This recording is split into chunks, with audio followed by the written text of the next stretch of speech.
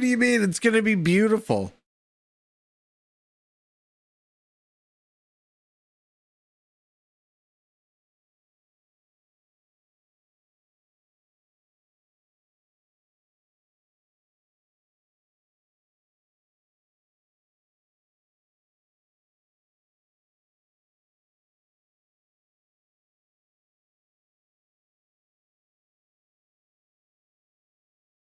What do you mean Star Citizen Age of Water shipping?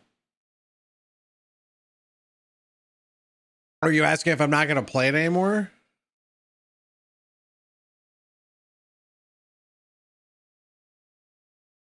I figured we were due to try it.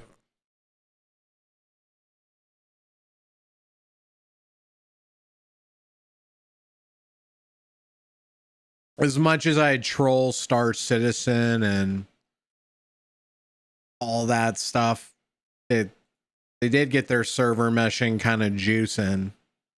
Pretty impressive.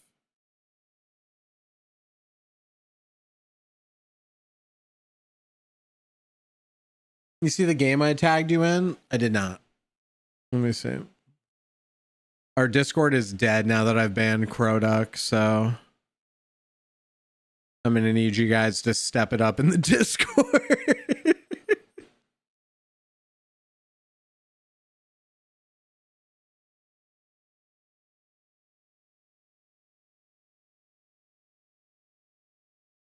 Oh, that's fine. Yeah, it doesn't matter, Wolf. It's just as long as it's working, right? I don't really care whether I'm playing it or not at this point in time. Beastiary Survivors, bro. Look, Spaz, I get it. You're into animals. That's cool, bro. Like not everyone else is into animals.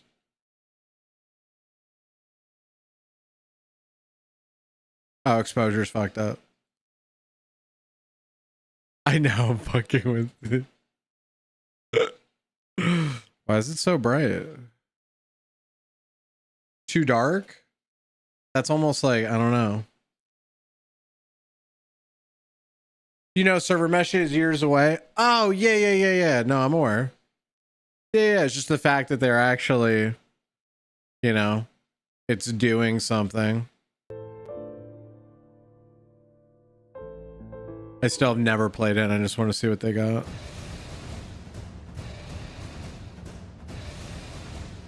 Okay, so like, here's the thing about these types of games, bro. Like, they're fun and they're addictive, but there's no way I can be excited about them. You know what I mean? It's not like I'm looking at a screen. I'm like, oh shit, another Vampire Survivors ripoff. Like it's a boring ass type of game, dude. Like it's fun, but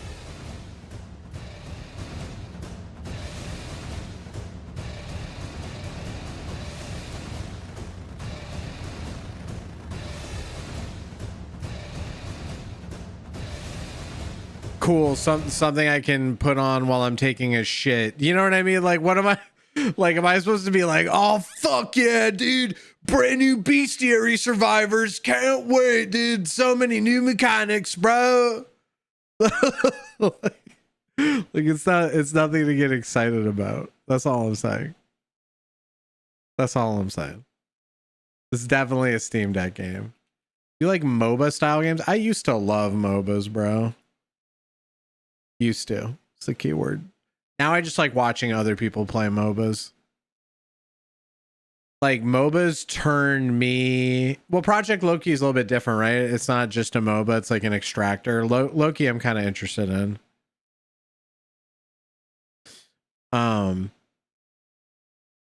But yeah, just MOBAs in general they turn me into a fucking horrible person. I can't do it. I don't even know if I could have a Twitch channel if I fucking streamed MOBAs, dude.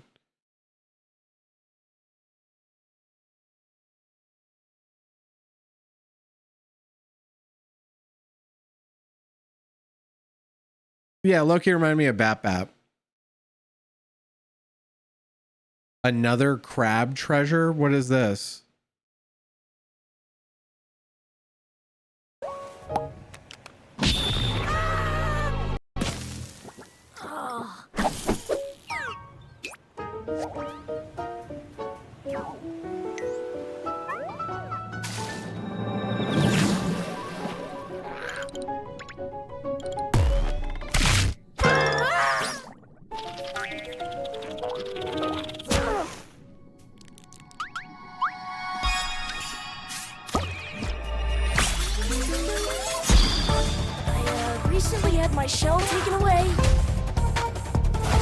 you can go get that treasure that John about, I'll gladly trade your shell for it. I'm gonna find that treasure! Oh yeah, I also wanted to mention the crazy murderous crabs outside trying to... Begone, little hermit. I tire of you. Yes, ma'am!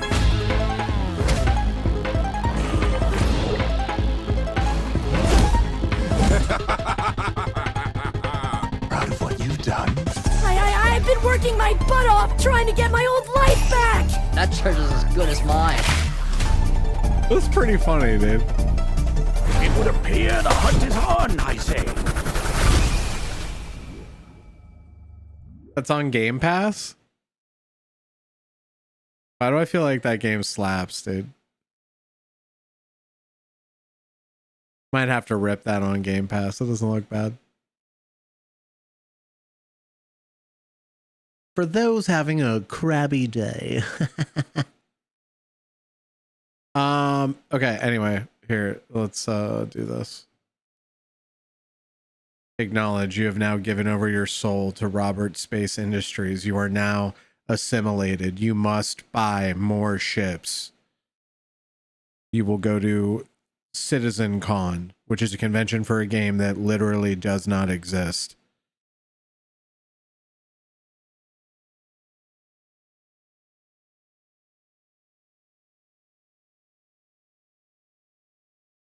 How much money did you invest in Scam Citizen? 0. Yep. I have never bought anything for Star Citizen. I was gifted a starter account though.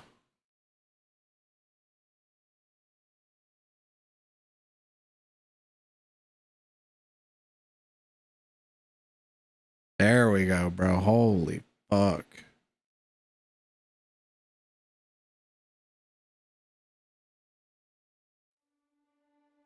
Encoding overloaded. I like how as soon as this fucking starts, it's like, bro, I'm dying.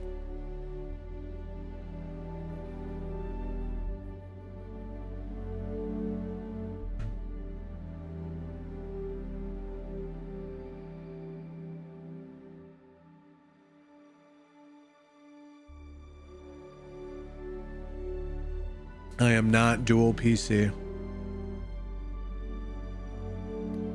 Persistent. Select your gender. Initial head.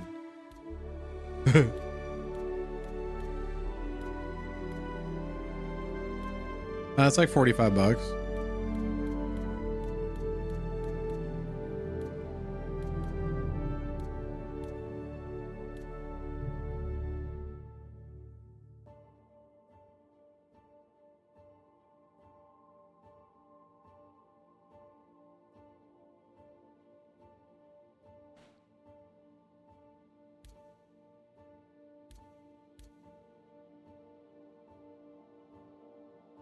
Begin blending. The fuck?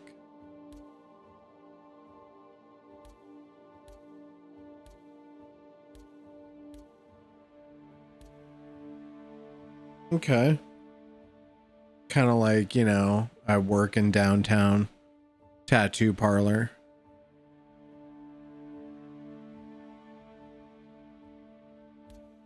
Got a helmet on? Shut up. Lord Farquaad? You gotta be old. Do I though? Dude, these faces are wild. Holy shit.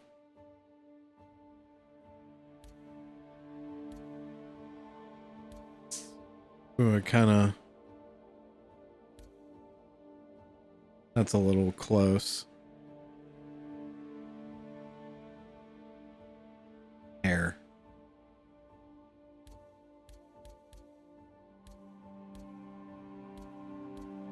That'll... Yeah, business in the front, party in the back. That's what I'm talking about.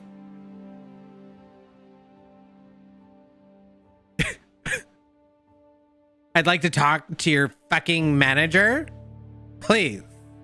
Thank you. Thank you.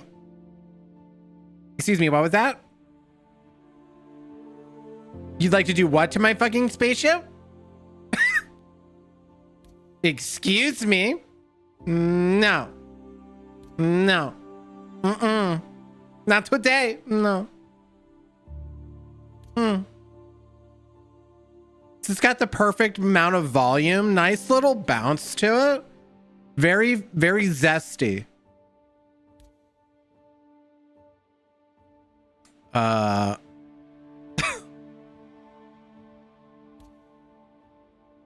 Blend jaws only. What the fuck is that? What the fuck? What you doing to my fucking boy over there? Why am I got two fucking faces going on now?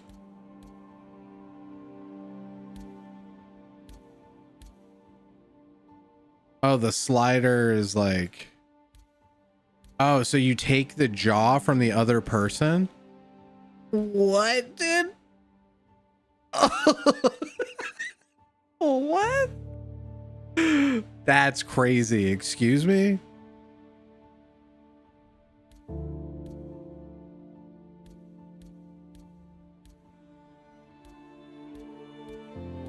Yeah, that's some weird customization.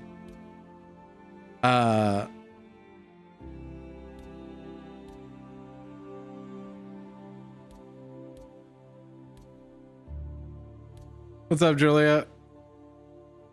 I don't know. What do you think about gray? I don't know. It's not fucked up enough. I just look like a fucking male Karen in space. Let's redo it. I'm not feeling it. I'm not feeling it. We gotta.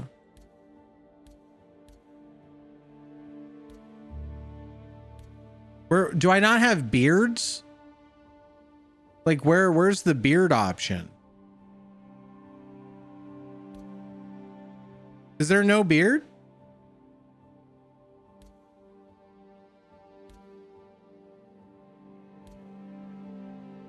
There's no beards. What? Was there no beards in the budget? By the way, this game has raised more money than any other game in the existence of games. So any money jokes are really funny. You're supposed to laugh at those. I mean, if I don't have a beard, you're saying you can't be in a spacesuit? Okay, this is fire.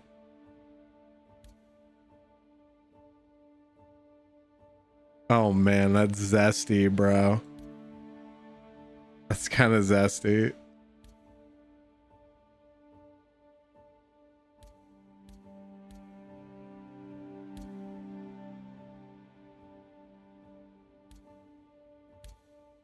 It's just widening.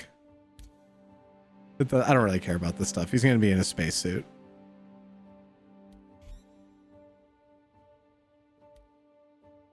Should I play a tutorial?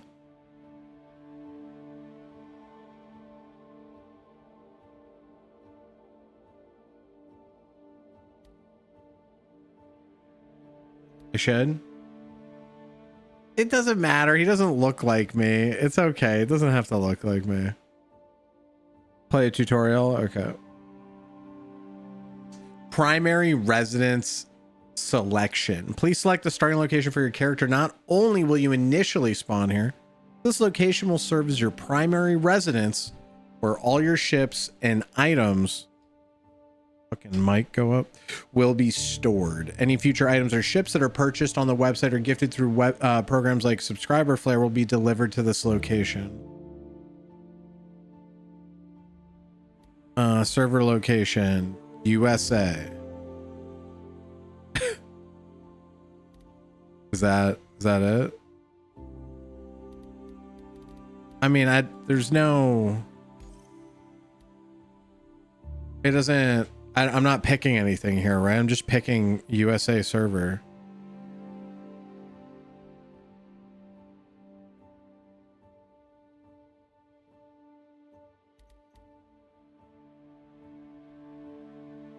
No, I can't draw because I didn't buy it. Wait. How do I change? Here, I'll show you. 1 second. Oh yeah, let me do monitor capture off. It's the symbols. This tutorial. Oh yeah. Sorry. Okay, cool. Can't pick with tutorial. Okay.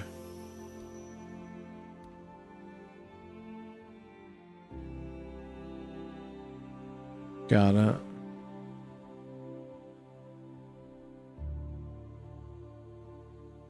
Loading. Millions of dollars. Processing. New boat in the Bahamas. Enhance.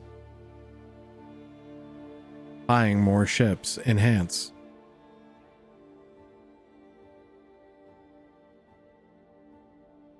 I hate that loading bar.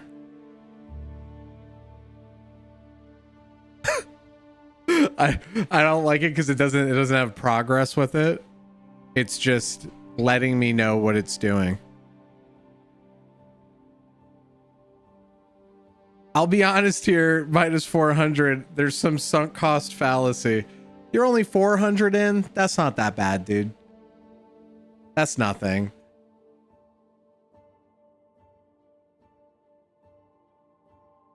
If you invested like multiple thousands, then I would be concerned. It's spread over 10 years, you know, like if you got it, you got it. I don't really care. Also, like I think investing in Star Citizen now is way better than investing in it when it first came out. Because when it first came out, they were literally having an artist draw like pencil drawings of ships and selling them to people for thousands of dollars. Like that to me was like a fucking scam, dude. But like now they've kind of proven that, you know, they have a game here. It's not everything that was promised, but the server meshing stuff is really exciting. I think it's cool. Like I've always kind of thought the game was vaporware. But, you know, I've seen people play it. I like a lot of the stuff I see. If they ever do release this in like an MMO form, it would be like one of the greatest games of all time, right? So, like, ideally, I would love for the game to become a reality. You know? But the memes are obviously going to be the memes because it was so crazy. It'll only be a long load the very first login. Oh, like it has to build the fucking app data file or whatever. Well, okay, so the thing about Star Citizen, and correct me if I'm wrong, like all the ships that you can buy, you can grind them in game.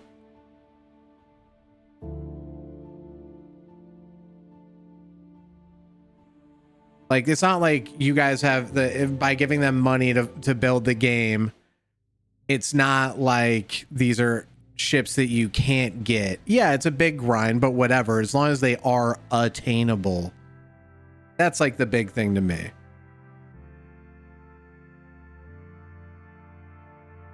Well, the thing is, like, you know, often people will buy their way out of content in a game, you know, like maybe grinding for those ships is what's really fun. Like, who knows? But I always hoped Star Citizen would have like, you know, piracy, and we had like a fucking make like a space station that we could like PK out of. Like, I don't know if that's what they're ever intending for the game to actually be, but when I first heard of Star Citizen, that's what I thought. I thought, you know, it'd be like a fucking crazy sandbox in space. Okay.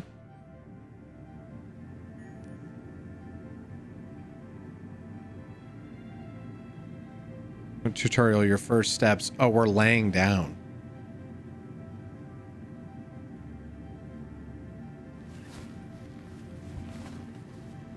That was the longest load I've ever seen. You guys let me know if it looks laggy or anything like that. I'm trying to see if there's a button to interact with stuff. F like pulls open your mouse.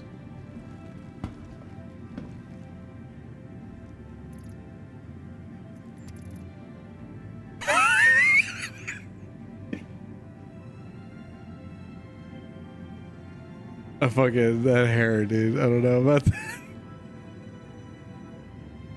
The UI is clean, albeit confusing, but that's normal.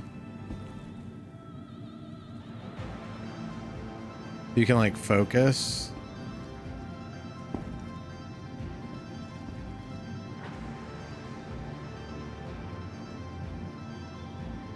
Alt F12, thank you.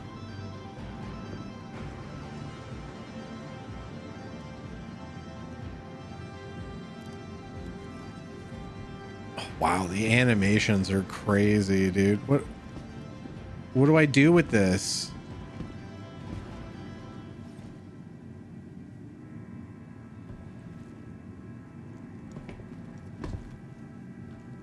Okay. Can we equip it? Oh, did I equip it? Okay. You don't need it.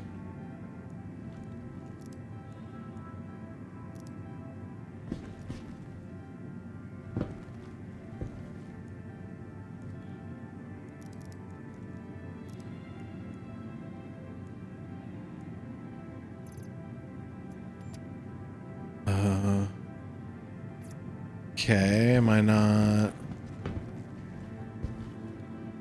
It still says exit bed. Like, am I?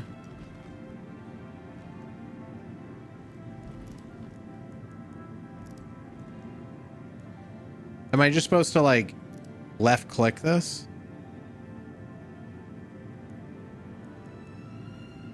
Like I hold F to get the options.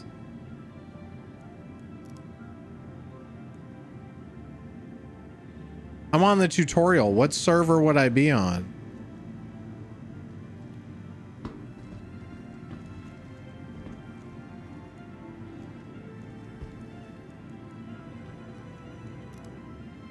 Welcome to Star Citizen.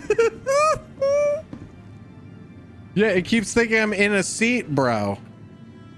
Dog, I already got out.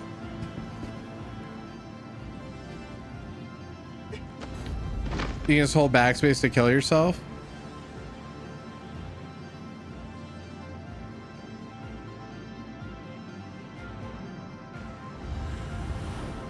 Imagine you're trying to type a sentence and you just die. Maybe I'm toxic, but I kind of hope you glitch out of the space station or something. No, no, no. You're in the right place. Okay.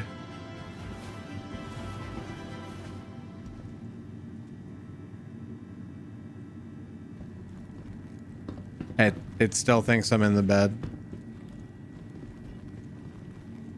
Do I relog?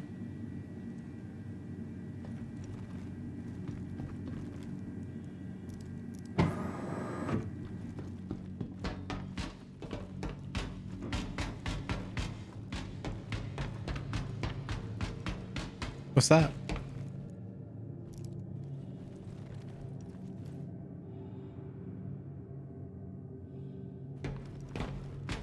Skip tutorial or relog. Okay, gotcha. So just exit to main menu.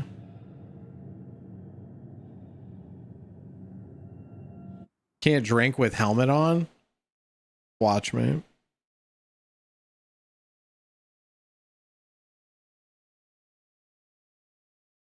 Hopefully the second load isn't as crazy. Okay. Let's try it again.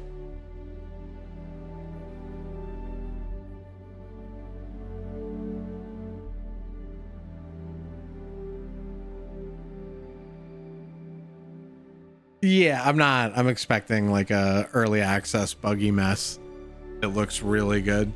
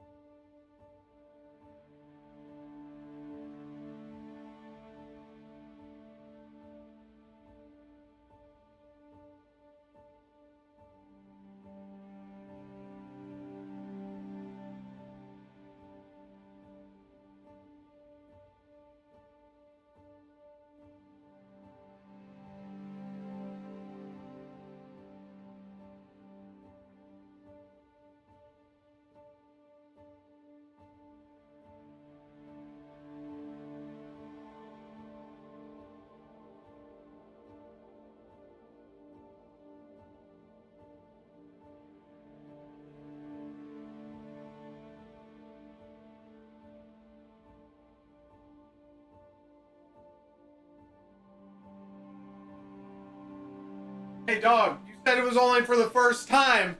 It was gonna load like that. And now, second load in, I don't know. That's an M2, by the way. Or some, it's like some other better shit. No, my PC's savage. Oh, now you want to load in because I talk shit.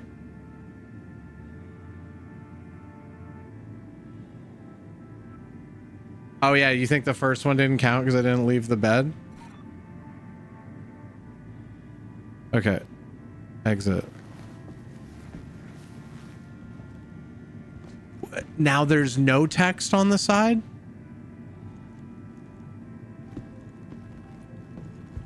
What does that mean?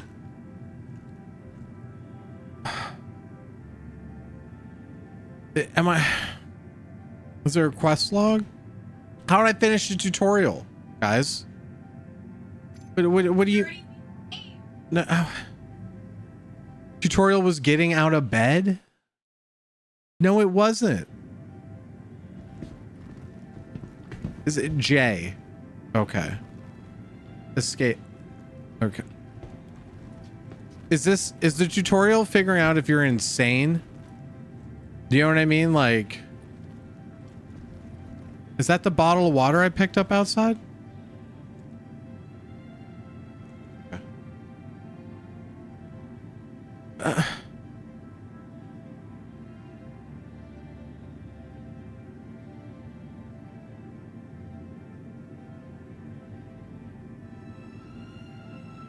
Wait, so everyone spawns in these rooms and they just put shit on the ground and you load into someone's like old fucking jail cell basically? They like tag it like I was stuck in the tutorial for 10 days. And I couldn't get out. Take my water bottle. I pissed in it.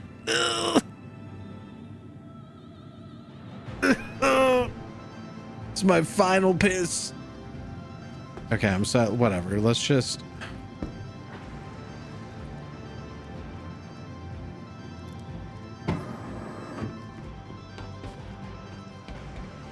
That's a different room than last time. Give me that med kit. Oh, you tell me I can't loot med kits?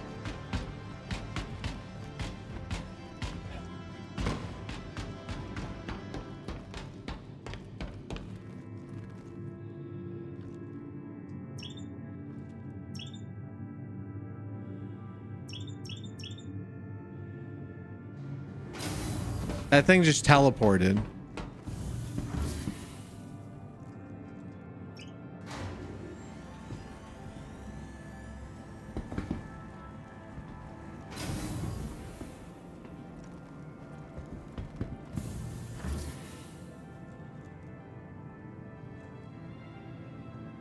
I mean, it's pretty fucking weird. Who am I, dude? You just do a line? It worked, dude?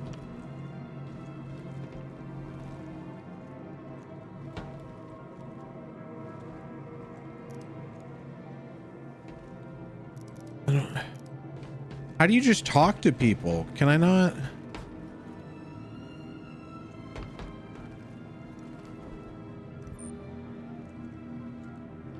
You like that shit? Huh? You gonna talk to me, dude? Say something.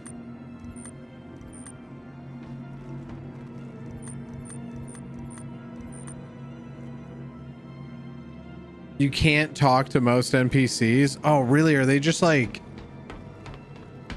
They're just like decorations? That's kind of sad.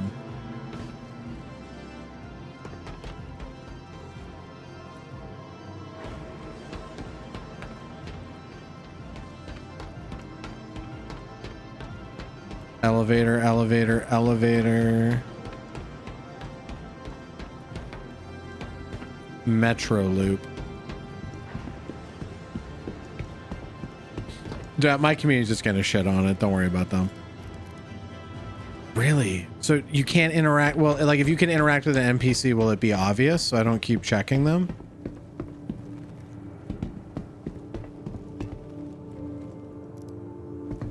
Okay, so it'll be like an icon or something, so I don't have to...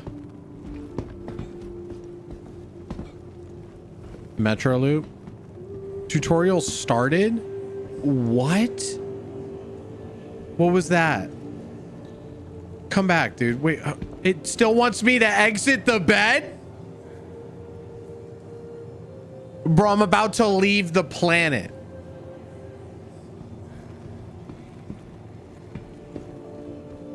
It was all a dream. I used to read Word Up magazine. Salt and pepper, heavy D up in a spaceship. Wake me up. Wake me up inside. Dude, I did exit the bed.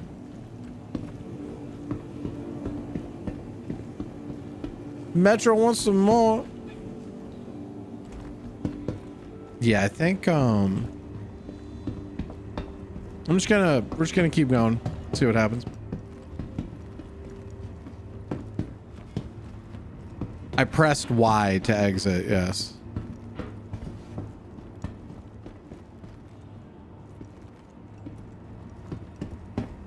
Oh, just a train shows up for it. Game is very pretty. I will say that. I will. This is like a gorgeous game. Who the?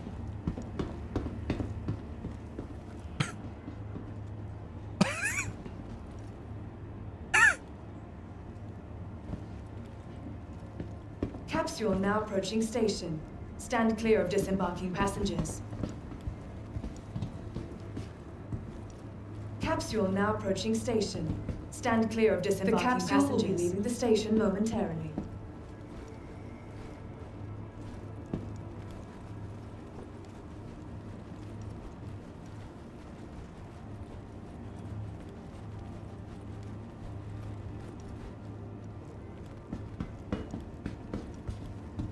Capsule now approaching station.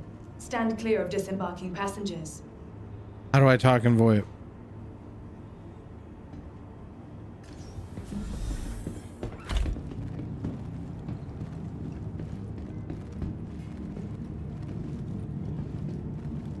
What the?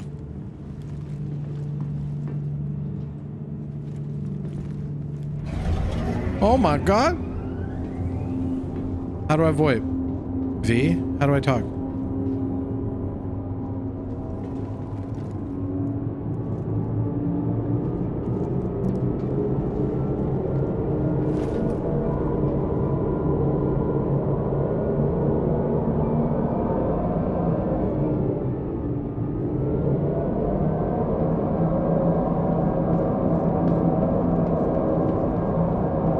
I don't know. Neither of those are giving me a mic icon. Test.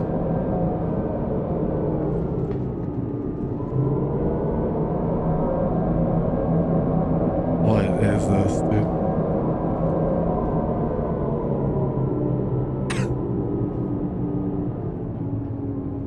Yeah, we might need to do some device setting.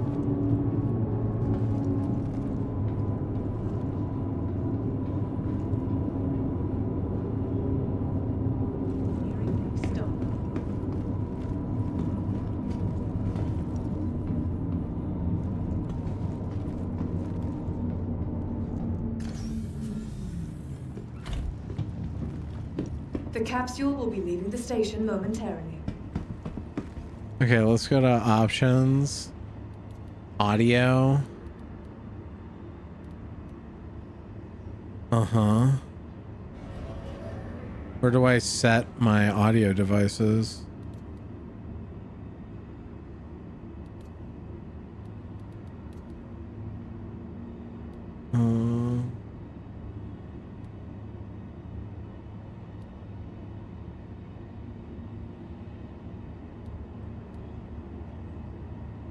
Oh yeah, this is like motion tracking, right?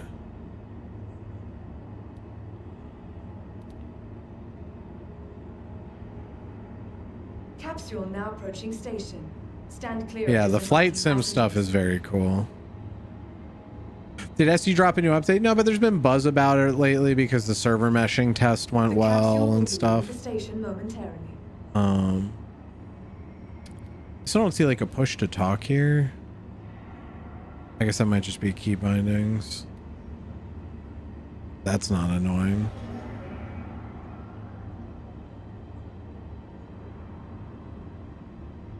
Yeah, I would have to move my camera for it to work. Better.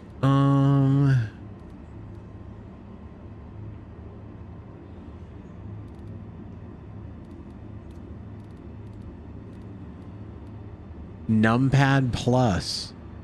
That is just an Capsule now absolutely approaching horrible station. bind. Stand clear of disembarking passengers.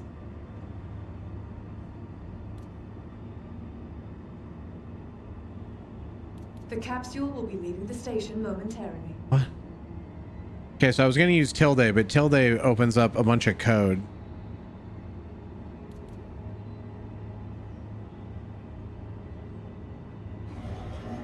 Capsule now approaching station. Stand clear of disembarking I just sent passengers. it back to the fucking previous. Just default. Just go to default then, whatever. The capsule will be leaving the station momentarily. Yeah, that's literally what you bound it to, but okay. All right, let's get away from this capsule before I fucking turn into a bomber. Is there a way to third person?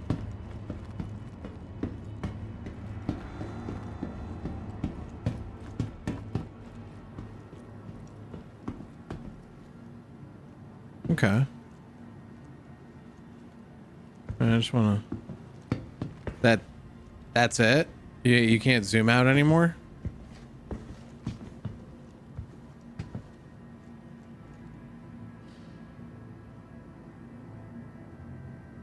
I tried to mouse wheel, it didn't... Oh, what the fuck? Oh, the head, like... Hold F4. Okay. Oh, you can. Oh, you can really fucking go ham.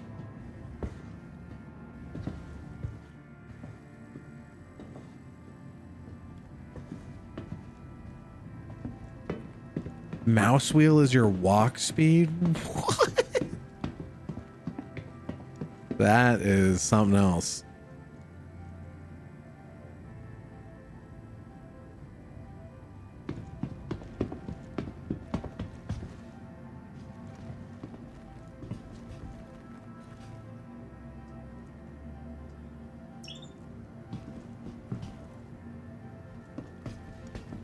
I feel like I should just go to the regular server at this point. What do you guys think? The tutorial's clearly bugged out. I don't really...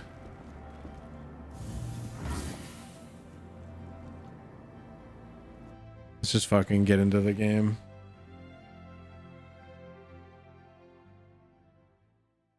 When you say good server FPS, is that just the frames the server is putting out?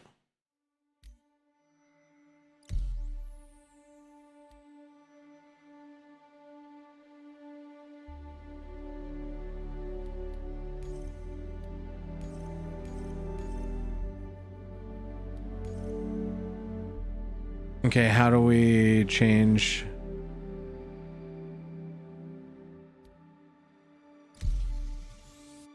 Didn't mean to do that. I thought that was a menu. I thought that was a fucking menu, dude, and it just... I thought I was gonna enter a universe to select the fucking place I wanted to play.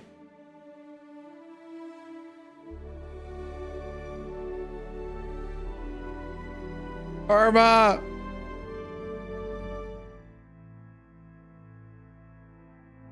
That was quick.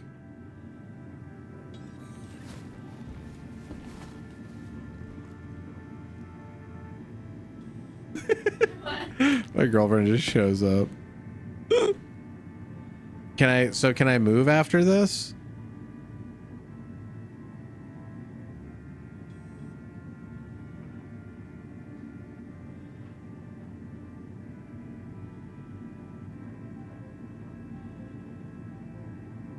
Oh, okay, okay.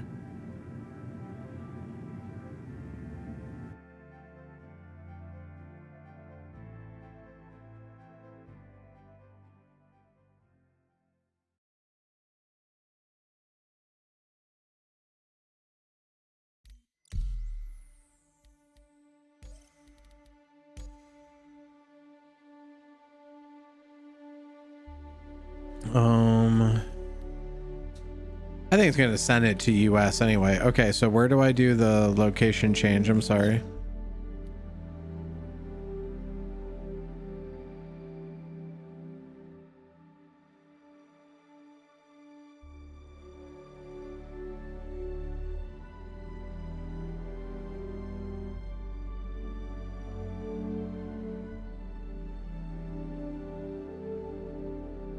Fuker, how do I add you?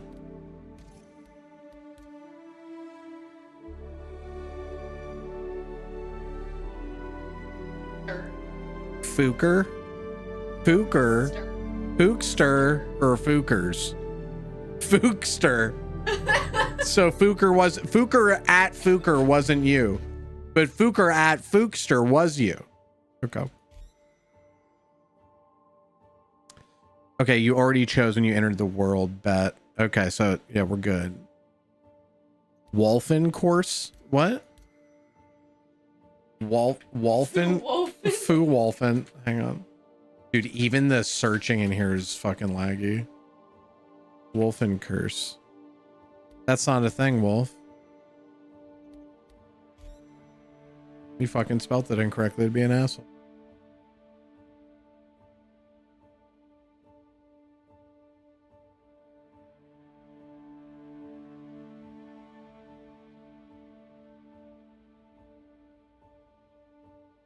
I already got it. Okay. Join friends. It said 93 out of 100. Does that mean like 100 people on the server?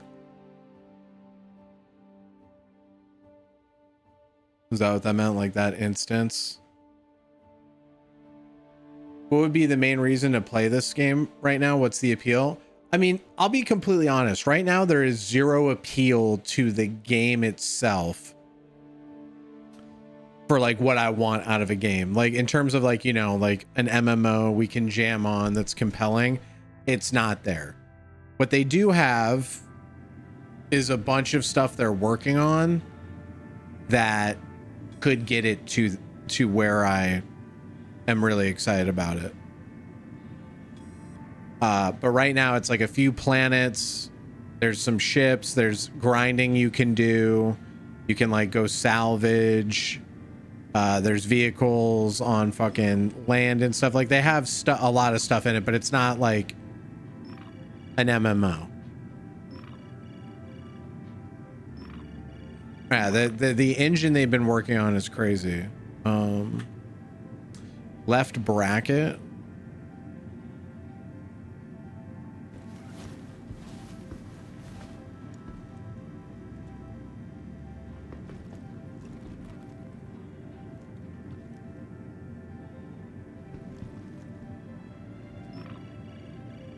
What do I just bail? Yeah, I accepted the call.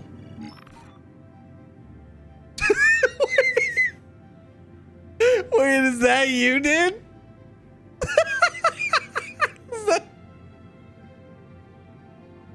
Is that you, Fuker? You just FaceTiming me? Why can't I hear you?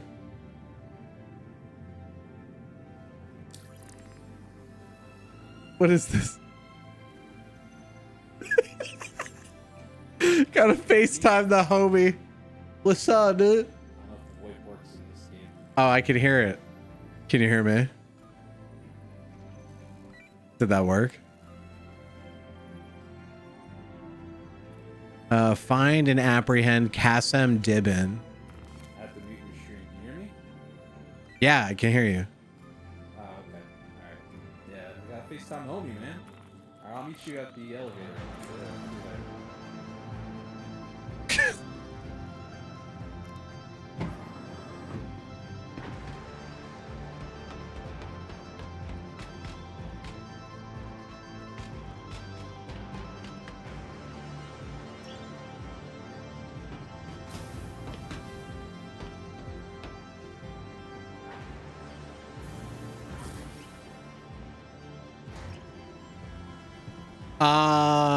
I was gifted a pack.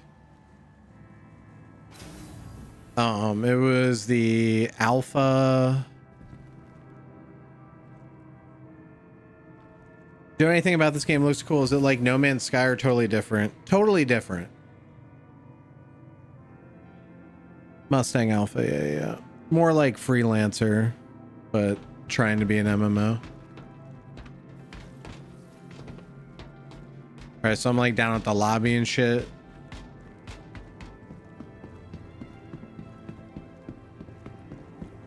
Are you that symbol underneath?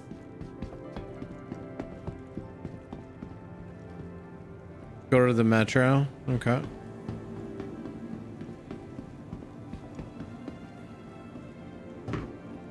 Is this game finally out? No, it's had a playable version forever, dude.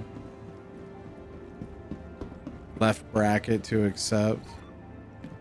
We in a party now. The UI is very clean. I like the UI.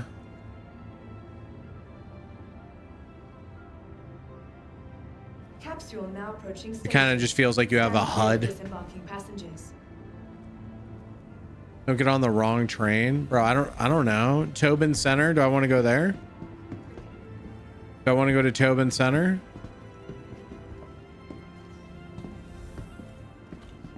NBIS terminal.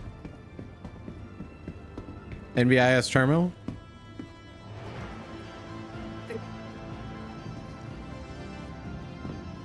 Oh shit, Fuki.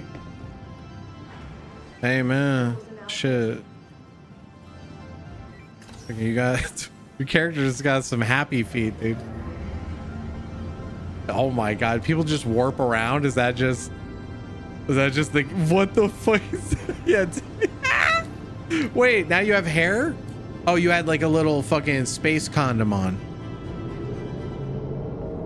Yeah, let them locks flow, dog.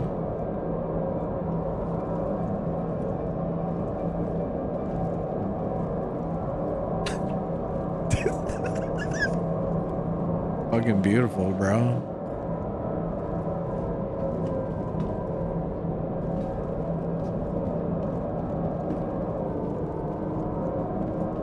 Journal entry updated. I have to accept my journal entry getting updated? I come here for the over technical terms like space condom. You know what I'm talking about. You know what the fuck I'm saying. Nearing next stop. Oh, part of the train track is leaking into the train. What the fuck, dude? I feel like I'm on shrooms. Are we getting off? Capsule will be leaving the station momentarily. Are we not getting off? Bro, are we just staying on this? Now closing. That's...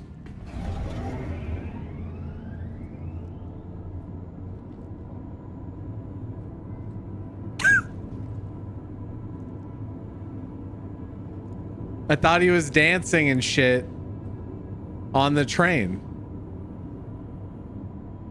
He was like doing a little two-step with the other guy. And I'm like, oh shit, we're fucking dancing on the train. Doing a little shimmy, you know, like get down on the train with the homies, dude. Man, the city's beautiful though. Even though it all kind of looks like the same building, copy pasted. It's still pretty.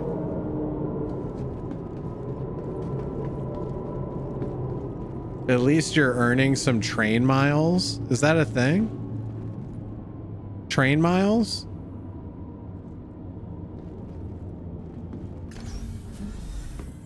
That's not a thing? Okay, that's fucked up.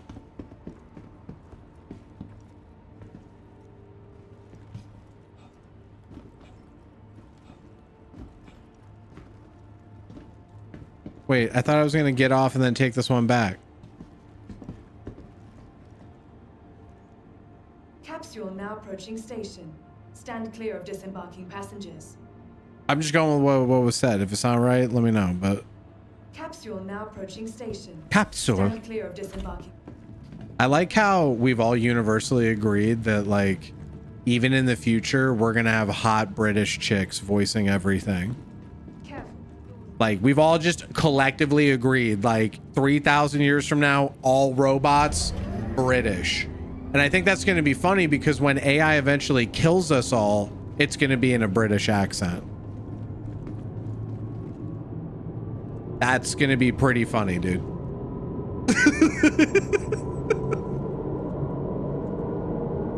It's going to be sexy as fuck, dude.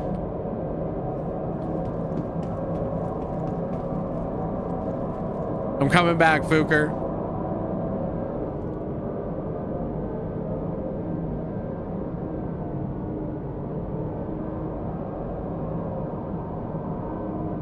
Oh, only water robots get to do a Jamaican voice?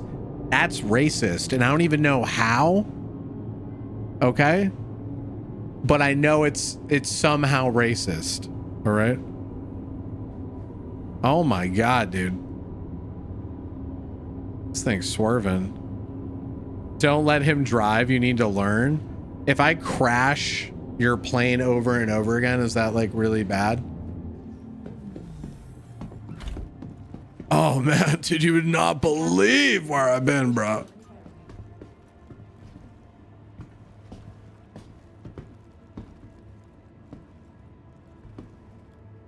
What the fuck are you doing, bro? You're just like... That's his desync dance.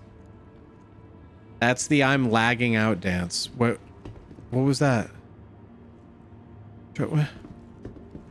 Where did you just go? Oh, fuck.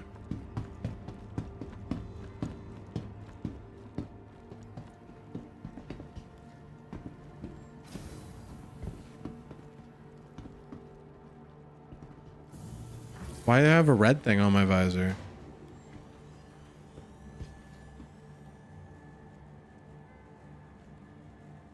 This game needs another 10 years. It'll get it. So don't worry, dude.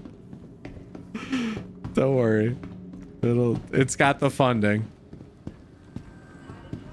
Yeah, yeah, let it cook.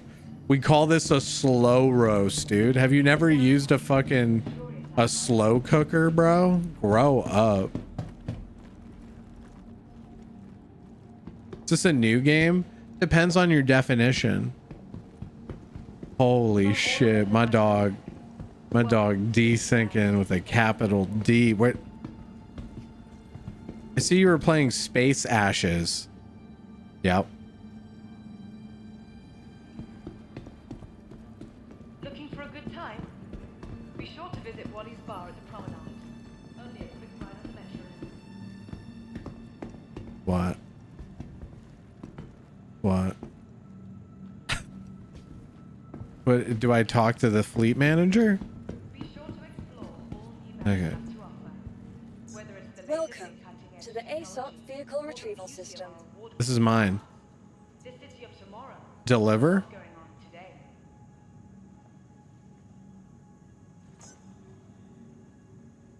Request delivery. For the latest updates on ship availability and gate assignments, Retrieve. please use one of the convenient Your vehicle has been delivered to the following location. Hangar 04. How do I go there, bro? Oh, elevator to it, bet.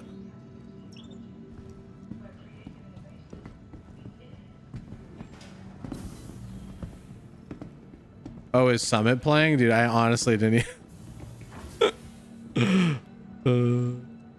didn't even notice. Probably a bad day to try it.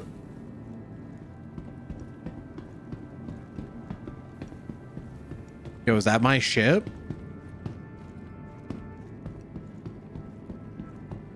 That thing's kind of sexy, dude.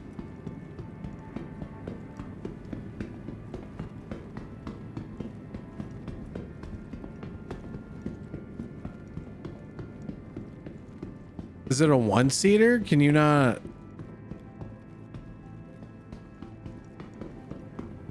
You have them on your second monitor? Do not watch other streamers, especially while I stream. Anything from the back is kind of sexy. Debatable. I'm gonna challenge that.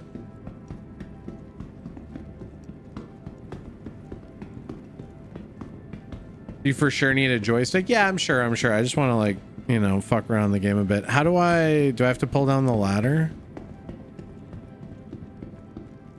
When I take a two-seater or a big one? I'm kind of down to just fucking wreck my ship. You know what I mean?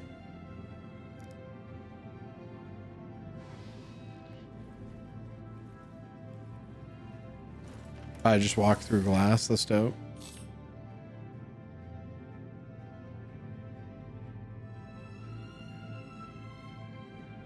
Power toggle.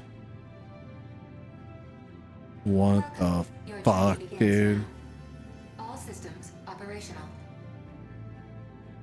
What? Engine systems enabled.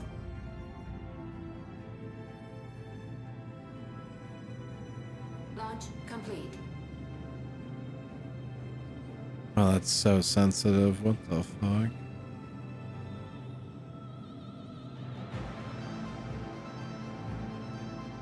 Right. Can I just go out here? How do I open the door, dude? Booker, can you come over here and open the door, bro? I have to request to leave. Do I have to get out of my ship? Left, Alt, N to open door. Okay, thank you. You said that, I wasn't sure.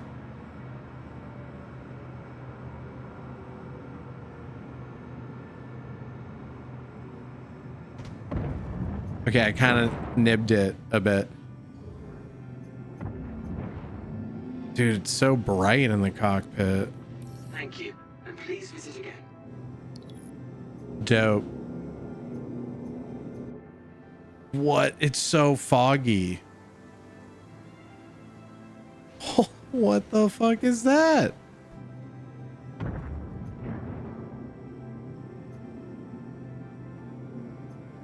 Are you guys coming out here? Or where am I going? L for headlights? Bro, have you never driven in a snowstorm? You never put your high beams on in bad weather.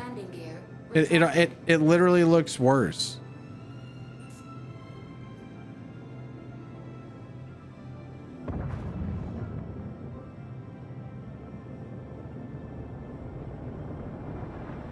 How do I E or yaw? Is it Q? Yeah.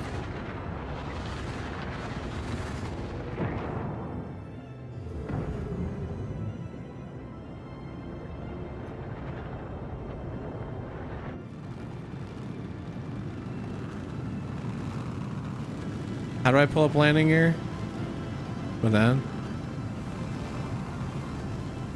Oh, that's the landing gear?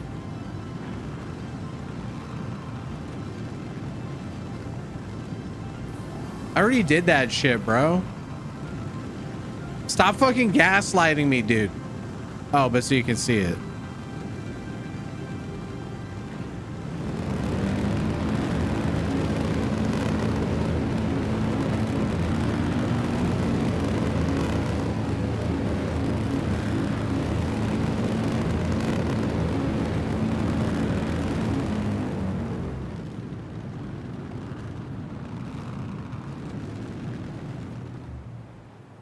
A little laggy.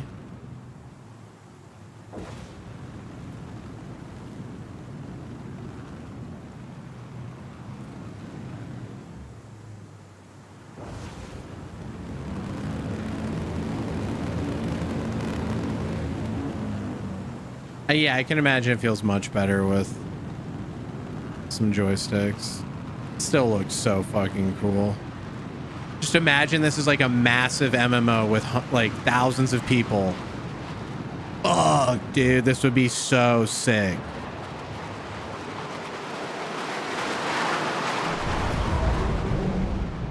I feel like I heard you like near me, but maybe that was some other audio. How many is it now? Well, with server meshing, are you flying past me? Server meshing, they got up to like 800, I guess. Current servers are 100.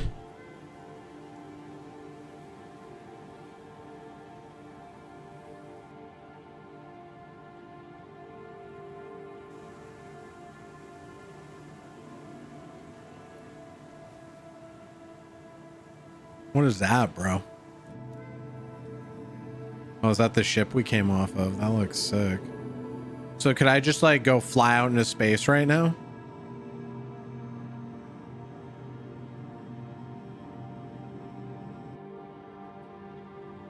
Can I just do that? All right, bye.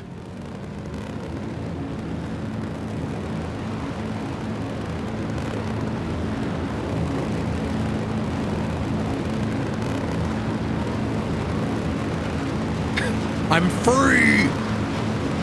I'm shifting.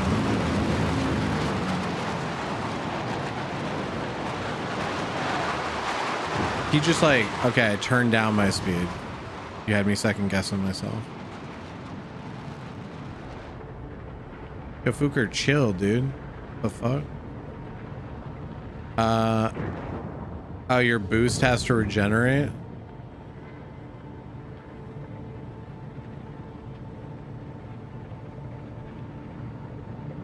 Okay. You're high enough to quantum. Quantum drive. What is that? Oh, is that just like we're going like quantum speed right now or some shit?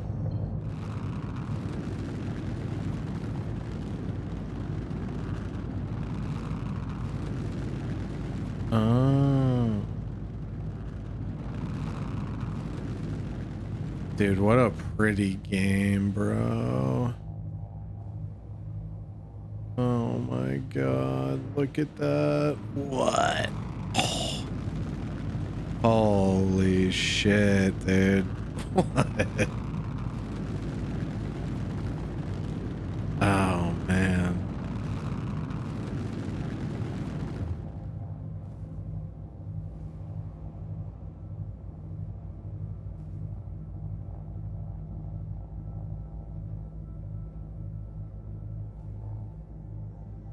That's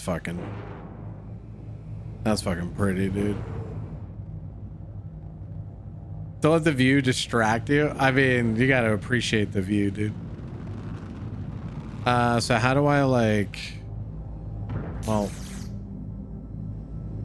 I guess the question is,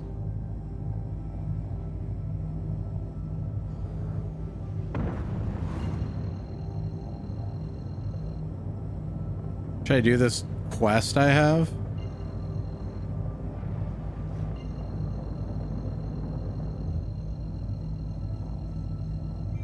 Okay, so do I have to fly out to warp to it?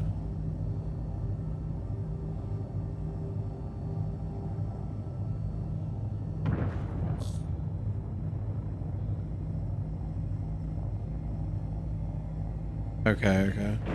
What the fuck? What's going on?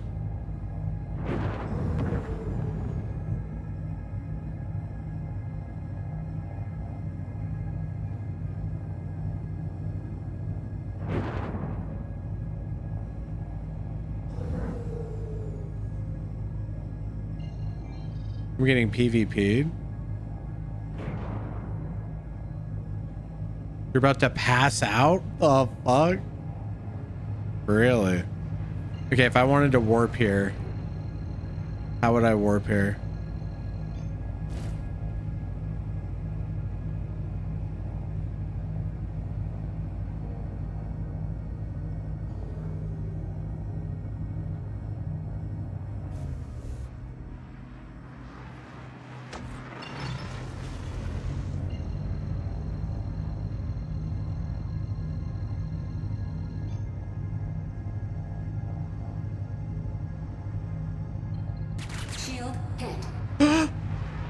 Who hit my shield? Wolfen, you bitch.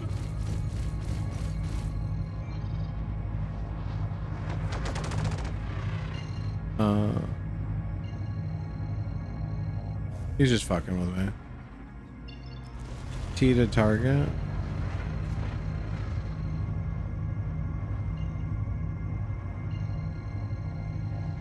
I'm holding B on it. I'm literally holding B. And now it says ready.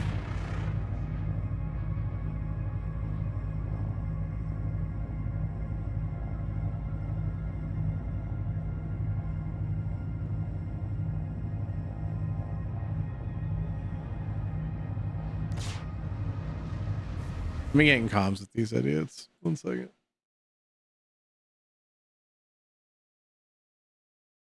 Okay. How do I... There he is. How do I fucking port to this shit, dude? So you gotta press F2. There's the map. And there should be a little green triangle somewhere, or like a green square or something. You see that anywhere? Right on top of us. There should be another one to where your objective is. Actually, might be near us. The objective's on the planet, dude. Oh, on this planet? Pretty sure. Yeah. All right, double click on the planet then in the map. And then it should like kind of zoom into it. And then you can zoom in a little more, like with the scroll wheel.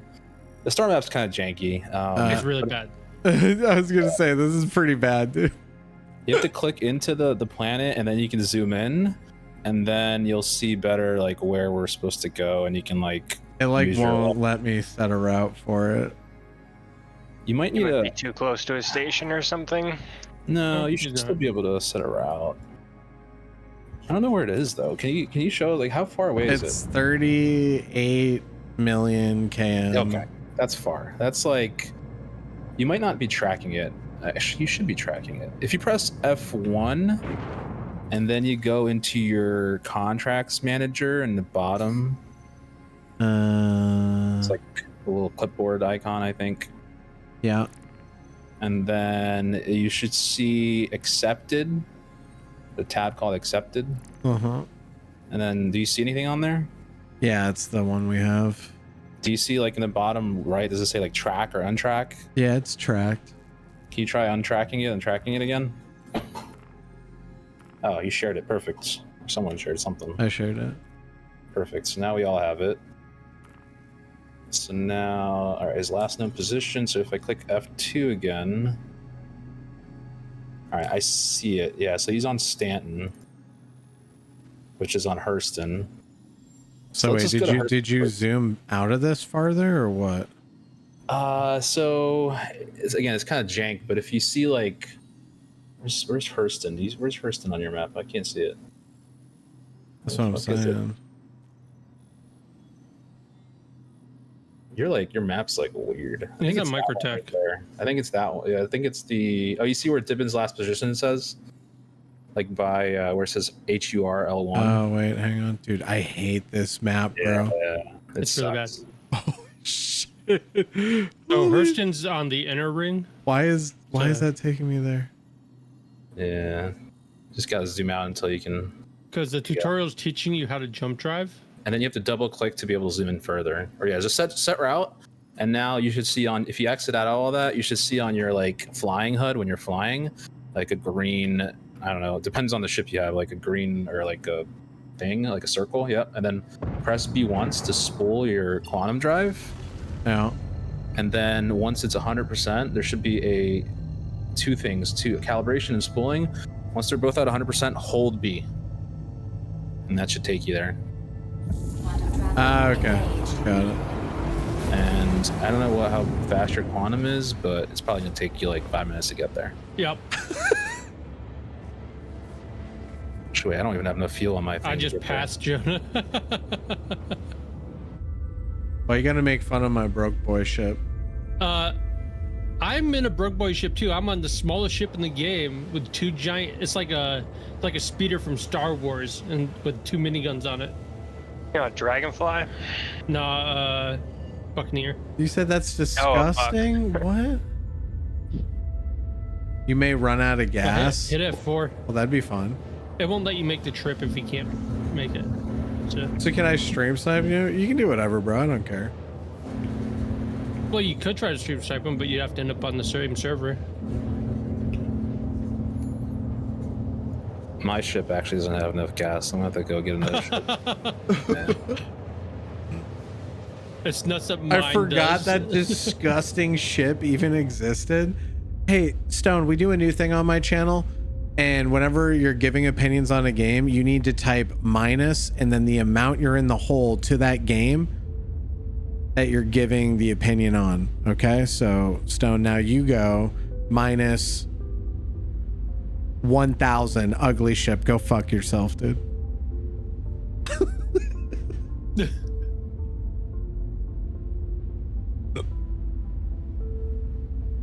Minus, oh, ship is cool. See, broke boys like it. Probably third worst starter ship. Wow, dude. Mad rude, y'all. No, I think Aurora is pretty garbage. Well, like, do they phase out starter ships, or can you start with any of them? You can start. It's just some. You have your first two starter packages, which is I think what you have in the Aurora. Then you have another starter packages like an extra $10. That's a little bit better. So I think it comes out to like $60. Out of the $45 packs, he got the better ship, I think. Yeah, maybe. Yeah, especially because that ship's been upgraded over time to be better. Like it can do all the mission types. So you call me cock tier in my ship, dude?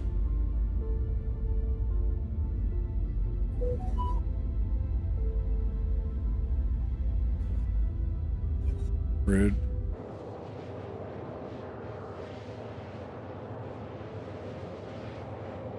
I just think it looks ugly. It's fine, dude. Oh yeah, the cockpit's kind of a weird little thing, but it's got good vision. Like you can look to your sides and down a little bit. Your people should take you in-game ship shopping. Well, like if you buy me a nice ship, like what's there to do in the game? More than ROG. So there's like mining you can do. Yeah. There's salvaging they added like a year ago or so. Why do I want to mine and salvage? For money. Yeah, Why do I want money? You get gear to go kill things, to buy new weapon upgrades. But if you give me a ship, why do I want money? Why would I buy more ships, of course. Okay. And if someone spends 40,000 real life money, you get all the ships. You pretty much took the fun out of the game for yourself. You know what I mean? Yeah. It's just like any other game. It's you do things to get more things. Quantum fuel. To shit on more people. They have parts you can switch out on the ship. Yeah, I was thinking like ship upgrade, like whatever you think, like space game. I think like ship upgrades, upgrading your ship, upgrading your guns, maybe getting crew. I don't know if there's any crew system in this. Probably not. Is there like a base or like a hangar? $10 an hour. Something you build up. Nope. Right now, your progression path is upgrading your character and your. Do they have plans to add like fucking, you know, building up like a spaceport with the homies or? Yeah. Yep. They started showing off and testing base building. I don't know if they've ever announced they do like spaceports, but they definitely showed off some tech to build on planets. Build like your own little fortress and farm kind of shit with. Yeah, I feel like building a base with the homies would be fun on like a random planet. You build your guild headquarters, you put up turrets and defense, and then you get resource acquisition and shit like that. Because you're supposed to start actually crafting ships and guns and stuff. Yeah. So. There's bounty hunting, but right now it's just pretty much killing whatever it is. But in the future, they hope to like actually like subdue people and actually take them to like jail or whatever. So. Do you know what I'm excited for? Jail. Yeah. Oh yeah. When you can become a criminal. When you die, you go to really like fast a jail. Yeah. Okay. So what's the what's the allure to be a criminal? You take their shit and you make money with it. Okay, but like if I kill someone, you take all of their shit? Yeah, you can take everything. It's full loot PvP. You can take their ship too, off their ship, you can steal it. Yeah, you don't get to keep their ship because if they log out and then you log out, you lose their ship. But you can strip their ship. You can take their ship? Yeah. You can take their guns, you can dismantle that shit, sell it. So one of the more recent updates lets you soft kill a ship, which means you like destroy its engines, but not the full thing, and that lets you like board it and stuff. So now that you jumped, depending on your ship, you have like a cooldown, or you're teleporting to the planet. Oh. I mean, that's where I'm going, right? You have to hit the map again. Yeah, you might have to go into the map and see exactly where he is, like zoom in and see, because he could be like on one of the moons of the planet. Yeah, I don't know what he clicked on. You have to like double click Hurston. This is I thought you said it. the worst map. It's bad. Double click first. Holy shit, dude. If you like accidentally click on Radiant, then you have to like zoom out and go back to like the planet again. Okay, so I just fly towards this. Radiant isn't. That's like one of our party members, so you probably don't want to go to him. Okay. You want to find wherever the objective is. What's that other square on your map, on your HUD right there? There's like another square on it. Oh my god, bro. Who made this, dude? Yeah, so zoom in and then like zoom and then further. and then it just goes to Radiant, dude. Oh, yeah, I don't know. So the fun thing about Hurston lore is you can't actually buy weapons on that planet because they don't want the workers to be able to arm themselves. Yeah, the lore in this game is garbage. Well, it is garbage, but it's funny. So your place you want to go to is on the planet, but there's like a you can warp to it. It's called HDSF Adlai. which is right next to Lorville. So that's where you want to warp to. H. Yeah, like it's right next to Lorville, which should show up as like HDMS status. Adlai. It's actually pretty close to Radiant, so you might be able to warp to Radiant and get there. Yeah, I'm warping to it right now. If you wait like 1 second, you can warp to me. This is buttered asshole. Hurston is a shit slave map. Okay. So press B again, get out of the quantum menu, look for where Radiant is, and then press B and warp to like hit around where he is.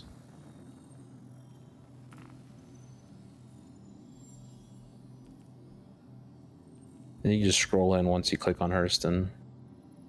Scroll in all the way. Oh, why is it like cutting off like that, bro?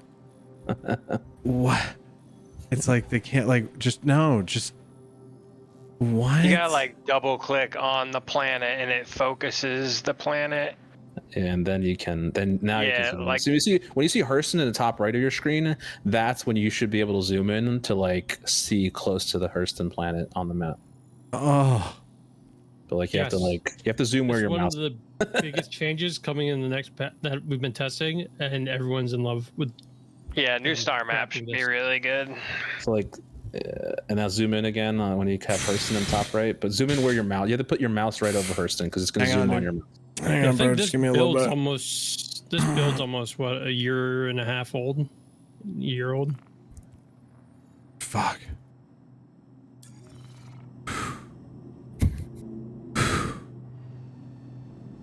Holy shit, dude. I don't blame you. This is probably the worst UI element of this whole game is the fucking star map. Okay, how do I... E.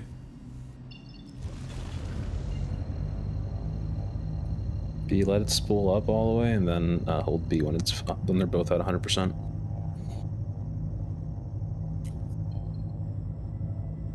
Also, this whole system you're using right now is different. So where am I warping to, bro? It might be on the other side of the planet, so it kind of yes. Like it repositions itself. Yeah. Okay. Yep, you can target something on the other side of the planet, and it actually auto corrects around the planet. Instead of it used to take you through the planet sometimes. Yeah, I think that's been mostly fixed.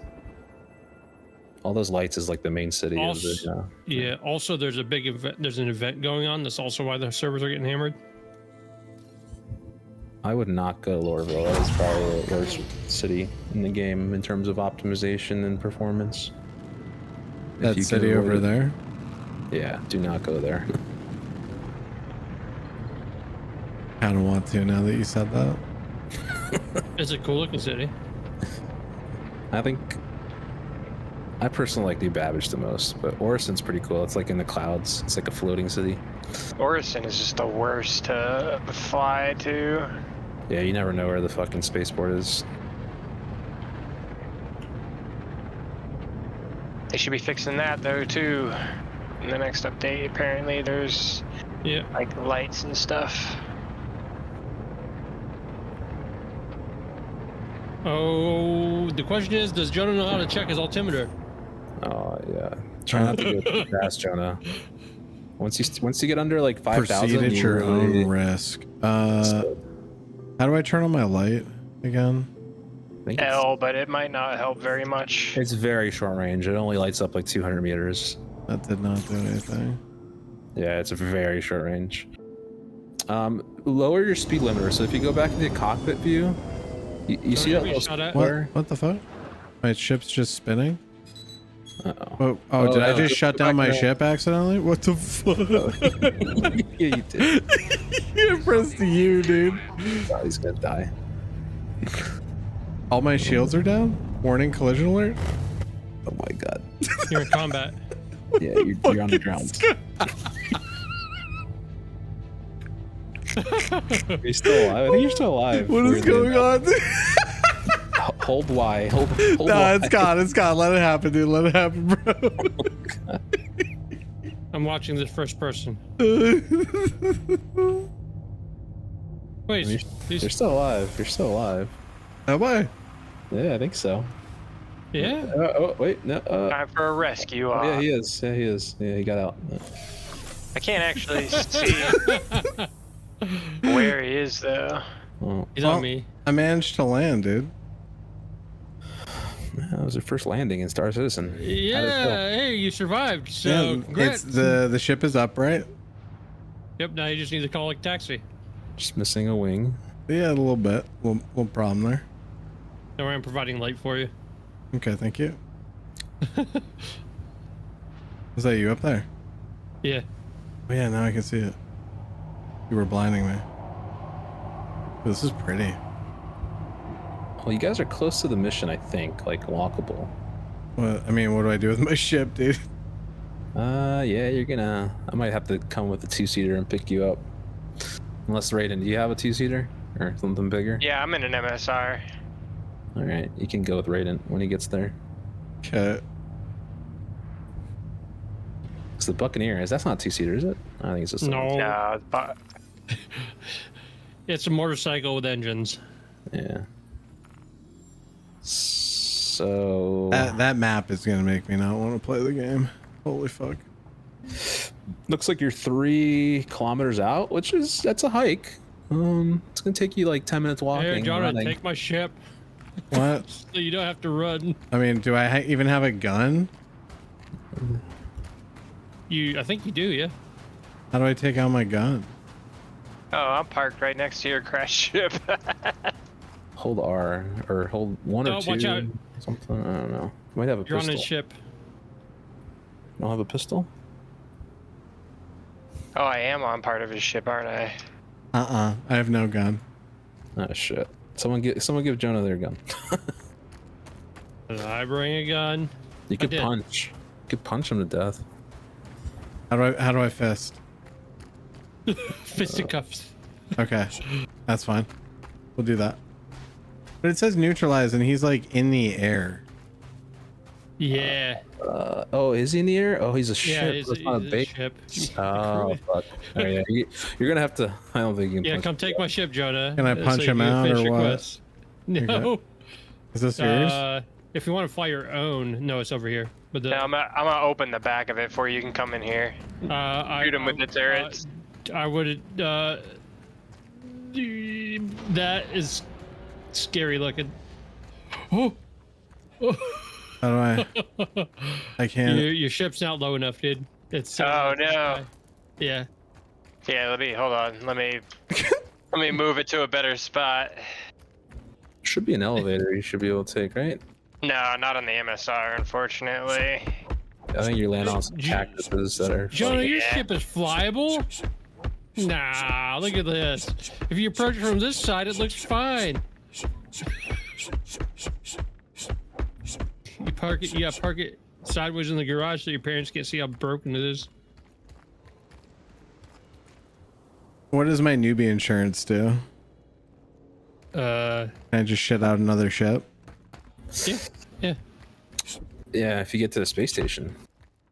Well, luckily you guys are all here. Raiden, maybe Raiden, you can take him to Lorville, and he can experience the glory of 10 FPS or 15 FPS. You gotta let me get in a turret. We gotta blow up this dude. Hell yeah. Does the MSR have a turret? I think it does, right? Oh, yeah, that's the only thing it's got. Why you gotta be rude to him? No, I'm just saying it's all. You said the only thing his ship has is a turret, bro? Firepower cut from his turret. I feel like he has It's more got an than that. elevator. Does your ship have an elevator? Yeah, I just walked up an elevator out of a fucking hangar on the back of his ship. It looks like he's got some more going on there. You know what? I'll try to park my ship in his ship. I don't even know where the turret is, though, unfortunately. I'll show you. I'm coming That behind might be you. it right there. You think you just passed it. I know, maybe that's not it. I don't fucking know. Yeah, it is. Hmm? Yeah, the turrets are right here. Yeah. One is the up turret, one's the down turret. You can choose whichever one. So he's in a down turret. Spee. Oh, look at that, dude. Holy shit. That's pretty sick. Power Wait it till on you with see my you. chest set in here, bro. Yeah, if you press U, it should power it on. Ship's off.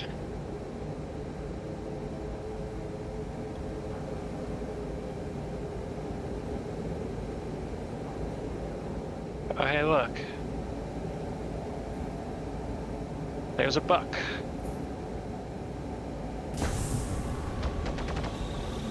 Oh, the buck is shooting at me. How do Before I I... kill you. Press U to power it on. I did. I've pressed U 5 times. It hasn't done anything, dude. Try I or O? It should be one of those buttons. R. I think. R? Yeah, for ready. Or U. Literally none of these are working. Try F. Yeah, find the power button on like the console somewhere. Okay. Should have been. There we go. Systems on. Oh. And then when you see an enemy, press T to target it. Did you already kill him? Wolfing. T for target. No. Maybe he flew into me, but he's dead. You can see like on your little HUD on the middle there. I don't know what that is. What the hell are you shooting? Oh, that might be anti-air. Yeah, that square you see, like with the diamond, I guess, that's where you want to shoot to like hit it.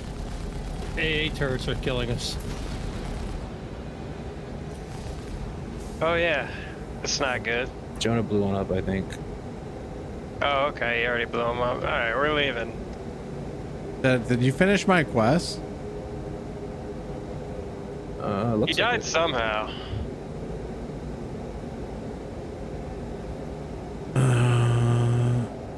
He got killed by the turrets.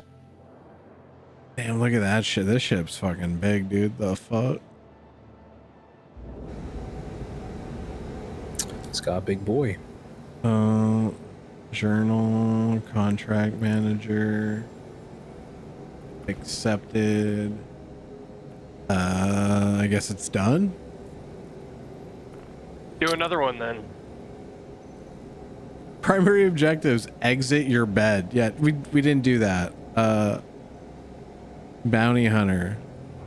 So is that just done? I don't get rewards for it or anything. They just. I think your reward was a license to accept the real bounty hunter missions. Okay. Yep.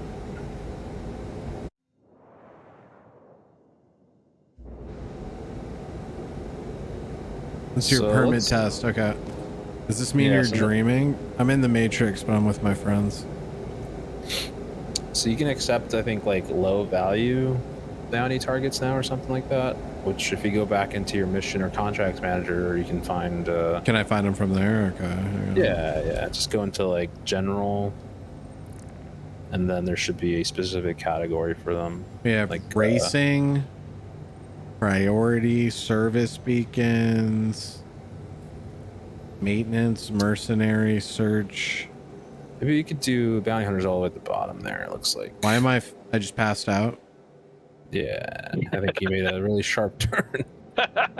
We're going pretty fast. Pulled like 20 G's and just passed out. I'm in the middle of my menu, dog.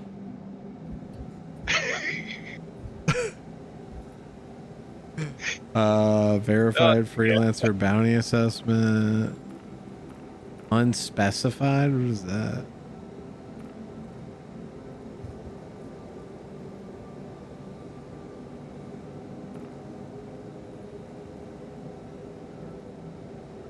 Most quests are regional. I was gonna say, what these don't seem like quests. They seem like unlocking quests.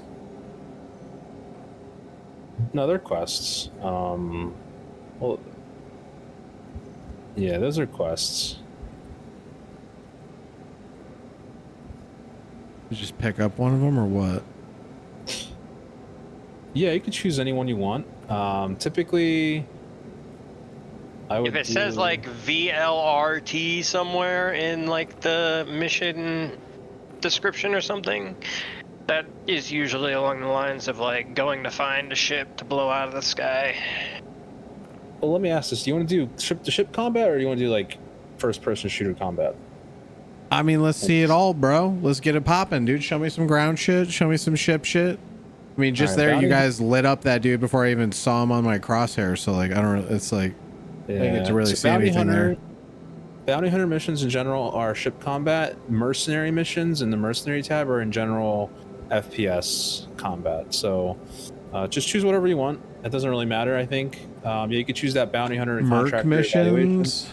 Wait, Yeah. where do you see if it's a merc? It's on the left-hand side. I think it's towards the bottom of the list. There's a down mercenary. here.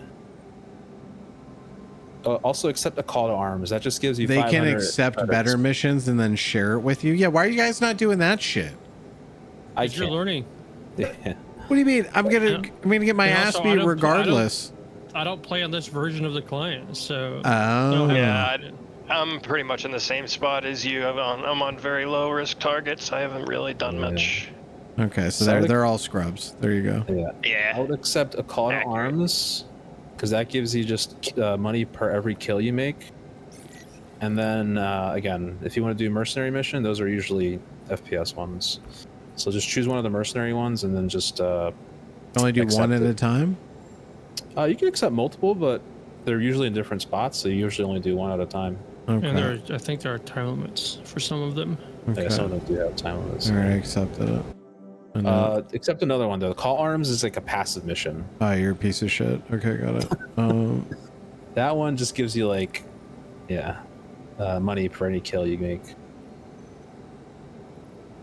And then make sure you share it with them so that they get it too.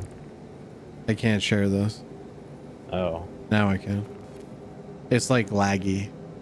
So that one's a timed one. So that one's go to Comaray where owls will gather dating with 3 monitors. So you have to go to Comaray STI 13. Okay. So he'll take you there. STI 13. Yep. Sexually transmitted. Yeah. That literally sounds like a sexually transmitted mission. So how many systems are there? One system right now for you. Okay, but in general, one solar system, 4 planets, I think, and then there's like 3 moons around each planet. And there's some space stations, like all those ARC, CRUs, ARCs, HURs. Can I be real? That's crazy. That's all they have. Like, I understand you can land on every planet, but like, aren't they trying to get this to be like massive solar system, like a bunch of solar systems? They're building the tech right now. There's no reason to build the systems if you can't use them. I get that, but like to world build that many planets properly. Yeah, once they get the tech in though, they can just pump them out.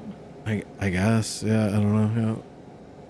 A lot of the devs focusing on making the tech right now and not as much on the world building stuff. Once they finish it, they'll probably shift priority. Once you can spawn a planet within like a few hours and then start handcrafting parts on it, it'll be way faster. Well, there's a lot of tools that devs can use. Star field. Yeah, sure, but like I think since this game would be an MMO, it already doesn't really like an empty planet wouldn't be an empty planet if people can build on it, right? So I don't know. Yeah, but there can only be so many empty planets. Sure. There's a lot of copium going on right now, but the server meshing went well, so everyone's fucking snorting. Yeah, they said they had 800 people, but it was like the performance was dog shit. It was struggling, yeah. But they said they had like 400 people and it was stable. So it used to be 50 people. Yeah, I mean that is for this type of game like a full loot space game, dude. That's crazy. I don't know if this is what we're blowing up, but hang on, let me. No, you gotta find. See those red targets? That's what you gotta blow up. Total criminals neutralized. 7.4 cam away. And then if you hit, oh yeah, you lock it. What's up, Clack? oh, okay, I see.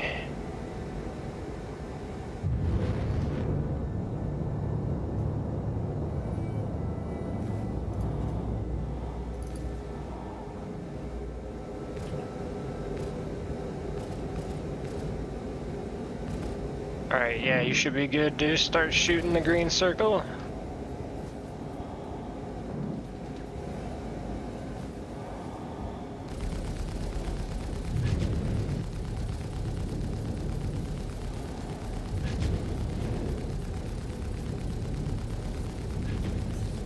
Target destroyed. Nice. I like the fireworks. Those look nice. I don't know why the fuck. Yeah, there's what we're fire. testing. Oh, it's because the event. It's literally fireworks, dude. Right now they're testing the like module targeting systems, where you like target engines and shit, and weapon terminals, and then you just board people. I don't see anything else. Raiden has to scan for it and find it. There's three. There should be 2 more targets around there somewhere. How do you scan then? I think it's tab, maybe. You press tab to go into scanning mode, and then you hold left mouse button to scan. I'm pretty sure. Does that not work? No. Does anyone on chat know how to scan? I kind of forgot. Yeah, same. Is it V or? Fuck, I don't know. Go into keybinds and find it. Let me see. So J. Keybinds. J is not fireworks, scan. dude. Yeah, J is. No, press V. Press V, and then you go into scan mode, and then I think try doing left mouse button. It should do like a ping or something. I'm shooting Fugert. No man, I'm 34 fucking million miles. Yeah, my kilometers away. bullets will reach, dude. I'm flying there. It's taking me a while.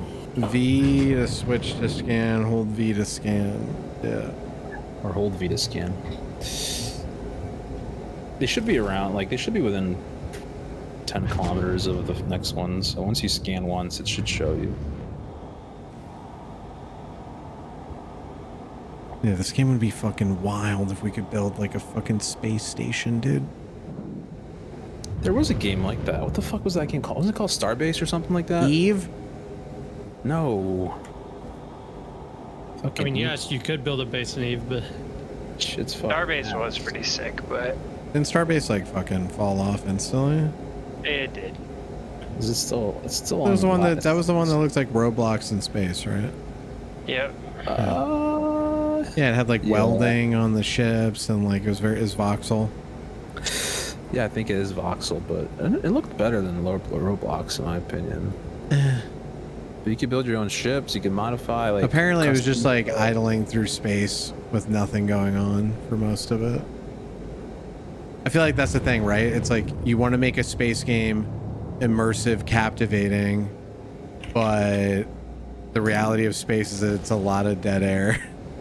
I mean, 99.999% of space is like yeah, nothing, like right? that's the realistic thing about it. You know, there's not that much going on. Yeah, Starbase got 200 people on it right now, man. I don't know, fucking 200 people. Yeah, bro, that's enough for a server, I think. I don't know. It's 2 servers in Star Citizen. This might be it. Yeah, that's it. You found one. Each gun has its own range. I don't know what the Panther range is. It's probably like 1,000 or 1 kilometer or something. Once you see the green, you can start shooting it. Yeah, I can't look up any further, and he's got it tilted, so it's like at the very top of my vision. And better? Yeah.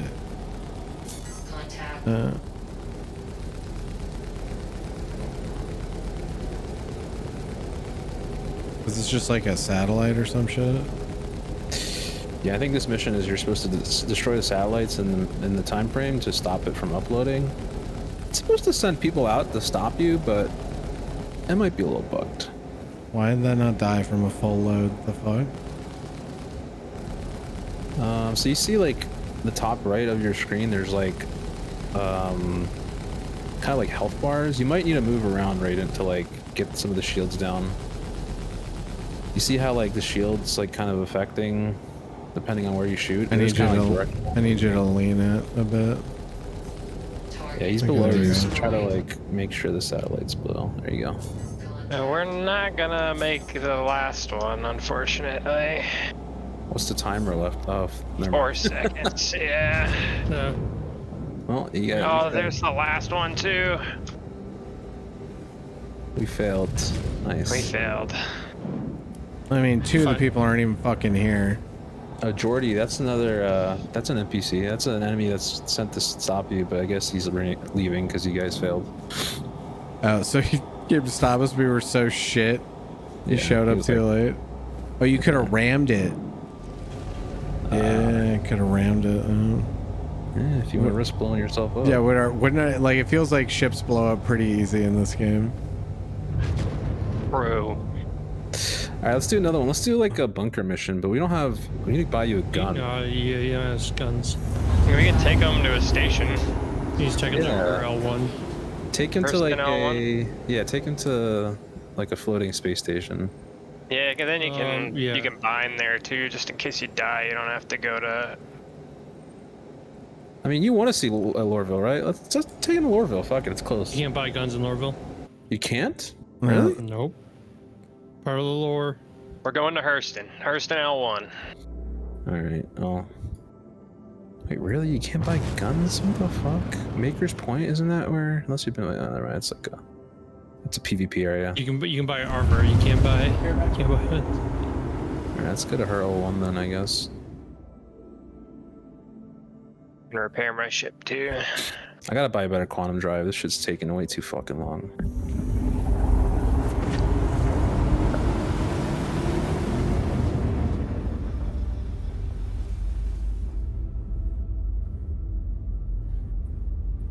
Yeah, we could just... if you guys have guns, we could just go to a bunker and... Yeah, kill people for it, that's right. You can buy them at L1. So. Alright, whatever, let's just go to the store. Probably help to go to Hurston and bind there, so if he dies, it doesn't start at a... You bind here. It's good. This is a good location. Yeah. That's where I live most of my Star Citizen life out of.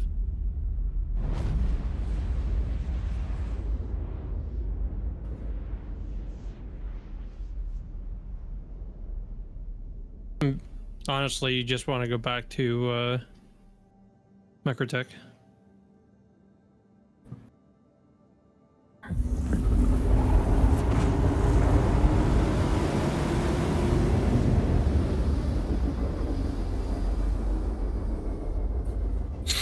Hey, this server is surprisingly good, Cyphos.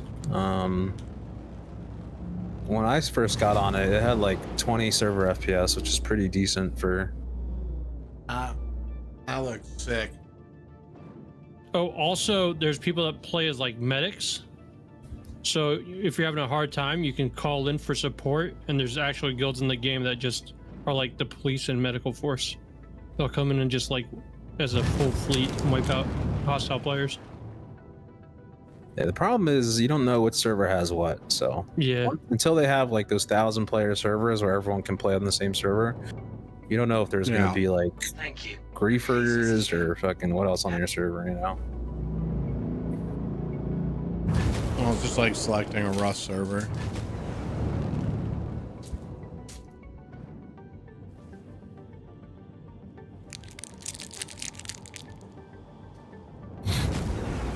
That looks so fucking cool.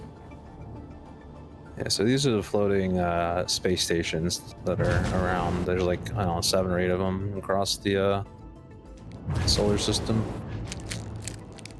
And there's one outlaw space station. Yeah, Grim Hex, yep. Yep.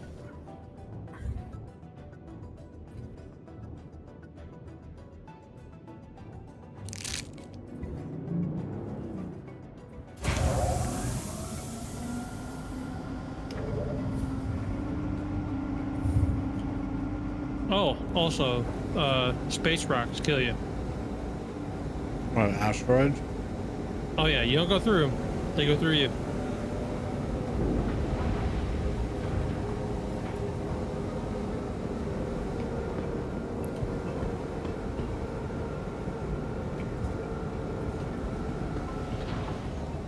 Ship is so damaged.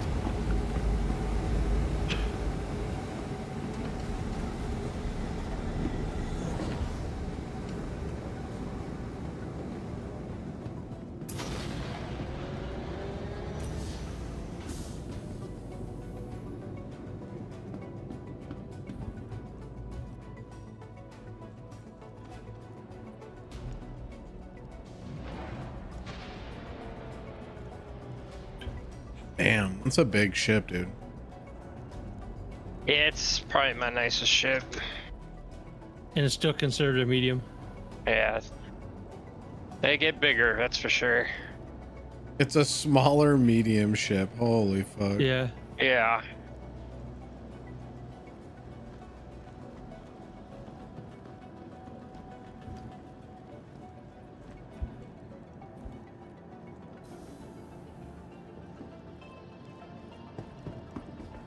Are you landing, Wolfen?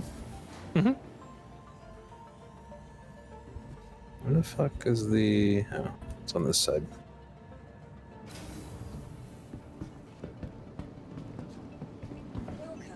Welcome to the ASOC Vehicle Retrieval System. Please visit us again. Yeah, let's go get you a gun. To the ASOC Vehicle Retrieval System. And the lollipop. Should I claim my vehicle? You can if you want to fly your own vehicle, yeah. Well, now, I mean, It'll would take time. it would bring it here. Okay, I'll just wait. Where'd you go for the gun? All these Come over NPCs here are first, stuck real inside quick. of each other. What is this? Come over here to the med clinic real quick. Hello. Hello. Quality medicines you need at a price you should consult the terminal for yours. Choose convenience. Alright, so you use this terminal here and transfer your imprint to this station. You're selecting your spawn point. Yeah, so if you die, you don't have to like do the whole tram thing again and all that, you know? Okay. Yeah, done. Yeah, I live on space stations because they're more efficient. Yes, most people. It's Fookster. I'm here. I made it. Alright, let's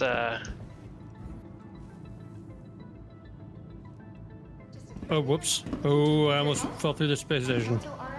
All right, let's go to... Buy me the biggest fucking gun. this I'll way. I want the biggest gun. big gun. Give me or katana. That's the two options. I think this is the wrong way. No, it's right here. Oh, that's right. There's an elevator here.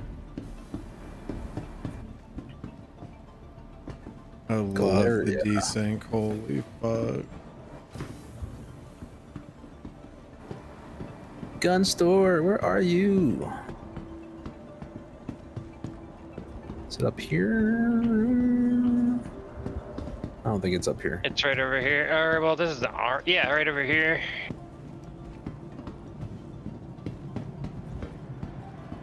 Hmm. So you can buy the guns right off the wall. You can buy some, I don't know, this looks like your type of armor set right here. It's pretty hot. Yeah. I like that. Is the armor shitty that I have on right now? You don't I have. don't know. That's just have an armor. undersuit. This one says "Wow," and it has a pink thing next to it. Hell yeah. Shotgun. Gold.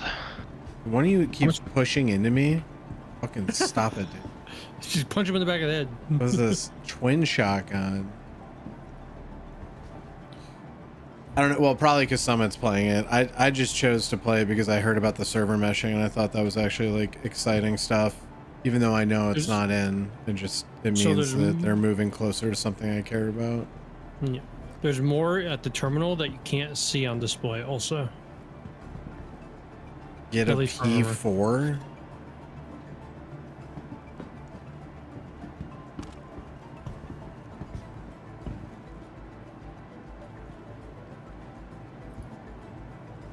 Said at the terminal.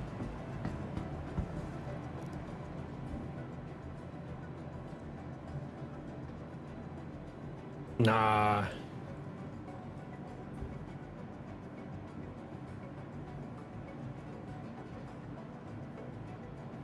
I got 20 thou, like I'm kind of loaded. Yeah, so. Jonah's yeah, that's 20 thou with space inflation. You might as well Yeah. be in South America.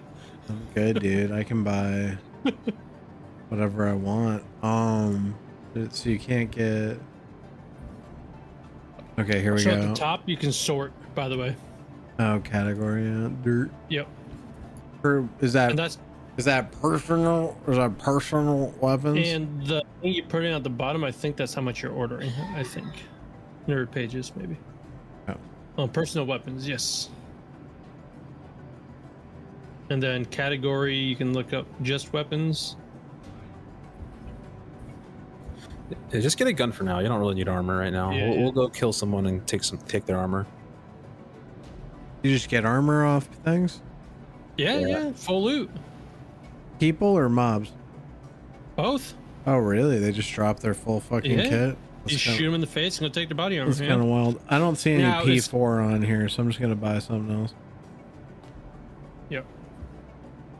Oh, did you already buy a gun? I'm about to. I'm looking over Jonah's shoulder right now at the store. I would just get a pistol, honestly. Like, get why like are you guys trying to scare me away from the big boy guns? What's the problem here?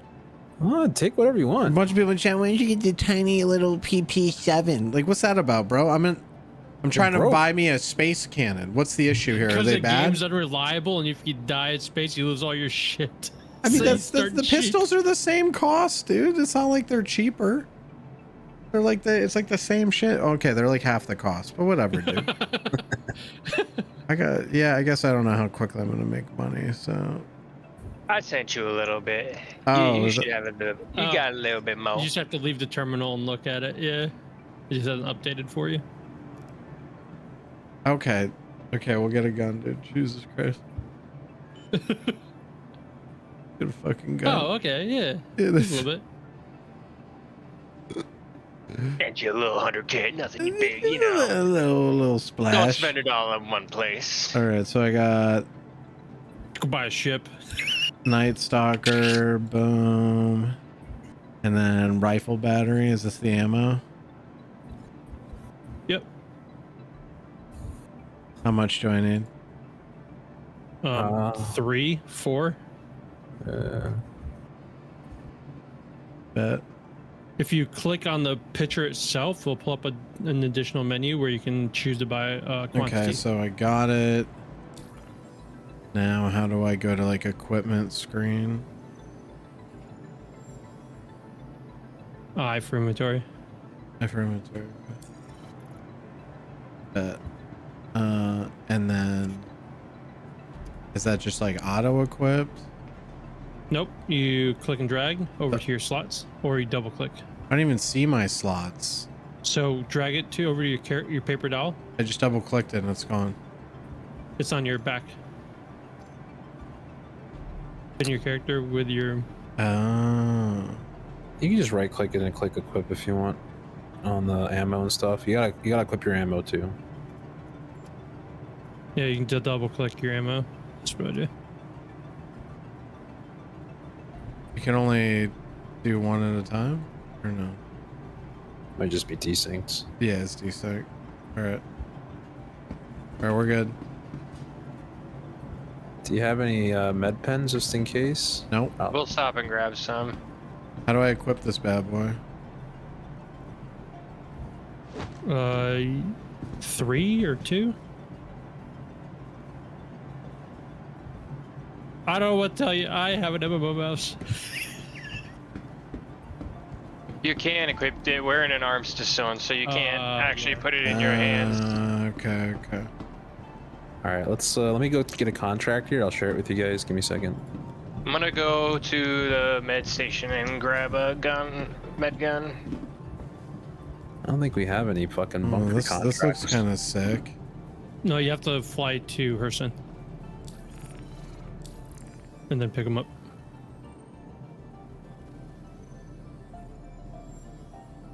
I mean, insufficient.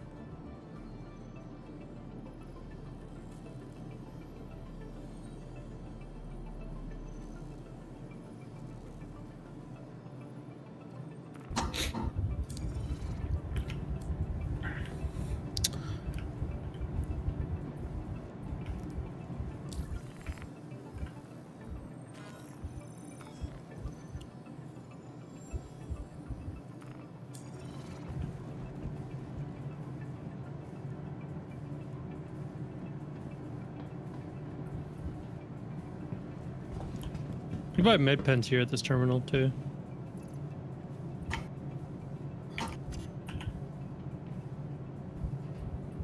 Also, when you purchase, you can purchase to put it straight on your character.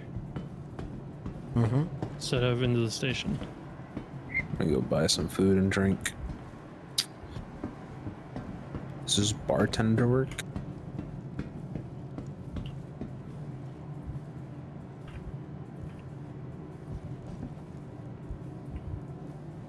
I can't tell where the chest is.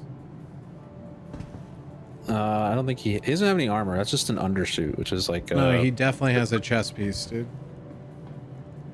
It's just really like I can see it.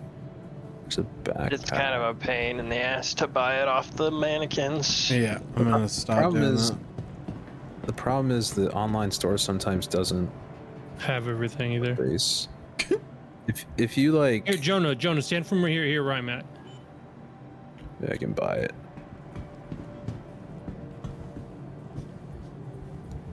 If you stand like from further away, it's a little easier. I got it. Got you, buddy. There we go.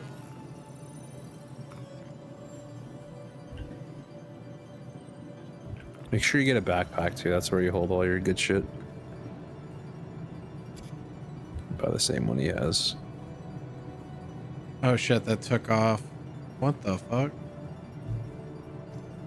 Yep, takes off your. Oh no, I already had a. I already had a core, I guess. Oh, you have a MacFlex core, yeah. Is that better than what I just fucking bought?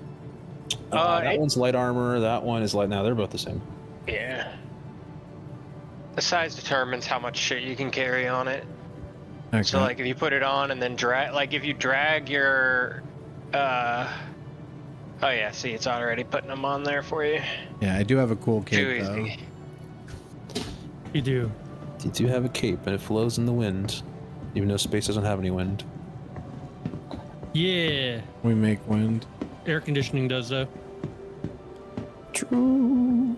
The NPCs are so weird in this game, dude. Like some uncanny valley, just fucking weird. Oh, sometimes it gets really bad. Like you'll see like 50 NPCs standing in formation, all T-posing, just staring at you. So creepy. And you don't know it until you walk around the corner. You're like, oh my god. Where do I go now? Oh shit! I'm going to the elevator and go down to the refinery. That'll make you excited. The refinery.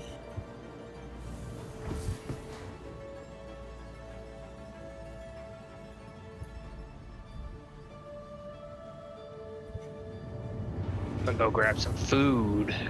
Yeah, actually, I need some space burritos. Oh, what the fuck? Welcome to the refinery, bud. That looks sick. So the game loop is supposed to be like you bring the stuff you mine here, and then they refine it for you, and you can like sell it for more than the raw material. Yeah, you pay refinery costs, and it takes time. And I don't know if that whole loop's in yet. I don't think you can actually. Okay, so the refinery here, Jonah. There's a store in here, and this sells like the armor I'm wearing. Why is this guy so fat? He's a fucking fat Oh, that's guy. that's an environmental suit for like hazardous environments, like high temp, high cold. Okay, yeah, I gotcha. Extremes. And then, okay, this is also where you can buy your tool, universal tool for like tractor beams and stuff like that, and your healing tools and stuff. Food court. Ah, if you didn't know, you can mine with explosives. That's very cool. Mm-hmm. Ah, space hot dogs, let's go. What are you excited about? Space hot dogs. I think. How this is is a rental this? terminal. I think the idea of Star Citizen is really cool. This is dope. It's just like kind of rough. Like the NPCs are all just like decorations, and the UI definitely takes a little getting used to. It's stuff like if they weren't here telling me what to do, I would have no idea what I'm supposed to do. A couple pocket glizzies. No. Medical gown on the ground. What's that? So when you die, you respawn at the hospital, and that's what you respawn in. How do I put this back down? Just left click somewhere on the ground. Yeah. Put that.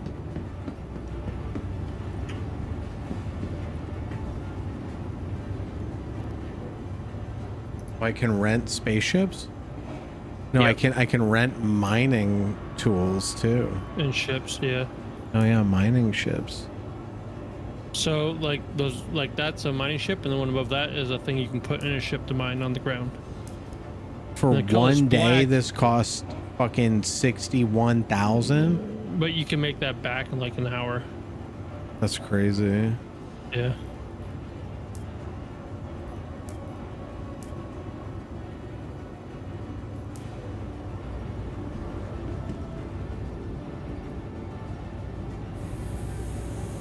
And there's different mining.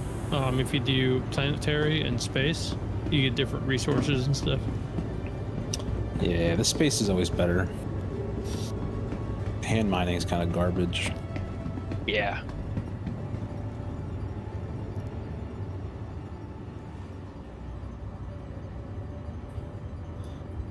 I like the concept of everything. Like, I like the fact that you can actually interact with like these terminals in the world, and other people can stand behind you and see shit what you're doing. Like, Yeah, the concept of that's cool. That part's very cool. But like in the grand scheme of things, it's just like I don't really. It's like a nice thing to have, but it's not like essential. I'd rather. You can't see exactly what they're doing on a terminal. It just makes it look like it's in use. You can't see their money balance or anything like that.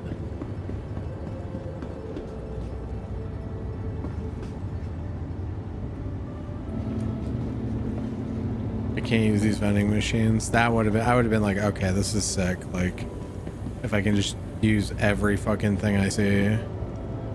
Yeah. You can only. There's a very small amount of things you can interact with. Yeah.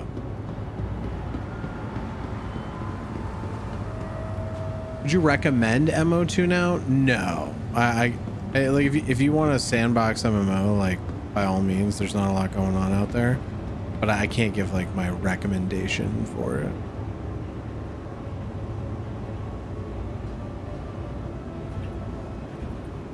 There's too many hackers and bullshit in it. Did you see the video of Tats getting blown up by the?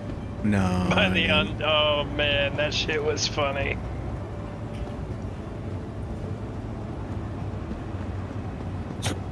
The dude's just doing his job, Jonah. You leave him alone. I was trying to give him a wedgie or something. Yeah, he got nuked by zombies. Oh, a zombie bomb. Yeah, wow, he's chasing the guy and saying, "You can't win. Don't bother trying. Don't bother trying." And they blew up the zombies and insta-killed them. Quality content. No, I got something for you here. Yeah, what you got? Oh shit, he threw it at me. Just throwing your glizzy. How do I swallow this glizzy, dude? You gotta take your helmet off. How do I do that? Oh, I.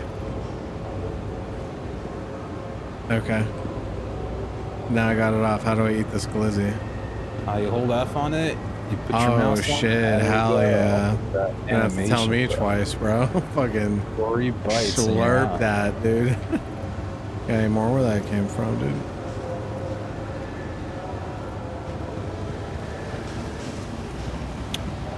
All right, let me see. To do I guess a bunker mission, we got to get to like one of the moons, I guess, right? Make sure you put your helmet back on before we leave. I got it. All right. Let's go. Who's You laying ready? down on the ground, dude? What the fuck? I'm trying to figure out how to put my med pen away without stabbing myself with it. Are these you guys in the elevator with me? Mm-hmm. Oh, okay. There's no names above you. You're in third person. Oh, third person doesn't have names. Nope. Yeah, It's no just- HUD. Your helmet. Ah. Technically, everything in your helmet is like the HUD, right? So as soon as you take your Right, helmet off, right. all that shit goes away. That's very cool. And then different armors and helmets will have different HUDs. Hangar 4 for me. Hangar 3 for me. What are you flying? I got a Cutlass. I'm just taking Cutlass out. You can hang with me or Raiden if you want to come with me. I don't really care. Yeah, I'll take the Cutlass with you. Which hangar? Yeah, to the Cutlass. 3? Hangar 3. Yeah. It's a cool little ship. It's like a small ship, but it holds a lot of people. Cuddy Black. I got a Oh, blue the one. Cuddy's like the best bang for your buck starting out if you want like something multi-crew. Drake ships are awesome. That's because I got the Zeus pre-ordered, and I think this is the loaner they gave me. Oh. I got the Zeus pre-ordered. Yeah, I fucking took the. They got it. Oh, they gave you the Titan fucking Megalodons, but it's on back order because they gotta generate the pixels, so I had to give them more money, and they gave me a layaway ship. Yeah. So Jonah, you can knock players out and put them in these capsules, and then there's a police car right here. Wait away. It's a hand-me-down. Okay, where do I go? I'm just like, this thing's sick, dude. Where am I?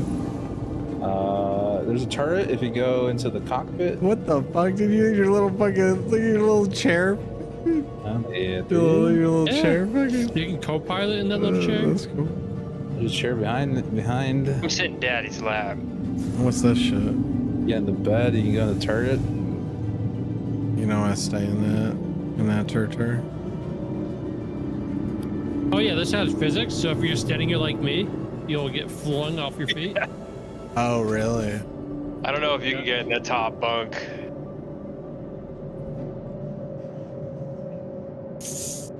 I hope someone EMPs you guys. That sounds hot.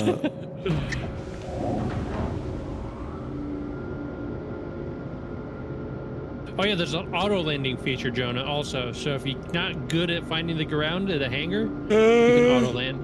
Yeah, I'm gonna do it myself. Oh, it's not open enough yet.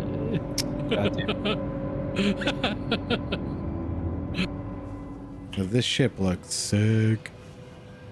This is a good ship. Let's go. There's a guy coming in. Who's that? Oh, that's an NPC. Let's go. What's the closest moon to us? Go to Hurston. Let's go to Magda. All right. Yeah, it's not a good idea to wear the criminal's clothes when you pick it up because other players don't have bars above their head. You just know if they're enemies based on their gear. Yeah. I usually try to wear the police uniforms because people are less likely to shoot you. Or orange. There's nothing in the game wears orange.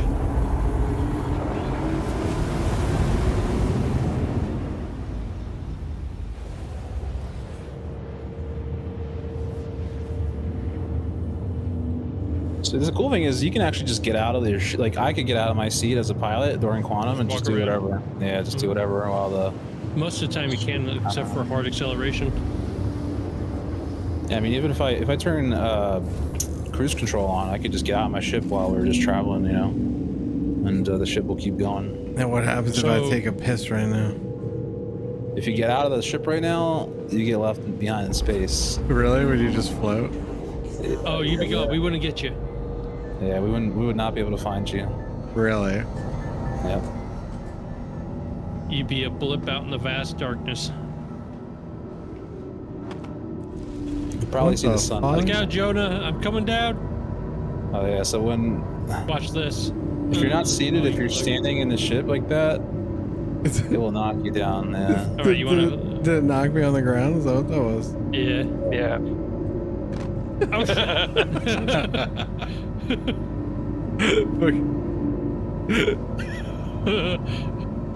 do I get up, dude? X. Space. There we go. I'm yeah, crouching. Oh, don't, space is. Oh, that was buggy.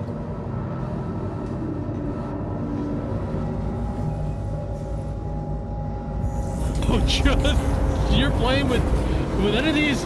You don't know, Jonah. Love it. Oh, fucking yeah, because I can just bug through it. Yeah. Squeeze in the spaces. I'm just testing the ship hitbox, dude. That's a risky test. Because I'll put you in space faster than opening a door. All right, so we are at Magda. There we go. Entrenched bounty. That's a cool looking ship, dude. This looks like a ship that cops would drive.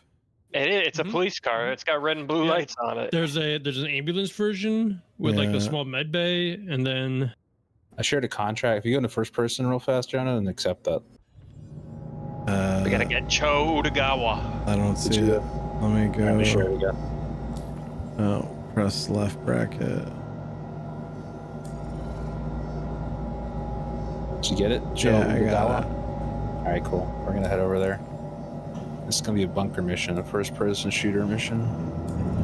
So in the co-pilot seat, you can like usually man like utility stuff like shields and stuff just like that. fuck up his whole ship. Hell yeah. You could, yeah. I mean, I said rear shields.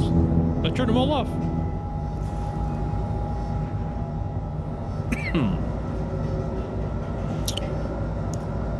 I mean, there's a legit like gameplay. Like if you get like a bigger ship and you sneak on board and stow away, you could definitely. Oh yeah, a rat bandit. Yeah.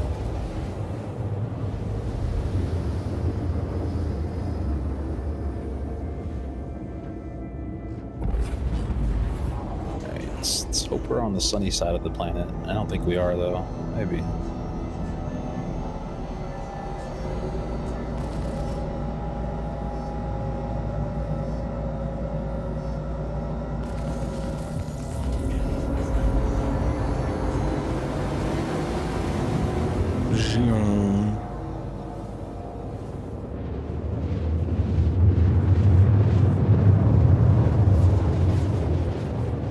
I thought this thing has like lights and stuff for like the police lights.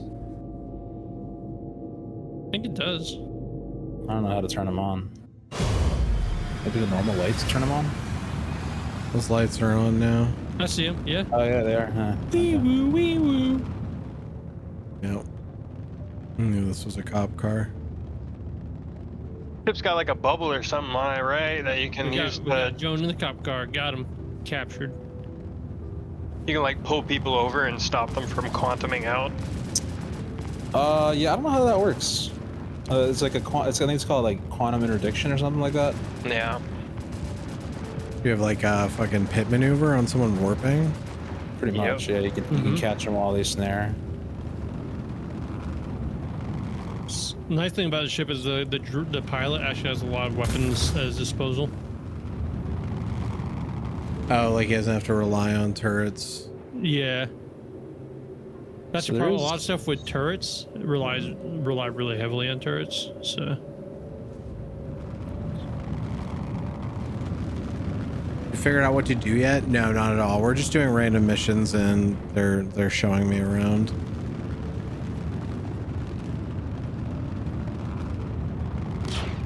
I've only been doing targeted testing. It's like, go do this with one thing and tell us if it's broken.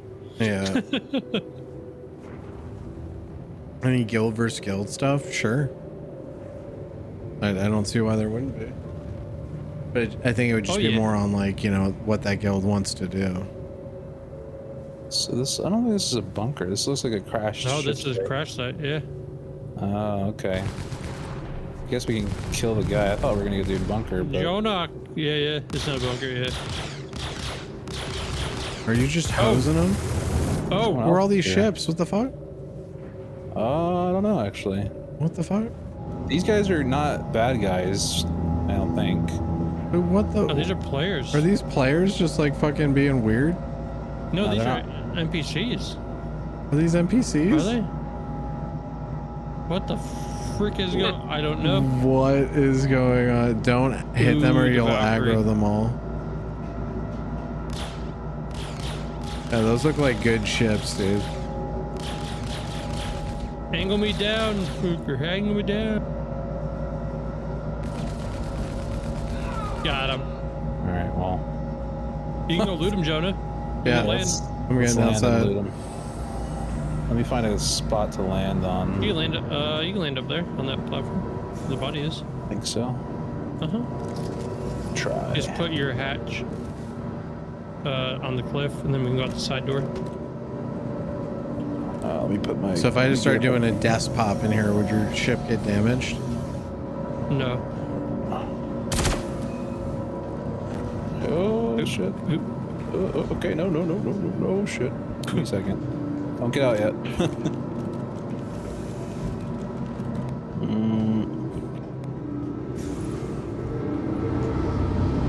This is good. Then turn your engines off. Oh, there's low grav. Low grav is good. I'm a fan. That way you can get back in your ship. Your landing gear is a little glitchy, but everything else looks pretty good. Yeah, because his nose is sitting on a rock, I think. Yeah, oh yeah, right there. Oh, I can't move. How do you identify like what you can loot? Are you stuck? Your interacto, like F. Do I have to hold F and mouse over everything, or what? They're changing all the. It's all going to be contextual. Oh, you're stuck now too, aren't you? I was. Now I'm not. Yeah, that rock is buggy. Oh god, these rocks are buggy. I'll fix it. Don't worry about it. Dude, these ships are just sitting here spinning, dude. Like, what? Oh fuck me, dude. Raiden, we're stuck now. Yeah. I got money though. Thanks, guys. I think I can get out, maybe. Oh, dude, there's like... Well, look, these are all the guys that were... They're from those ships. Oh, yeah, kill No, those. those are bad guys. Those are bad guys? Those are bad guys. Those are bad guy uniforms. They're aiming at the things. Yeah, I'd kill those guys.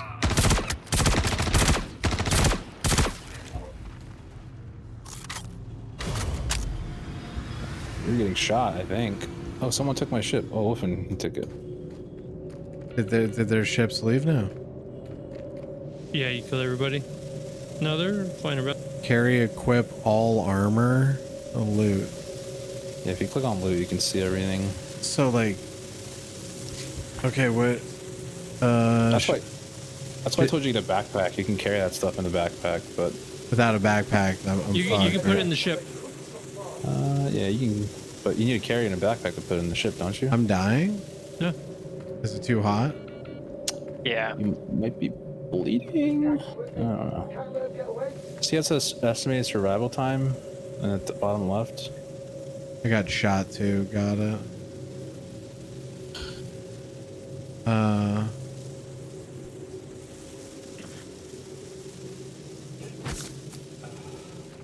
Here we go. Oh, I just dropped my gun. Letting him escape is unacceptable, damn it.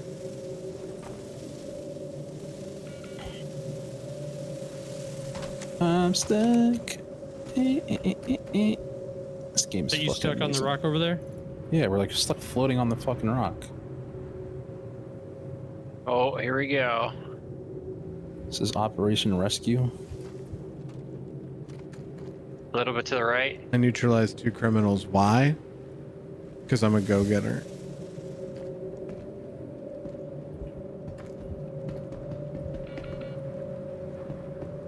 Oh, I'm out. I'm out. I'm out, sort of. I'm on the fucking shit. Oh, that did move me a bit, I think. I got out, so you can save Raiden.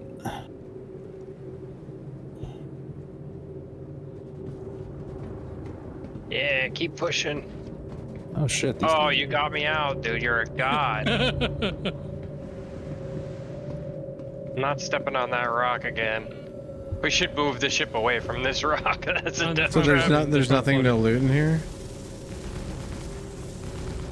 There should be boxes and crates and stuff.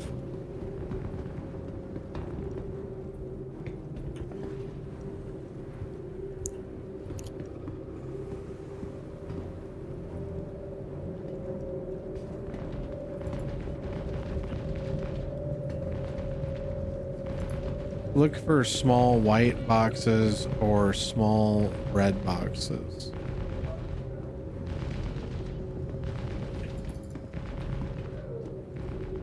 There's a ship over here shooting at something. One of the enemy ships Shot it? landed. No, one of the enemy ships landed, and I'm killing all the guys inside of it.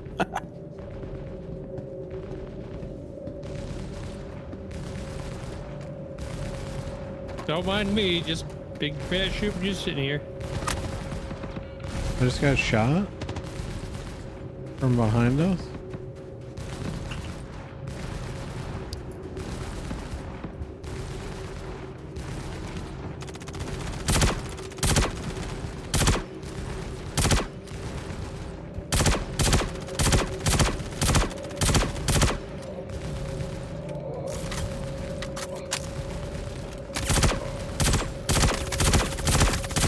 I died. No way. Did you wait. really? Yeah, he just shot me. Well, you're incapacitated. Oh, We might be able to yeah, you're just revive you. incapacitated. He's teabagging me. He doesn't Oh, like. God. What's it? Oh, fuck me. Hold on. I can't see anything. My eyes. This is probably the most immersive death I've ever seen. You're alive. I saved you after I shot you. Party member Raiden committed grievous bodily harm against you. But then I saved you. Remember that? Wait, you're the one that killed me? You were right next to the other bad Oh, guy. you piece of shit. Except to override and file charges or right to decline. Make me crim. Don't make him a criminal, you know? That's funny. You give a murder count. Is that their landed ship just shooting shit? What is this ship? Bro. Watch out before that ship lands. Oh, it's wreckage on you. Get out of there, Jonah. What is going on with this ship, dude? It's debris now. I don't like how Can we get him in the party? He's not in the party. He doesn't have a fucking thing over his head. He is. He's just, you're bugged. Oh, okay. Am I really bugged though? You're in an AI ship right now, by the way. Yeah. This is an AI ship. Yeah. Ramp access. Later, idiot. The might die soon. So is it getting blown up? The enemy AI ship are trying to kill it. You know, because there's an enemy in here. I can't kill him though for some reason. No, because he's in the turret. Yeah. You can't kill people that are in turrets inside? Well, he's up, so he's in the sealed container. I like Looks how like there's he's just down a wing sitting here. I'll be real, the fact that I can jump on that wing, kind of crazy. If I pilot the ship, can I like eject him from the turret? No, you just destroy it. When it says volume, is that how much it's valued at? Or what does that mean? Does that weight? Oh, you might. Someone flying the ship? Might die. Now you're targetable by the AI. But that means we could target the AI too, huh? Wait, I'm so confused. So, you have an AI in the ship. Oh no. Uh-oh. Bro, Oh what is God. going on?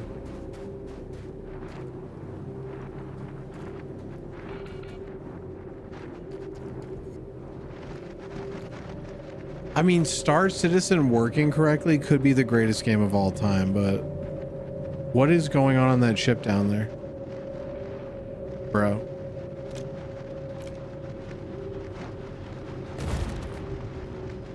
Oh my God. Over criminals now, boys. My gunner's attacking you, Wolfrin, because he's an AI enemy, so... Wait, an AI enemy got on your turret? No, they are in an AI ship. Oh, you stole an AI ship. Yeah.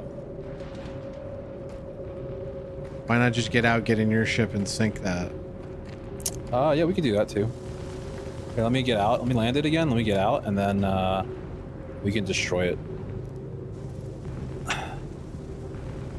This one has a cool paint scheme, though. You see, this is a teal.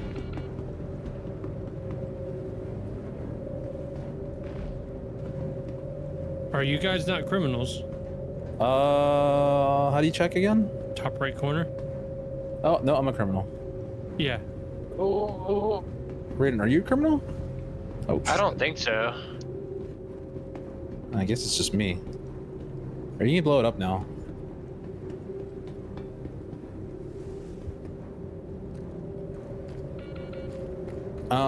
We can go to the bunker that we saw. I saw a bunker earlier, but it wasn't our objective bunker.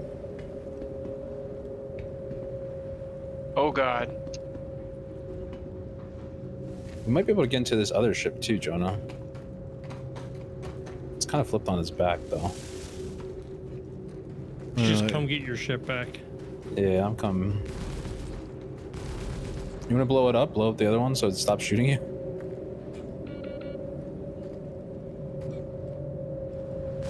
Are you out of it? Kind of wish you could platform a little bit better in the game.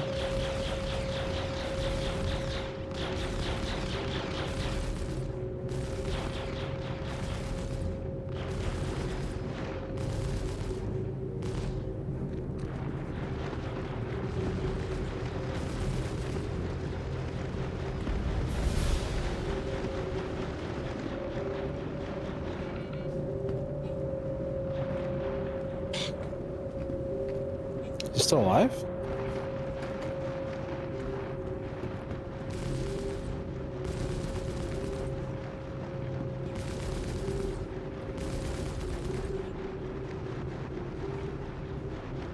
Looks like you're still shooting. Is it that weak? Can't pull it up? Well, this is a police interdictor, so it doesn't really... It's got pulse weapons that are designed to, like... Alright, well, see, if you land, it can't shoot us. If you land there, you can just get on.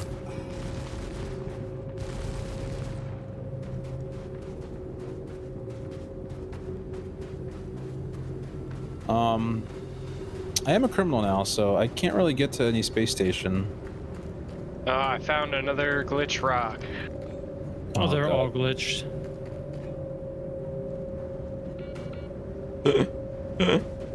I just can't tell like what's going on here, dude.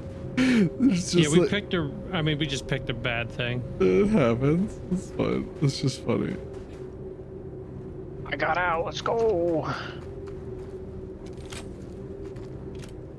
All right, Jonah, let's go. We're skedaddling. Where do you want me to go, dude? Do you see our marker? Steal that big ship? How do I steal a ship? Just get in it and pilot it. And then, but that's an enemy ship with an enemy inside of it. So wait, the one down there? Oh, that one? There's destroyed. It might be destroyed.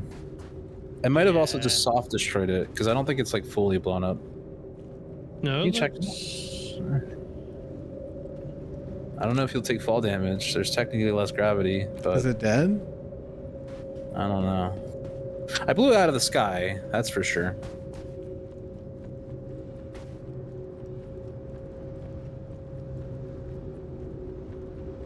So theoretically, though, we could just go do a mission. I could upgrade my ship by stealing it.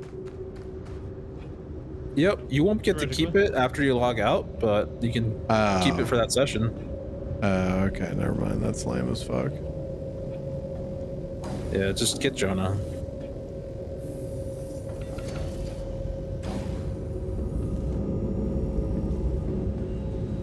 I'm looting, homeboy.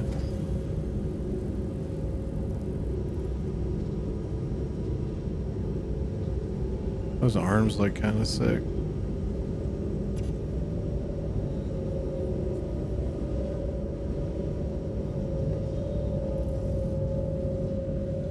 Never log off.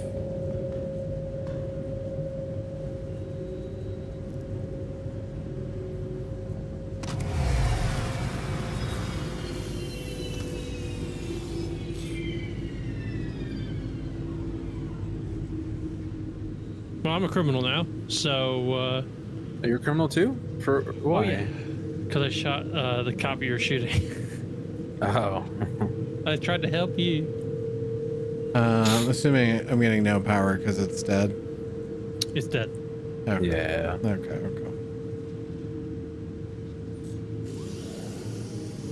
Should be dead bodies in there though, unless they fell through There the was thing. one. The loot seems kind of shitty. It's like their whole gear set and their weapon, but like if I can't hold it.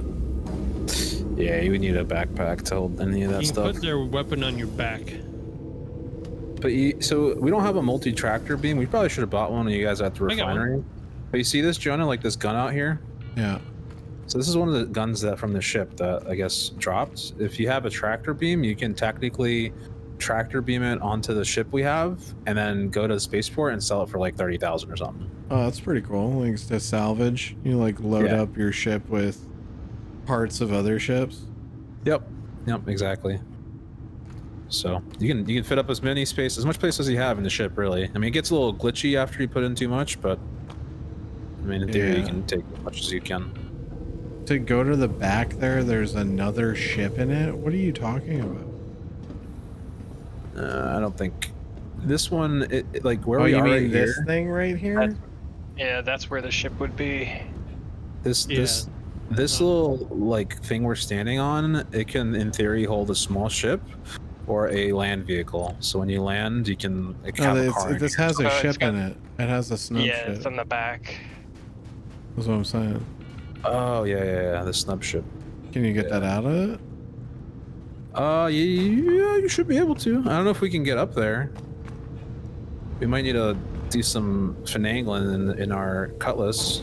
Man, we don't need to. I'm just curious if you can. You could, yes. Yeah, you could. Yeah, it looks like it's in good shape. If you could get up there. And then what? Could I sell the snub? No. You can just use it for okay. But they don't have jump drives. Yeah, it'd be useless. Spiders. This is meant to be like kind of like an escort for like whenever you get out. Yeah. We're right next to you where you were, Jonah. Tom Brady playing basketball. You're high. Oh, is the ship down there? Yep. I'm coming. Where you see Fukern right in. That's where the ship is. Oh. There's a big old gun bag here. Christ. Excuse me, just shove my gun in the back. America. Well, we can't really sell unless we go to Grim Hex, I guess. But Jonah gun, dude. Don't mind us, dude. That's actually wild. Yeah, and then you can put them on your ship. Oh my god. That's pretty cool, dude. Yeah. Alcard! All right. Thank you for the 2-1 back up. Yeah, these are too big for I think the Cutlass, but yeah, these are like size 3s or 4s or something. Do you like it? I like the idea of it. 100-player servers is never gonna entertain me though, you know. So I recommend. But like the gameplay loops sound cool. You can just literally full loot someone in their fucking shit, and like you can salvage their ship. I don't know. It sounds pretty cutthroat. So Fook. Sounds cool. What I would do is put your shit in the cargo hold of this vehicle. 100-player servers? No. They have meshing, server meshing with which they tested, and I guess they got up to 800 Unless people. you want to go to Grim. Nah, I'm not gonna go to Grim. There's a cargo in the lockers here, right? Yeah. No, you just hit I and then you just drag it from your body into the ship. And then Jonah can take whatever he wants that we put in the cargo. We can show up as bounty targets now, Jonah. Oh, sweet. No, you guys can't. You're not criminals. We are. Yeah, but we're in the same ship as you. Where's Jonah? I want to show him. I'm just sitting in this shit waiting to go. There's gear in the cargo hold. Rating you're driving. Me and Fuka are gonna get out of jail. Very nice old car. There you go, dude. I put mine in a locker, so mine's not in the. I don't know if it actually shows up in the locker thing or not. Are you gonna kill yourselves and then get out of jail? Yep. Just gonna leave a corpse in the middle of your vehicle. I'm gonna open up. I'm gonna go outside and suffocate or blow to death or whatever. Do it. You won't, pussy. Survival estimate: 45 seconds. Oh, someone shot me. A lot shorter than 45 seconds. Someone, I don't know who shot me. Someone shot me. Look at you. I'm falling, dude. I can see myself. Did I not hit that? Oh, come on. Oh, we spawned in Grim. I forgot we spawned in Grim. We have to go die to police. Oh. I'll hold backspace to die.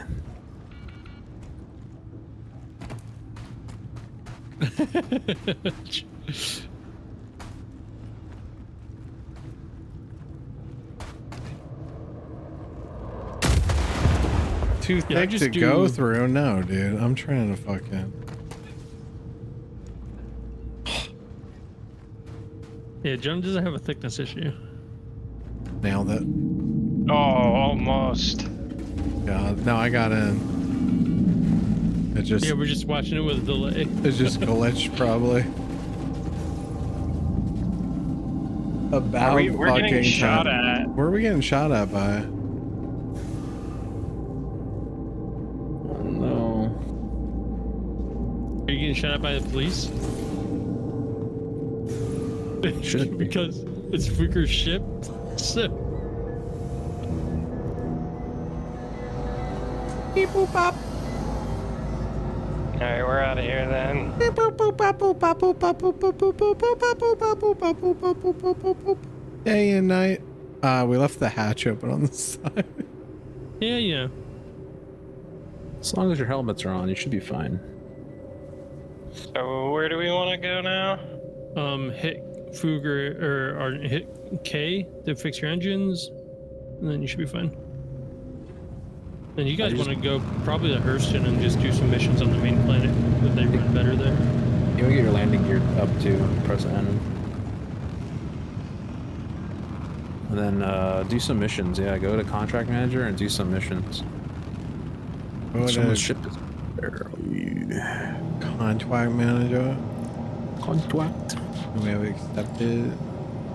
Go to Locate Mercenary. climb stat weighted criminals, but that's the passive, right? Yeah. And then let me go. You could come hunt us. I could do bounty hunter and I could kill you. You could try, but we can't find our way out of here, so joke's on you. That True. entrenched bounty one usually means it's like a ground mission. Day and night.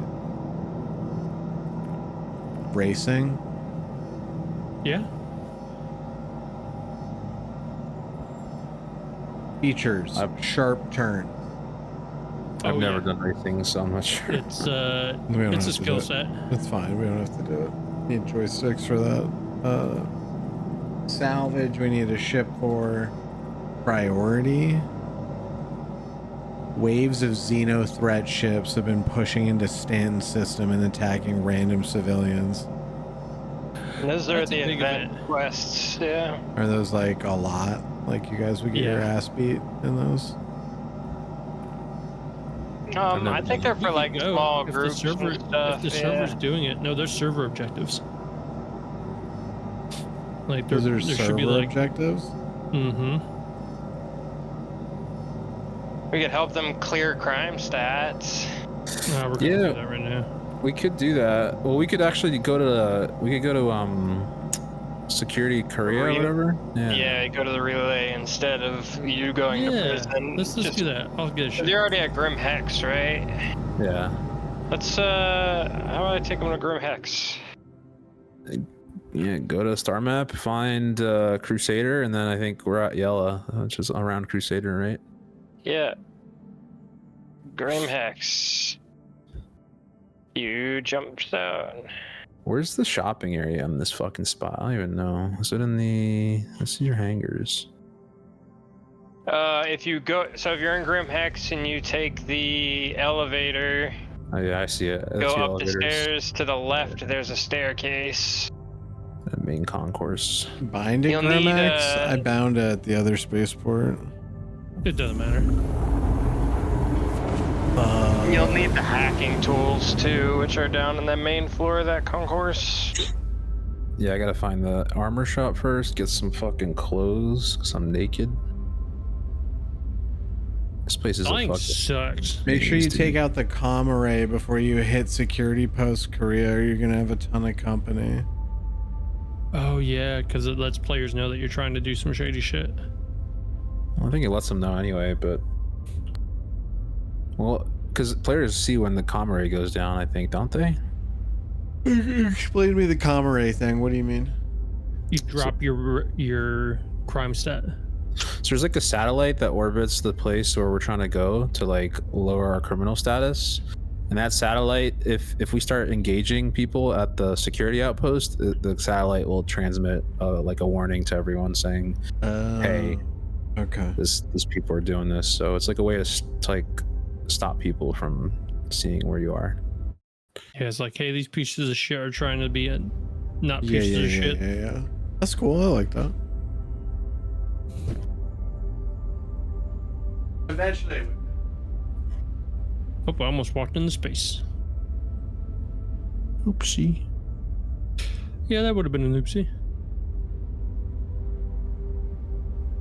This fucking terminal's like bugged out, bro. Oh, God.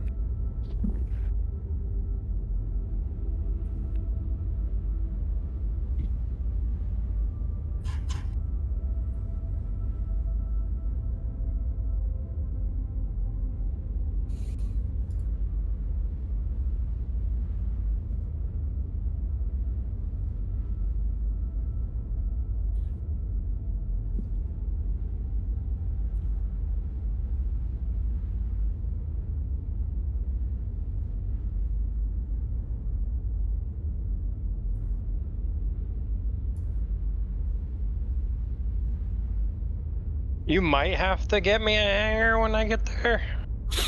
No, you should be able to get one. Mm-hmm.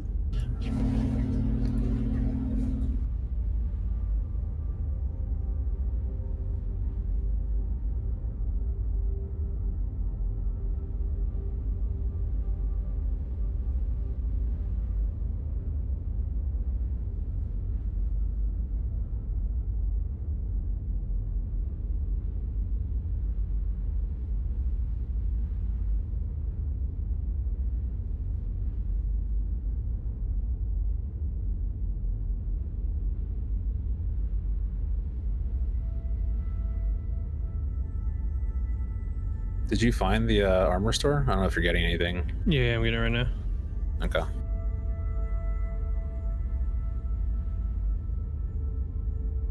Oh, why is there a medical gown in my fucking inventory? I thought I dropped that shit.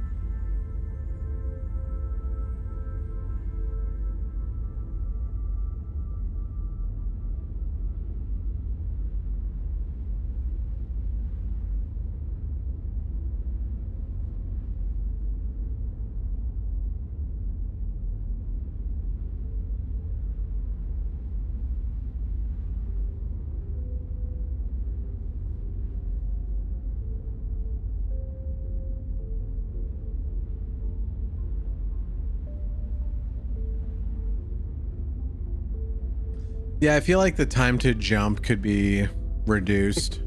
It is. They said upgrade your quantum drive. Yeah, so there's ship upgrades that help it. It's still going to take you a couple minutes, but it won't be as like. I mean, 10 if there's upgrades for it, that's fine. I don't care. And the new system I've been playing with is a little more interactive and also faster. Is it better? Mm-hmm. Significantly. Okay. This is the one now is just rails. It's really boring.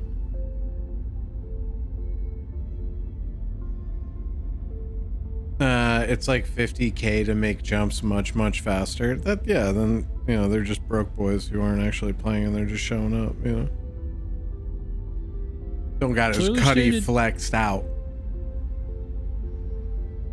How many modifications can you do?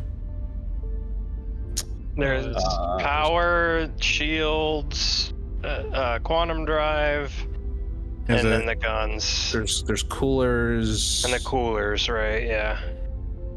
Yeah, I think that's pretty much it.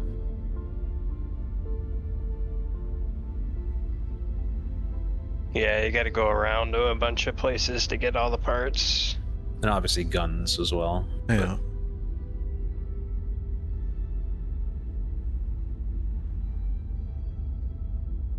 If you a broke boy, just say so. You know what I'm saying? Please. Like, if you can't afford these cookies, don't buy them. It ain't for you. You know what I mean? You don't go to Trader Joe's. You don't know about that life. You ain't paying $15 for a fucking quart of milk. You know, you don't know about that. Do you know where the hacking tool is bought? It was downstairs. Yeah, it's downstairs and like on the first floor where the elevator is at, in one of those rooms. Don't they plan on making ship soft kills the norm? Where players will steal your shit so you have to rebuy guns and components? Yep.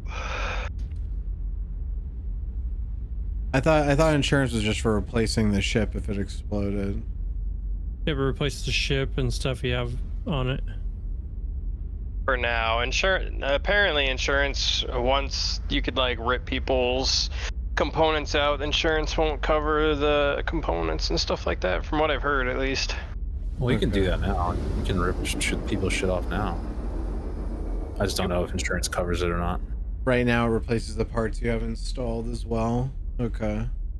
Oh, well then yeah, you lose nothing pretty much when you blow up besides time, I guess. Maybe it just depends on if they're gonna change that or not.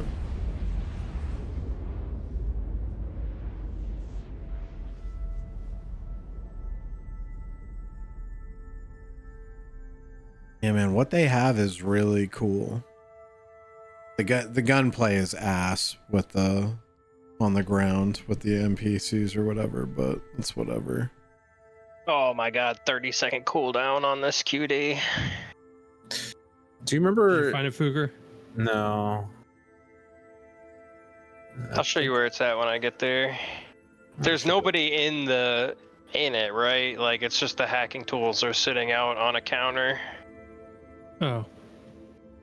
There's nobody like selling stuff. Oh, it's obstructed. It's only a certain amount of places this can be. Killa, thank you for the T1, bro. Appreciate it. Sorry I missed it. Bad gunplay makes me... I'm not saying the gunplay is bad necessarily. It's just like the NPCs are dog shit. Like they just kind of stand there. Yes. Like their AI seems to need a lot of work. I've seen just a lot of ships floating and spinning. All those servers have to be reset frequently, or they fall apart really fast. That spaghetti string. The NPCs are based on server performance, right? And if someone's playing it, the servers are dying, so... And it's a massive event with FOMO attached to it, so all the players are playing it. What's the event you're missing out on? Event. You get a ship upgrade if you complete it. Okay.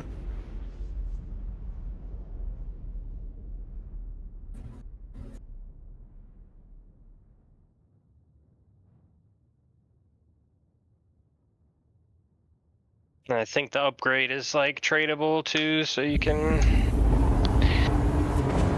like sell it to people and shit.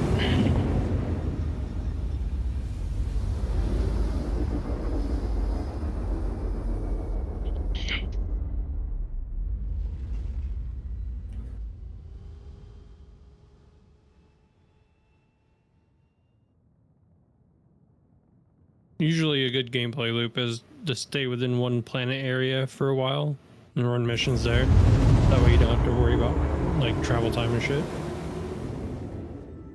I'm trying the Albion Online EU server. I don't know how long I'll last. Julia, you will last until you get out of the yellow zone. That is the bar I've put on it for you.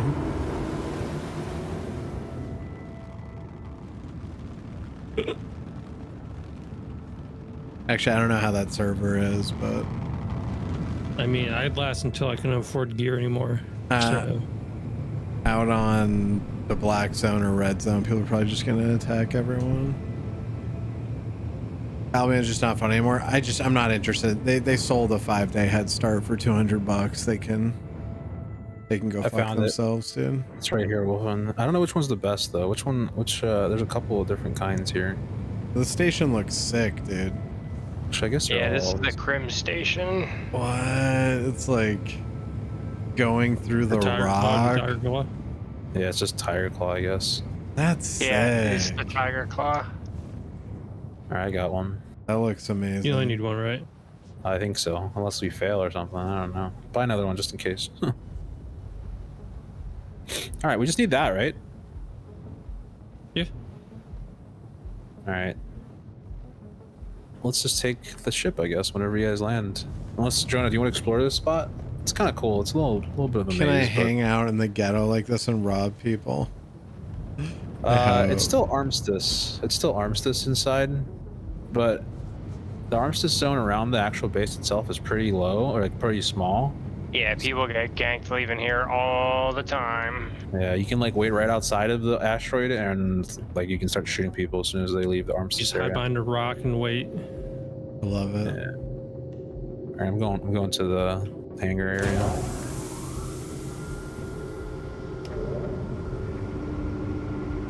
The new system they were testing called Pyro, that is a completely lost system. There's no Armistice zones there at all. Yep. Oh, you got in? Okay. Yeah. So that means every zone is PvP. Okay, gotcha.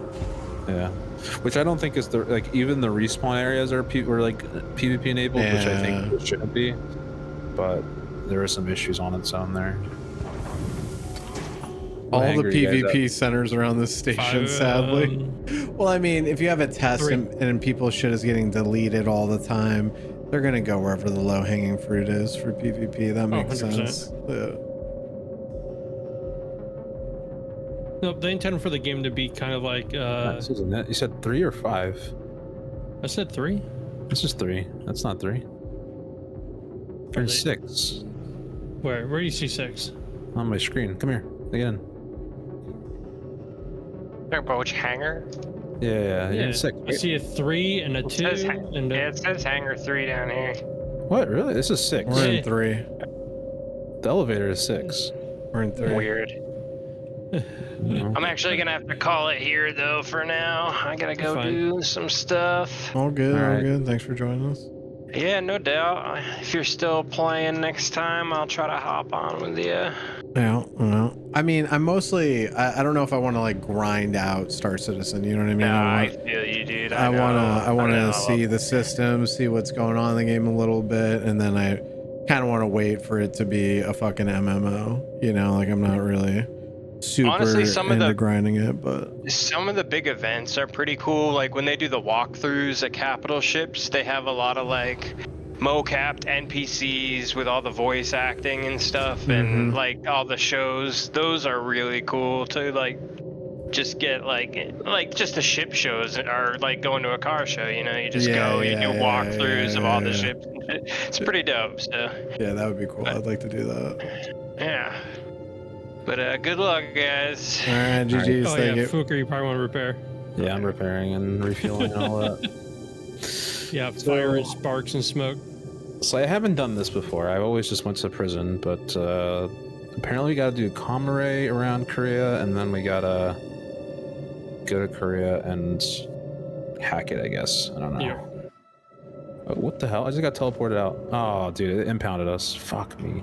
What just happened? Wait, we got impounded. Now I'm stuck. I can't move. You're moving. Am I? No. You're laying down on the ground. I can't move. Is that because you're in the floor?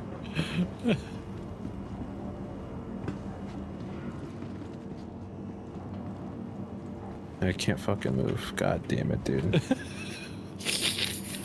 This fucking game's great.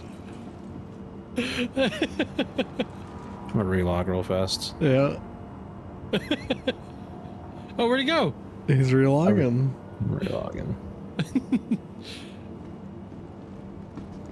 Well, this is the pirate town. Oh, I was gonna say, what the fuck's going on here, bro? It's fucked. It's like a decrepit asteroid base. Kind of like the one in the So Expanse. this is just like, okay, yeah. So this is like an asteroid base that's just like kind of hanging on and no one's really running it. Yeah, essentially. I like the trash on the ground, dude. Everywhere. Well, the server's full, so. This dude's a drug addict. Oh, for sure. You can push him off the ledge. You can solve that problem. Can I? No, but I said if you could. Damn it. Is the server full? Can you not get back in? Oh wait, I'm back. Come back. I'm back. That's not a far enough fall. He just gets more drugs. Oh shit. Well, I died. Did you? Jesus Did you Christ, just fall over? Oh man. Oh, it's great. I went over that ledge next to the guy and then I went through the space station. So scuffed, dude. Yep. Okay. That's why I play on the test servers, because they're not as scuffed. It's weird that the test server's less scuffed. Well, it's because they fix all these things and change everything, and then they're micro fixing it, and they run better too. Yeah.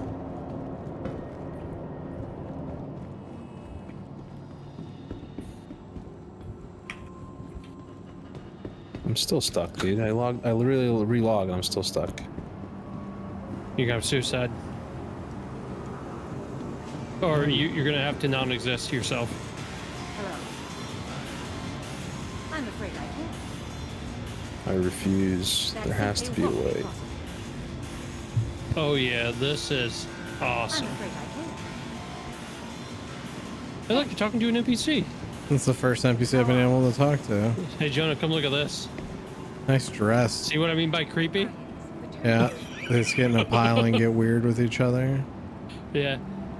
Like a lot of the problems and the bugs the game has is because the server performance goes to absolute shit and then messes with all the interactions.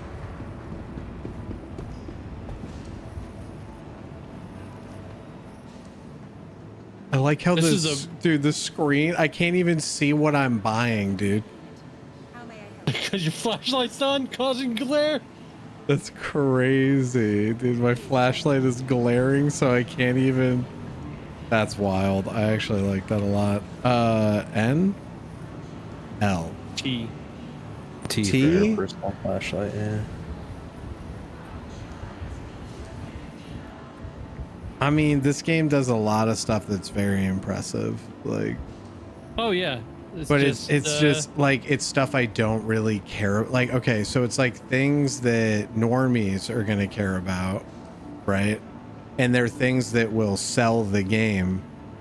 And I think that's good because a bunch of normies will get in the game, but like everything mechanic wise in this game is like not for normies, dude. Like, no, this is a space sim. This is gonna be like a fucking full loot space destruction, losing your shit type game. Like, I wonder how it's actually. I mean, that's how they're selling it. So I wonder how that's actually gonna do though when it's actually a game. All right, I'm back in, boys. Who's the party lead mean, now? Or maybe I'm still the party lead. I don't see you guys though. I don't know.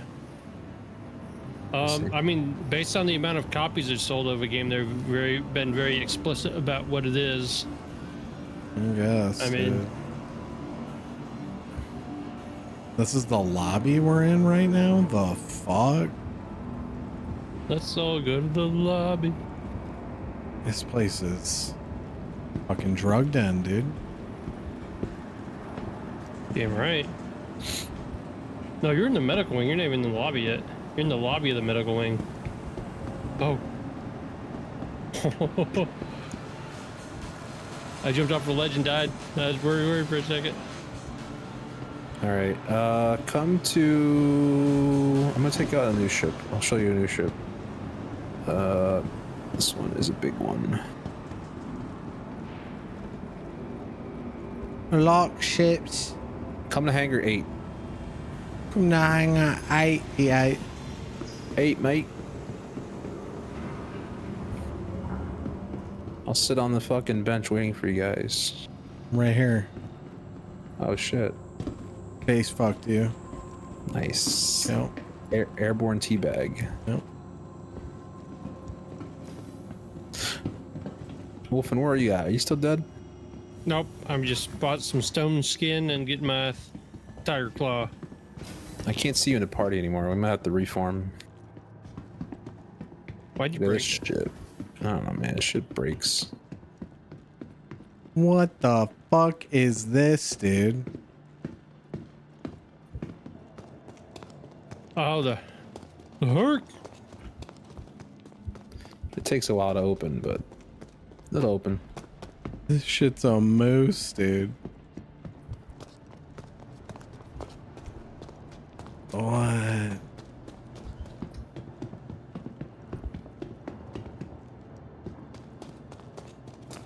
Looks like a futuristic like airliner. Yeah, it kind of is. This one's meant to be like a cargo / military transport type of ship.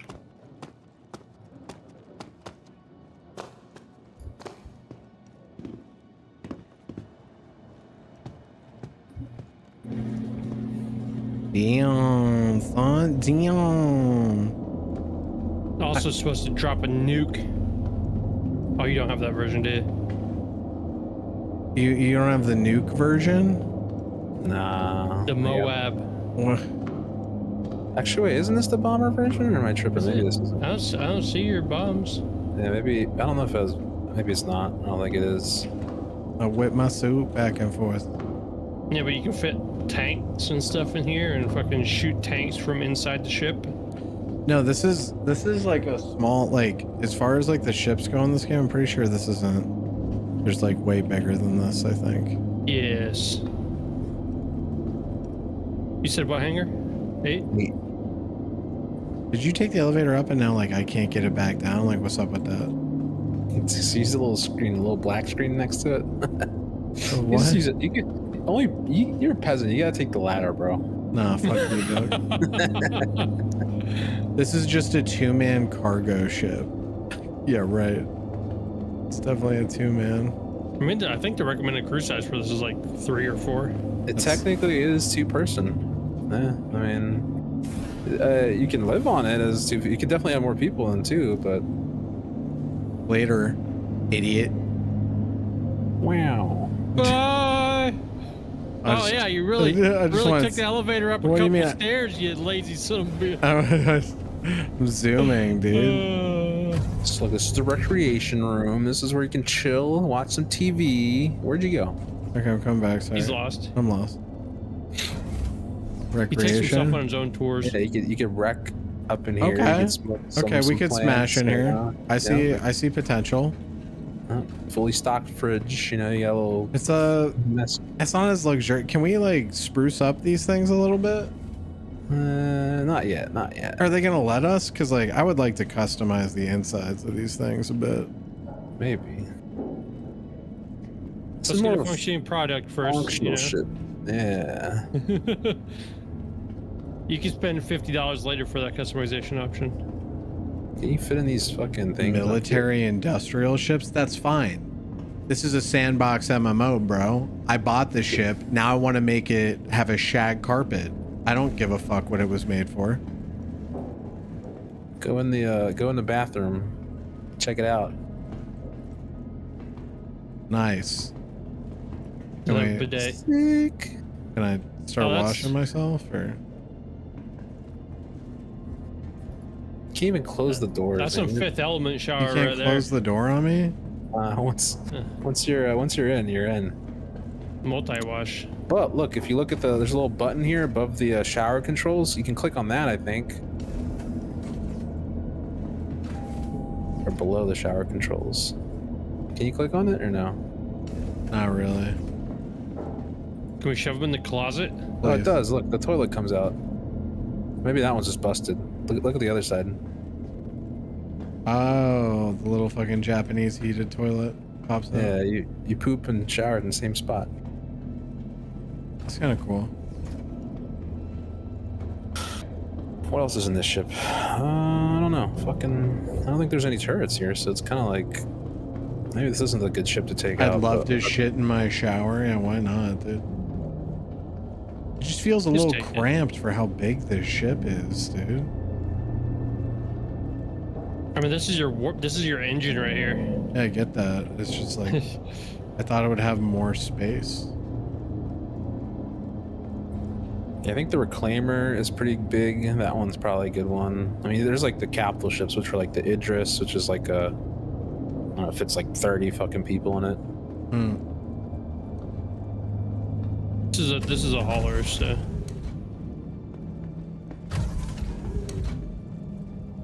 So all these like compartments here, if you look back in this hallway, all these things, like, they're supposed to be, if you take the tractor beam, you're supposed to be able to take these things out. Like, this is like the shield generator or something, right? And you're supposed to be able to sell these things, and you know, if you take the shields out, obviously the shields will go down, so you're more vulnerable and stuff. So I don't think you can do that today, but they're trying to itemize, or they just tested it. Yeah. So oh, whatever. Like Let's take it out. You can shoot the doors down and stuff to break your way through the ship and stuff. No. I kind of forgot which side's the fucking pilot. This is the pilot seat. The left side. All right, so let's go to Korea. Let's go to Korea. Jesus Christ. What? That's a big bitch. It's so big. I think there's you a can kind rear of cheese turret on inside of the geometry. Uh-huh. Oh, you can see it's in. You see its guts. Ugh. I can see the pattern they used on the inside. Yeah. So you gotta take the. We gotta get the comma ray down. Let's go to comma ray first. Oh yeah, because that's a set distance for the third-person camera, so you can zoom out further. You want to see the whole ship. Squadron 42 to be released. You think that's actually gonna be a good game, dude? Yeah. Oh yeah. Really? I think it's gonna be great. Yeah. I feel like they raised so much money for it. Did you just hit that? I don't think so. Did I? I hope not.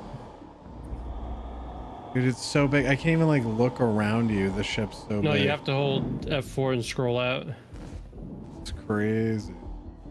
In hindsight, this is probably not the best ship to take because it might be hard to land. Yeah, but we're already at it. Yeah, so we're going. We're gonna be in space. We can EVA.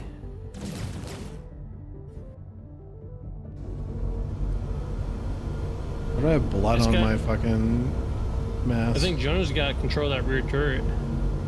Are you bleeding? Am I bleeding? I don't think you're bleeding.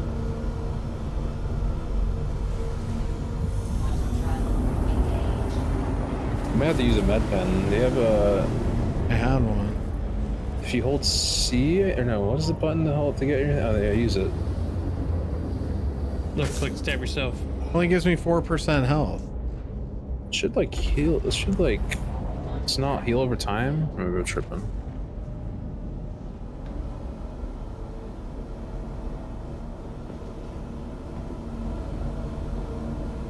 Wait, you want me to grab that?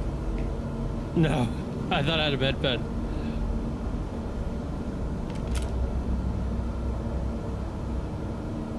Oh no.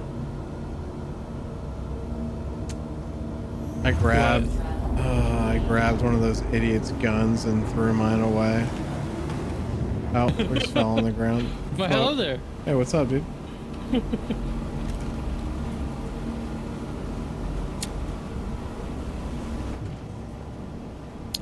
Are these turrets gonna shoot us? I think they are.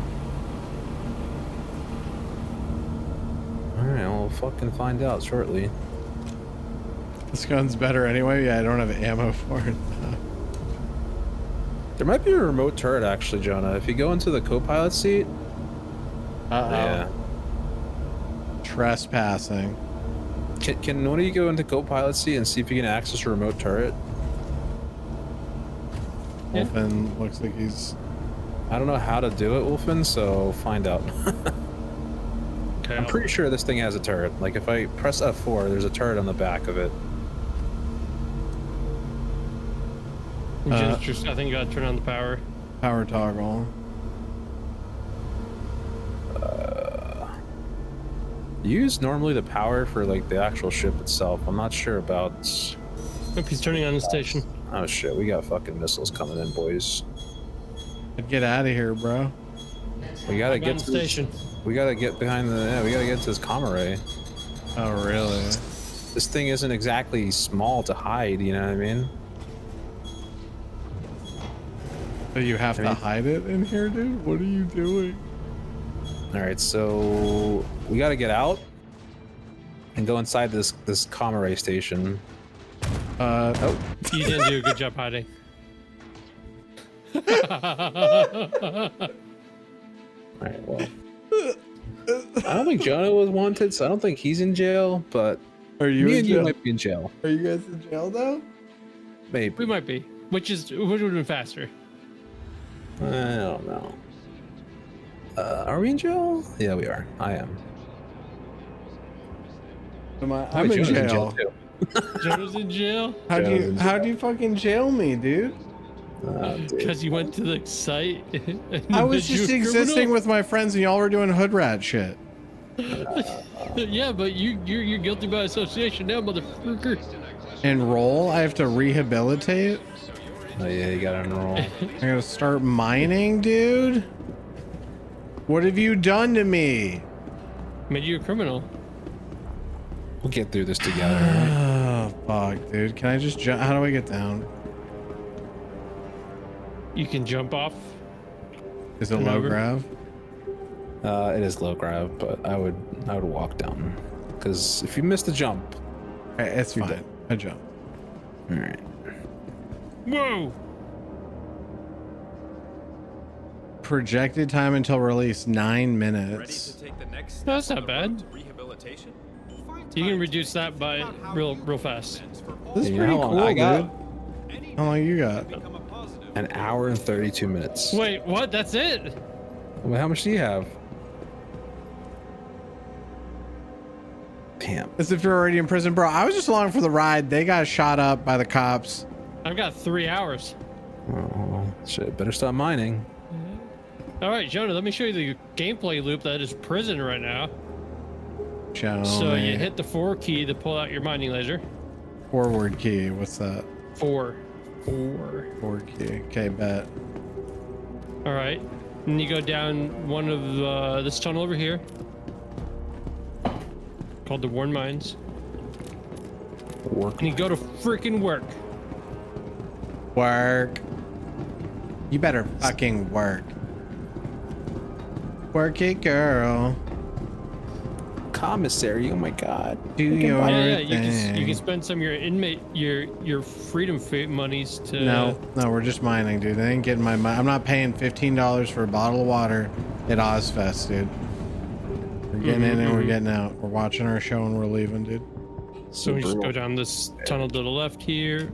Oh, he gave up. And people were Is this dying. a player? He gave up? Go. Yeah. Oh, Yeah. one. Nothing on He him, sold dude? it. What a loser, bro. Probably suffocated. Imagine just So you're breathing and failing at it. Oh, what the fuck? Does this hurt you? What, mining jumping? laser? I don't think so. I can't mine your butt. No. Ow, that think- does hurt me. Ow, I think that hurts, dude. That doesn't tickle in the good way. You like that shit? I mean, it kind of does actually. It only does a little bit of damage. So. So wait, you passed the mining rock, I think. You have Is to this buy air? Oh, the commissary is to buy air? That's hilarious. Actually, no, I don't think he did. Look like one. Who's this? Some random getting out of prison and mining. Oh, damn, you're about to kill his ass, bro, aren't you? You could kill him and take a shit. I mean, How do I put my fists up? How do I put my fists up? I don't know. Look. R, no, because it auto equips your gun. Here, if you hold F on your gun and you click on store, and then you hold R. No. Wait, how do you do it?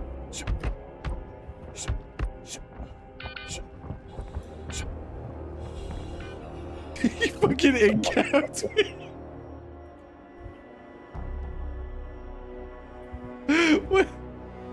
Wait, who's this guy? Is that not Phoenix you? Pyre committed battery 2nd degree against me, and you just sat there and watched, bro. Increases presence sentence. I'll fucking carry you, bro. Don't worry. Oh, wait, I picked your... You just killed him? Fuker just stripped you, Jonah. Did you just take all my clothes off, dude? Get your finger out of my butt. The fuck, dude? Looked like you guys just had your way with me and left me on the ground, bro. Oh, dude. The fuck was that? Fuker just murdered you. I just started throwing fisticuffs, you know, as one does.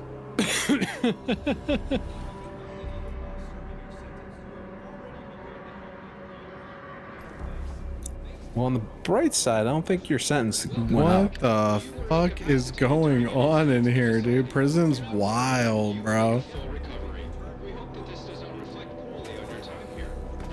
Why are there so many dead people? The door doesn't like open because this chick's leg is stuck in it. I think because the mining tools are broken. They're not mining? Oh, God. So we're stuck in here for the full fucking duration? Yep. Oh, he committed homicide against me. Press charges. Yeah. Fuker took your helmet off and killed you, and that guy's getting blamed. Yeah, awesome. Don't do the crime if you can't do the time, man.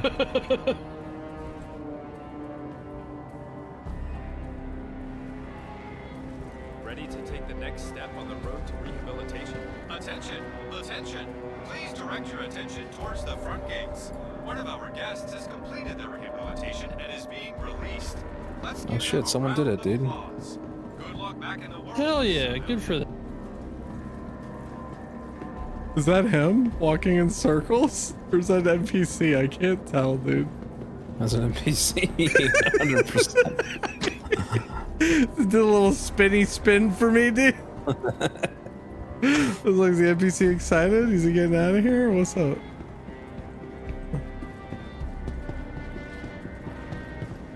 Is that you, Wolfen, that's right next to me?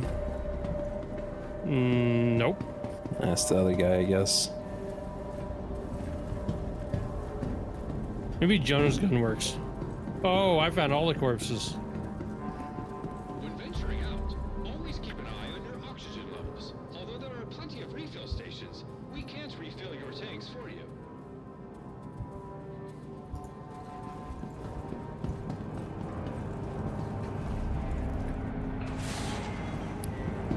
Wolfen, I made you group leader. Can you invite me back? I'm gonna leave the group because I can't see you guys on the HUD. You can only see Fuker. Ah, dude, what the fuck's... Is that you? Yeah. Oh, dude, I'm bleeding. You're bleeding? Yeah, dude.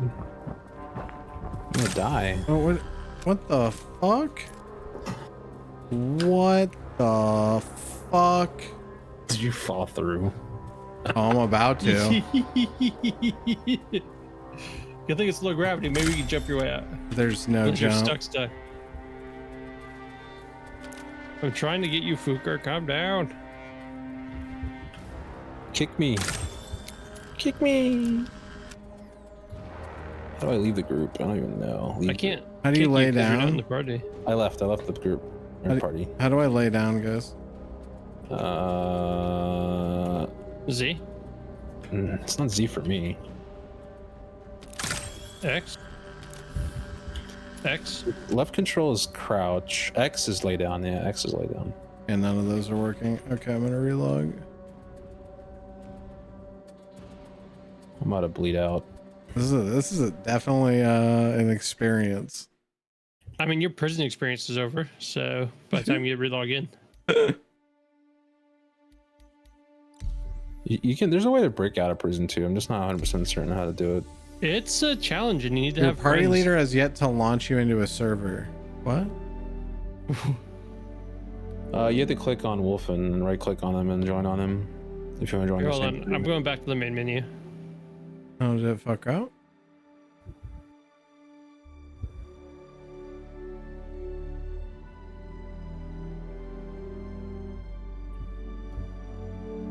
Yeah, like I said, I recommend going back to the planet you started on, and just doing missions around there.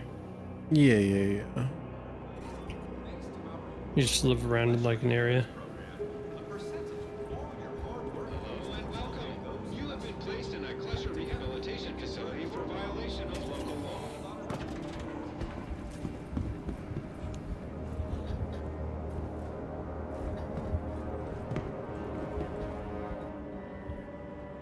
25 seconds.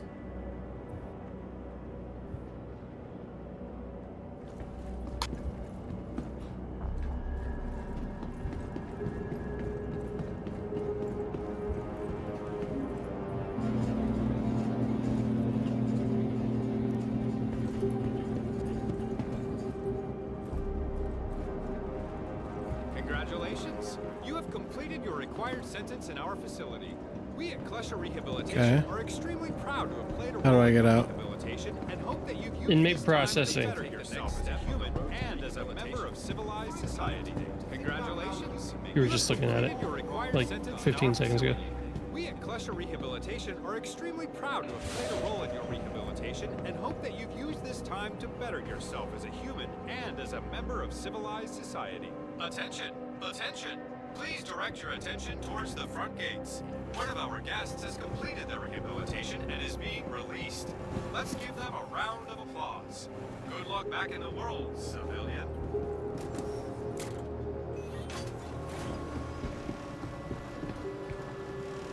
I like the jail. It's cool. I like it.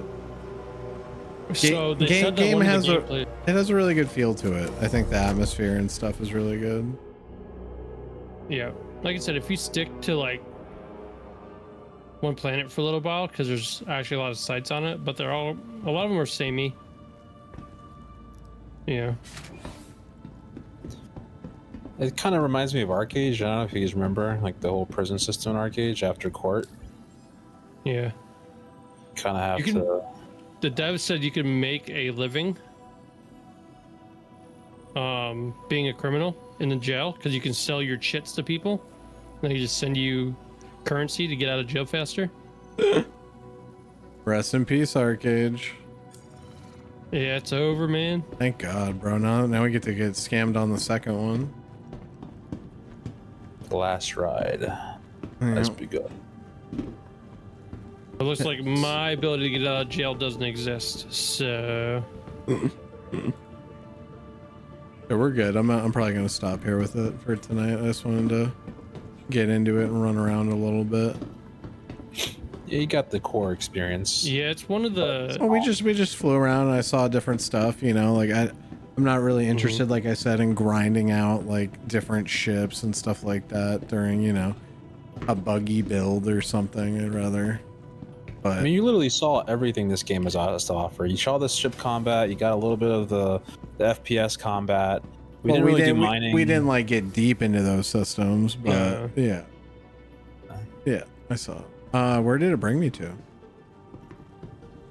You might be at the Hurston spot, that your respawn point. I'm not sure exactly.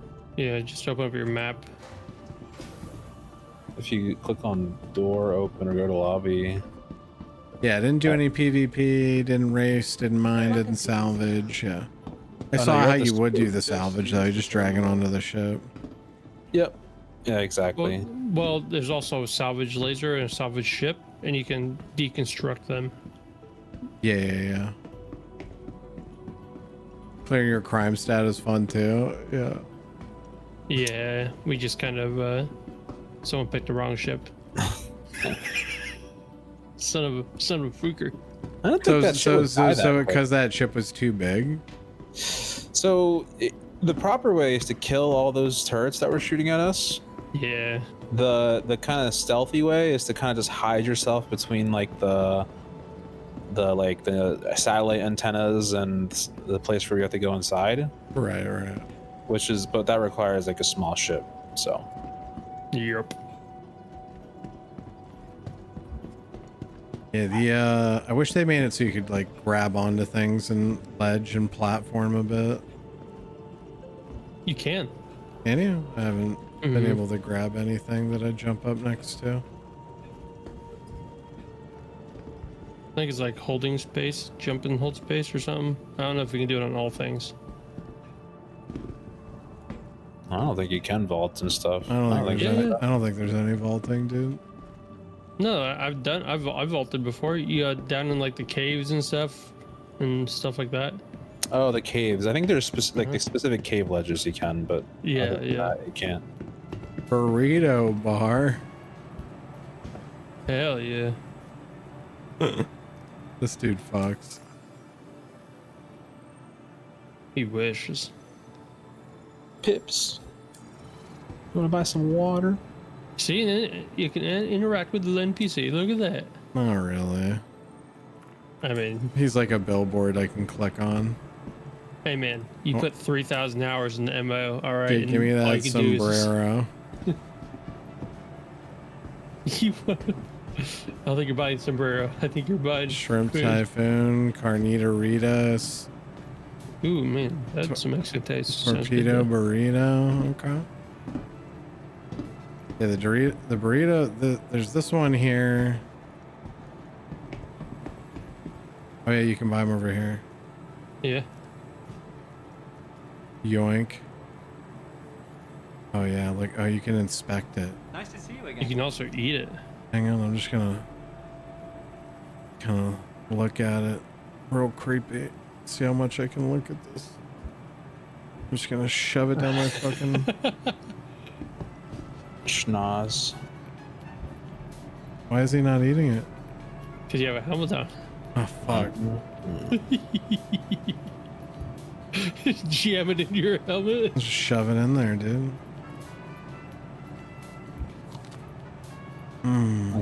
I guess we're just waiting, Wolfen. I can't mine anything. Yeah, I'm screwed. I'm just gonna log off. Yeah, don't worry about it. Timer goes down when you're logged out. Yeah. Oh, does it? Okay, that's not bad. Yeah. All right, I'm gonna swap to another game though. But I appreciate you guys chirping me. Thank you. No problem. We did, you know. Thank you for the blessing, dude. It's fucking showing me everything not to do. That's the Star Citizen mentality. You find out what breaks the game and you avoid it as much as you can. Yeah. All right, man. When in doubt, Alt F4. They have like delete your shaders folder. Yeah. It has like a lot of fucking interesting stuff. Like just the way they do the camera work and shit and like everything. Very interesting. But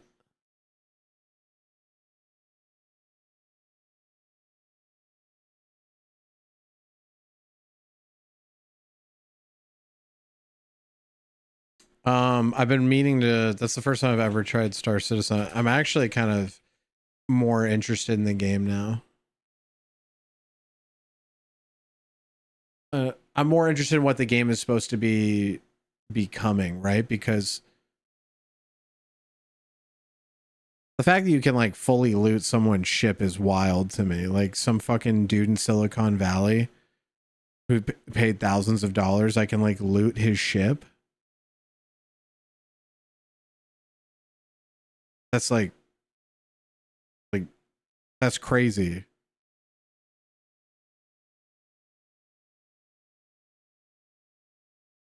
Like potentially that's like wild. How's it been crash wise? I didn't crash once.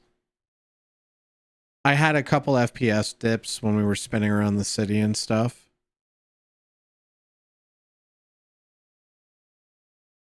Oh my god, you're on X game mode. You actually lose the ship when that happens? Damn S9N. No. Well, basically, like, so no, thank you for the T1. No, like, you could loot their weapons and guns, and you could salvage the shit out of their ship, basically. But they'll have insurance, and that would replace the ship if you crashed it or anything like that. I think that's how it works. But like, yeah, as an idea, that's really fucking cool, dude.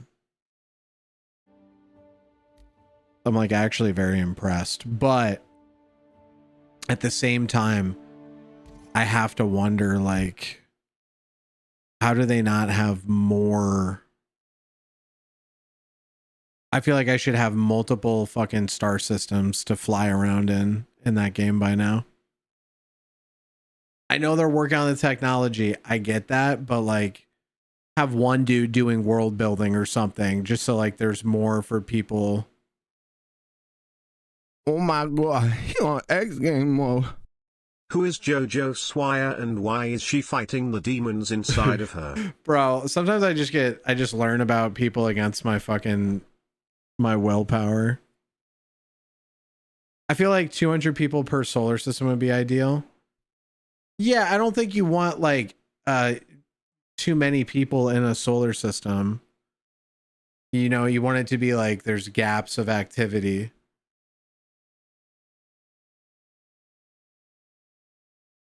Every dev that's ever talked about working on the game says the management is terrible. Bro, hang on, let me.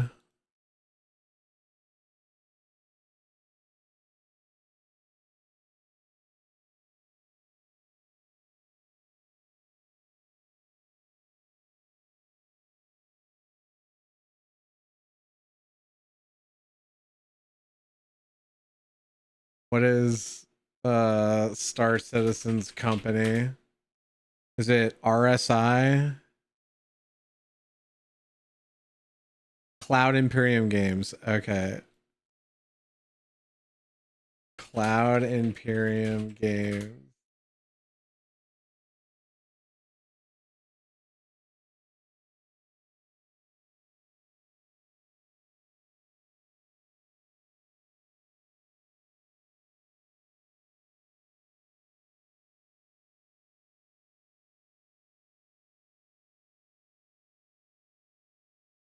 $142 reviews. Yeah, but 2.8 out of that many, that's wild.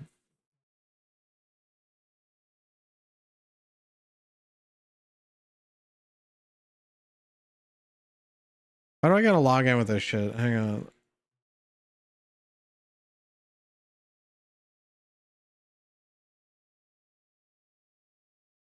No, there was one. I have to like fully log into Glassdoor. I hate websites, are so shitty. Go fuck yourself, dude. Literally, like, bro, look at this. Like, it like forced me to like log in, try to sign an account, and now it like locked me to this screen. Go fuck yourself. I'm not using your website, dude. Just go fuck yourself.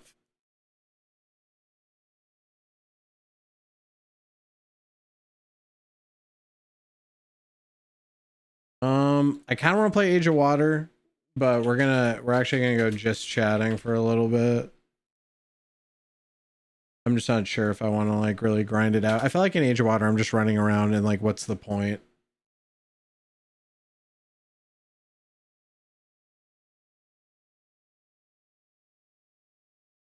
I mean, if I'm not playing the EU release, will I ever go back to Albion?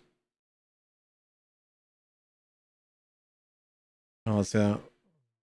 And I'm going. And warp it.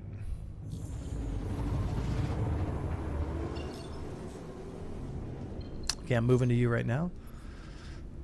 Yeah, we got a lot of ships. Yeah, let's get some speed up here, and we'll see. I'm gonna be honest. I can just tell by the way this guy talks, he's rich. Dude just sounds rich, bro. What's going on? Coming to you. Sounds like he has a boat or three. See ya. All right. Let's see. Yeah. You got missiles on you already, homie. Let's see. We got a Gladius Sith soldier or something. Yeah. I'm gonna group up with you first. Yeah, I got a few. Yeah, you got a lot of missiles coming at you. All good. Avoided those missiles. Looking for you. Yep, I'm 400 meters closing. I see you. Yeah, I see you. Coming to you. So it looks like we got one group that's kind of broken off from the rest of the group here. Yep. That's what I'm looking now. To our left here.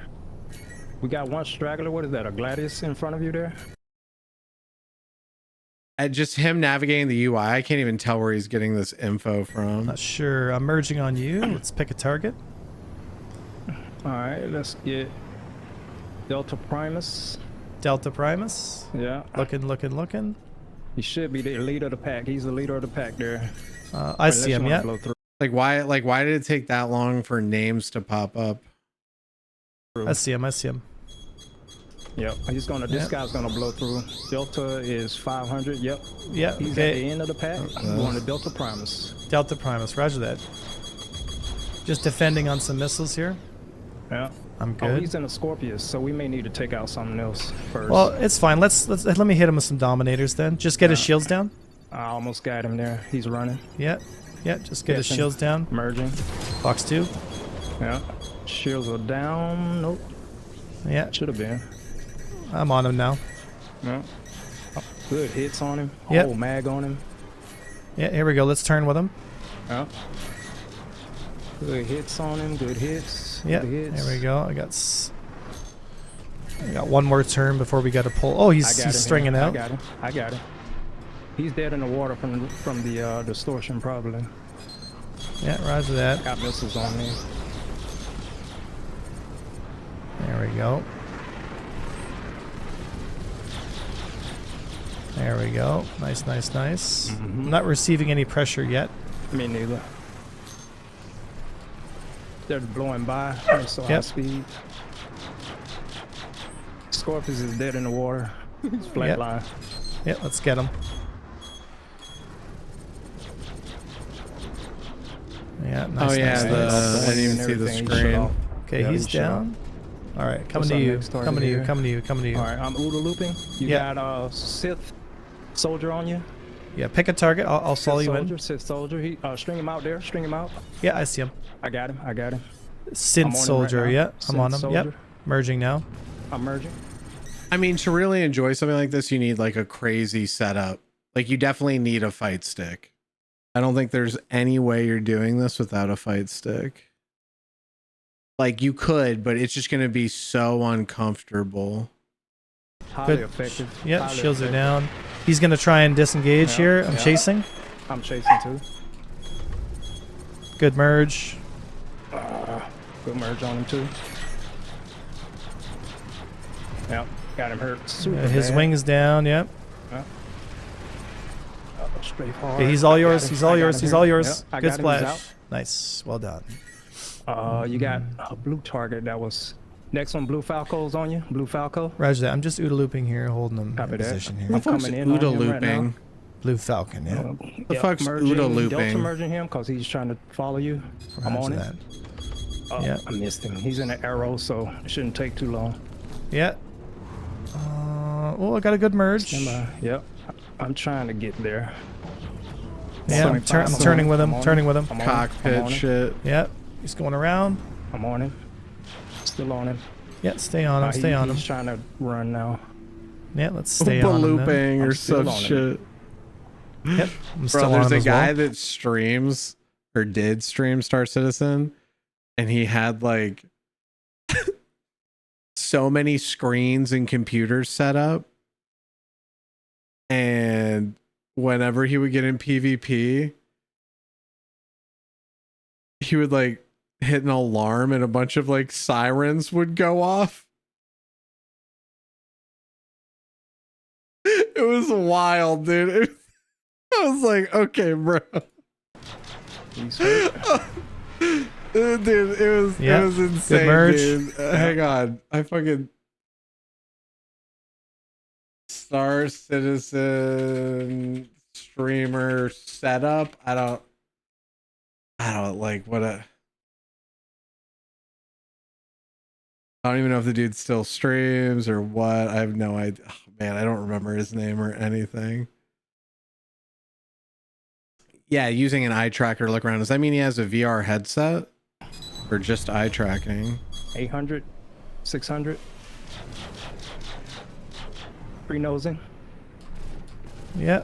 Good merge. Oh, I tagged him. Good merge. I got a good merge. Yeah, me too. Stay on him. Stay on him. Pre-nosing. Pre-nosing.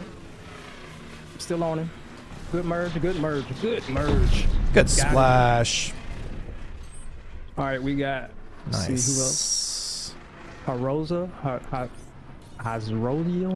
I mean, also he's saying this is a 2v12. This is like one dude coming in at a time to get 2v1'd over and over again. But I digress. Yeah, I see him. I see him. Simplex is coming in. Either that or they just can't hit these dudes at all. Yep, let's get him. Yeah, I see him. I'm nosing in now. Good merge. Good merge. Well, then what these guys that they're targeting should do is go back to the other ones. Like what? Good merge as well. Yeah, I'm tailing. I'm saddled. So am I. Yeah, he's trying to disengage here. Mm-hmm. I'm still on him. Got him. He's Good out. splash. We got one right on us here. Who was that? It looks like it would be fun, dude. I got one on me. I'm gonna string him out. Copy that. Good string. Good string. Good string. Good string. Yeah. Turn him back in. Got to merge in with you guys here. Yeah, Getting away from me. Going through. 1.8. 5, 2, 1. Yeah, Good I'm turning merge, with good him. Merge.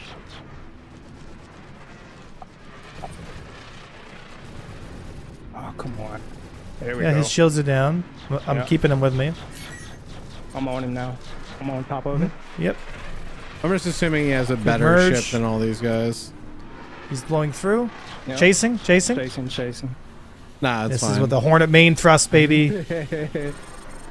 Well, I tagged him. Pre-nosing. He turned out. I think the issue is that when you have a HUD cockpit like this, right? It just unfortunately makes the battles not look good. I think that's just a reality of it. You know what I mean? Like a giant epic fight through a cockpit like this is cool to a very small amount of people. You know what I mean?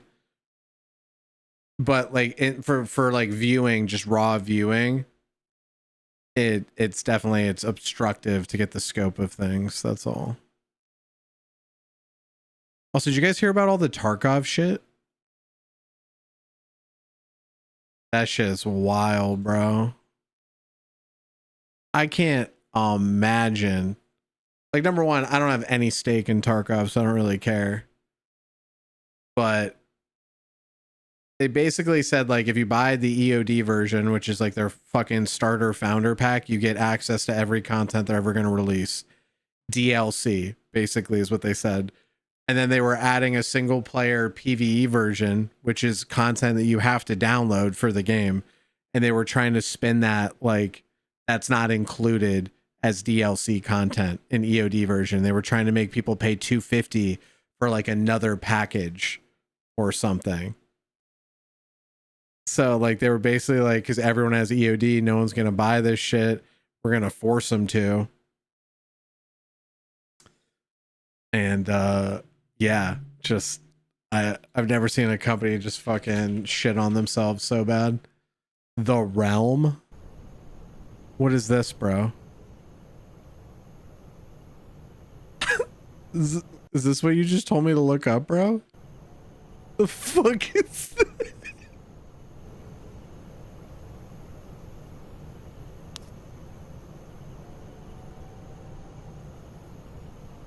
The fuck is this, bro? I think I don't know what that is. Is that some ancient ritual, dude? The Realm Online. Okay, it's not a thing. All right, great. Look, if you're going to give me something to look up, make it easy and not fucking dumb. Okay? I don't want to have to open up 3 browsers to find your fucking off-base shit. You're making me look this shit up, dude. What is up, everyone? Contagion here. You're making me look this shit up? And let's get into some combat. Here is a Ratling with 24 hit points. And combat is turn-based. This timer can be adjusted with the combat speed. It could be up to 40 seconds, but I can attack the Ratling. Now, you have a set amount of area you can move. Thankfully, we were able to close the distance. I ended that Ratling. This Contagion character is an adventurer. And dude, the character, bro? Do you see the character? And everything. Adventures are kind of hard do mode. You see the character? What's up? He's got some fucking sass going on, bro. Warriors, but nothing wrong with a little challenge. Gotta love that MIDI music.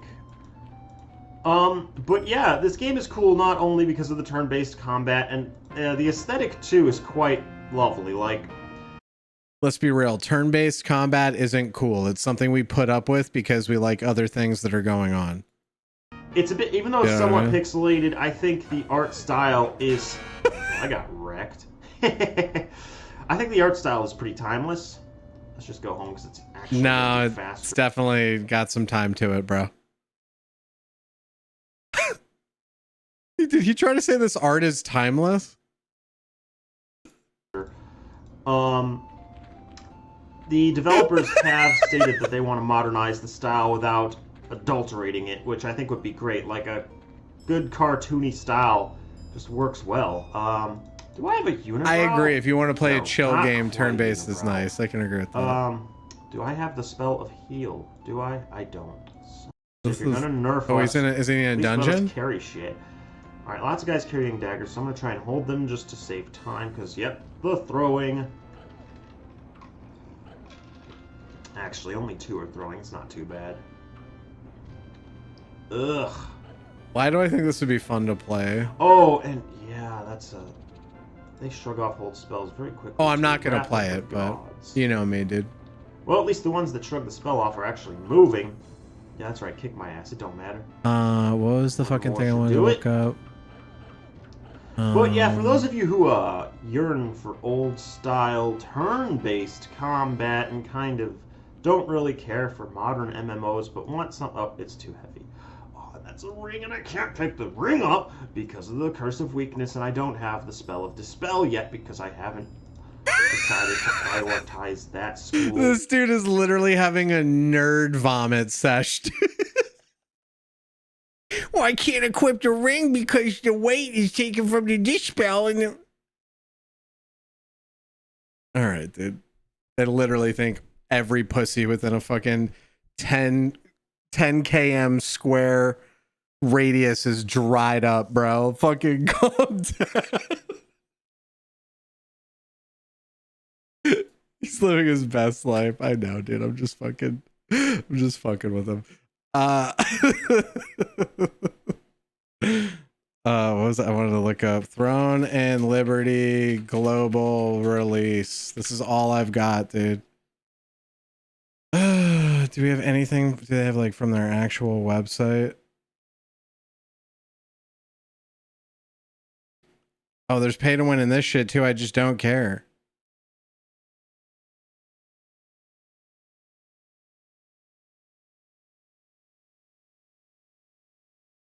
Oh, the 2D one suck my balls. That game's probably pay to win as fuck. Heard Starbase got updates. Apparently not to the player base.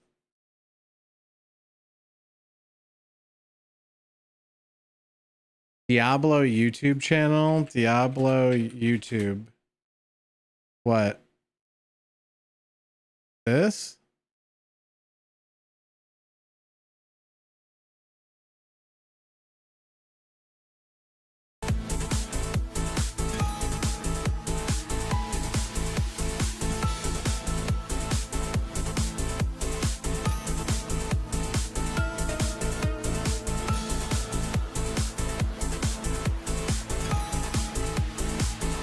Bro, there's only 30 people watching this.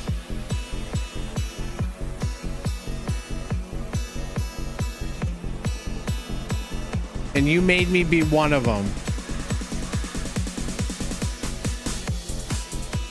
I think the crazy part is that someone working at Blizzard decided to do that instead of work on the game. I think that's crazy.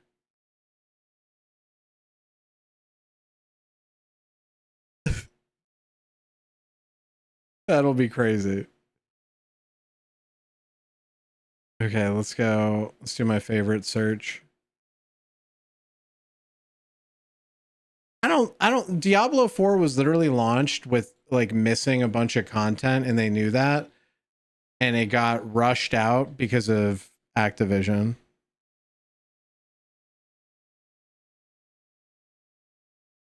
Abyss Online is really bad, I'm pretty sure. People were saying Reign of Guilds made it look polished, or it made Reign of Guilds look polished.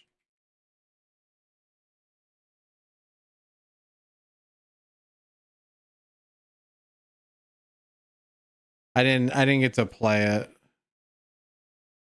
but I heard D3 was way better than D4. Not originally, maybe eventually, but D2 is better than both of them, right?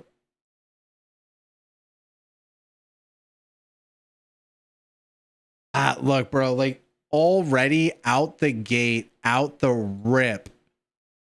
It's just, I think they're using default asset packs.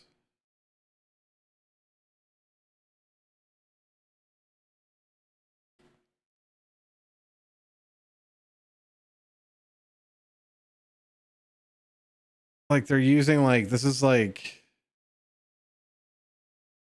I don't know, dude.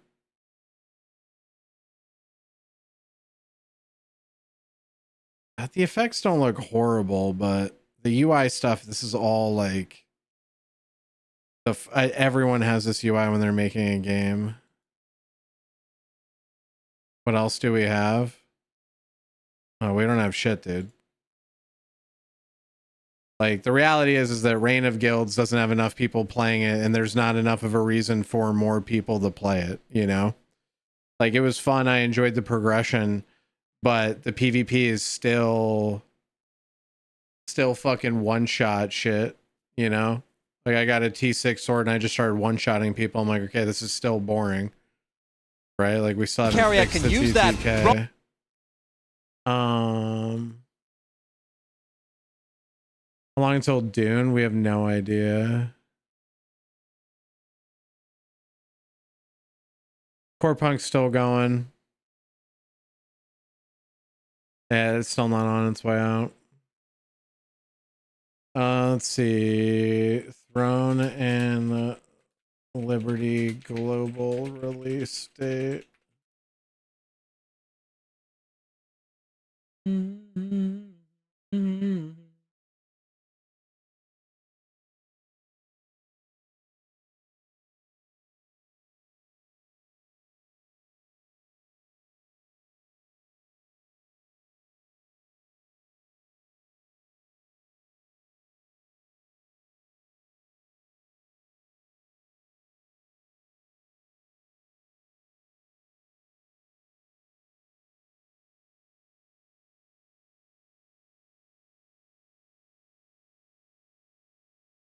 So they say including information about the game, its features, announcement date, and live release plan. That means they told people in the closed beta date, the closed beta test, when they were going to release.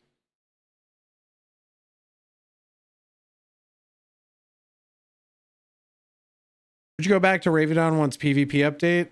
I just like, what? Am I going to grind fucking 20 levels? Like all of the grind I've done again in Ravendawn to be able to do the PvP? I don't know, man. Like we all stopped. We would be so far behind. Like how are we going to be involved in any of the PvP?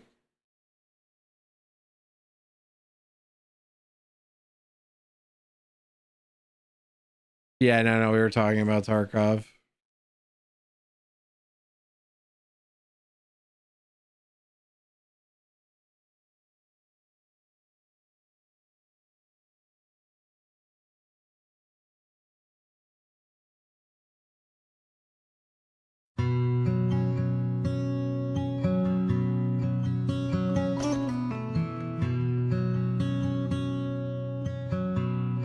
This is a music video by NC When Soft. sunset fell on a rye field, it painted everything in red. She could get it, but like in the 1300s. On the hill, Anyway, super random. This is just on Throne of Liberty's website, dude. Why is this here? Thanks for joining us on the closed beta test. Here's a song from NC Soft. What? as a small token of appreciation. Hey, bro, just give me some in-game currency. I'm good. You know, it's obviously part of the soundtrack for the game, and they did a video for it. Yeah, I'm messing with you. Yeah, that's obviously it's in the game, dude. It's still really random though. So they don't have any dick for news. Ugh. Ugh, just give me a date, bro. Yeah, I can't do Albion. If I was gonna do Albion, I would have done it when they did the early access shit. I'm definitely not doing it now. Also, like, I don't really want to fucking play Albion with 200 ping, dude. Rumors are saying in July.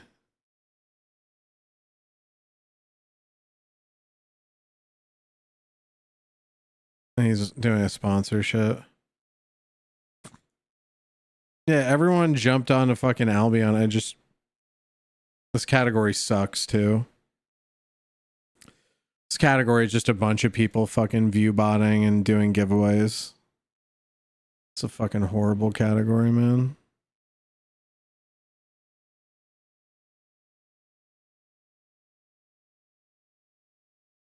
Yeah, I just can't go back to it. I have said that, you know, if Albion did like a classic server, I would jump on that. I mean, they're drops. They're not.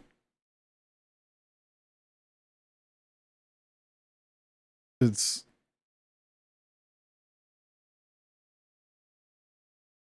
yes, with the old GVGs, yeah.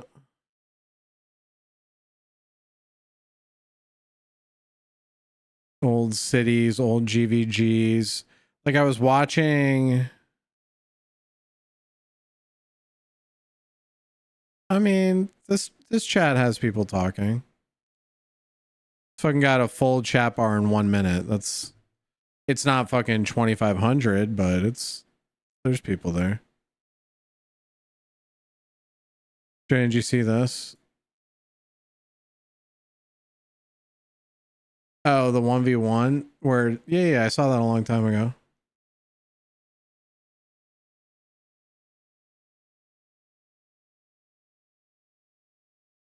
Yeah, I just I don't know, like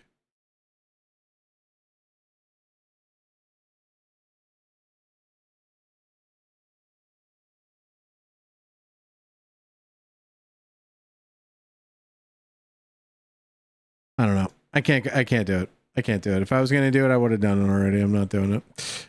All right, close that. Close that. What we got? Let's get wiki wild with it.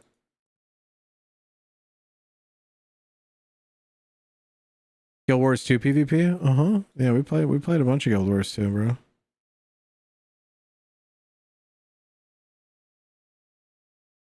Yeah. Dude, I'm sure a bunch of people want to see me play Albion, dude. I'm sure.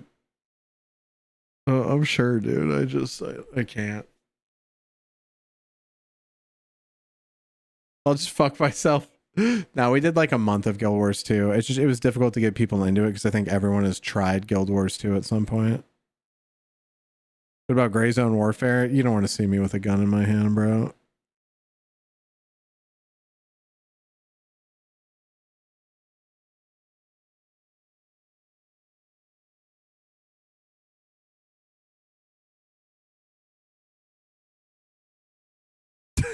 I mean, true, they do want to snipe me, but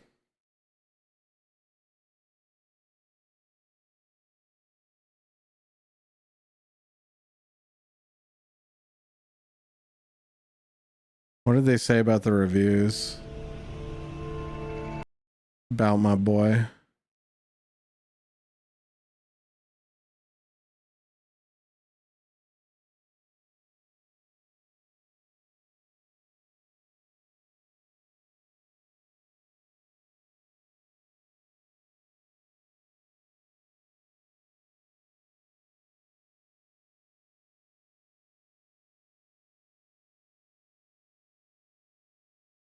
awful game physics. I think they're good. It's just kind of cartoony.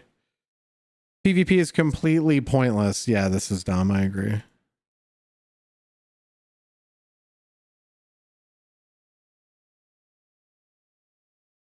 Yeah, the PvP feels very, very not well thought out. No, not having adjacents. Yeah, it's just like a weird thing to be upset about. Like your 3,000 cargo ship boat flipping in the air. Like, I think it's funny. I think it's funny.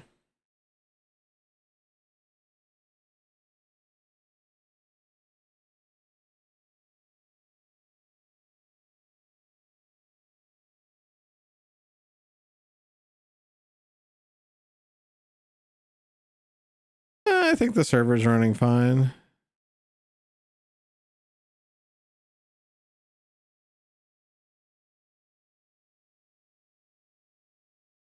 Gun depression, the game's horrible physics. Dude, he's bitching about the fact that a wave moves your cannon shots. What, dude? What? That's so stupid, dude. Knockoff Arc for $8, Wild alone. 5 user reviews. No. Sky Children of the Light. That sounds like a fucking sex game or something, dude. Just too weird of a name.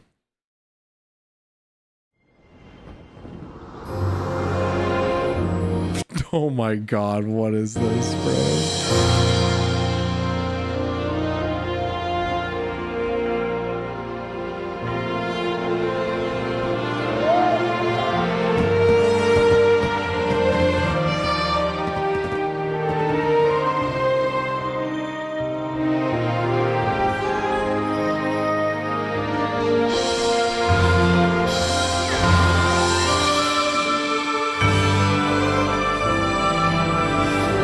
If it's 260 million downloads, it's a mobile game.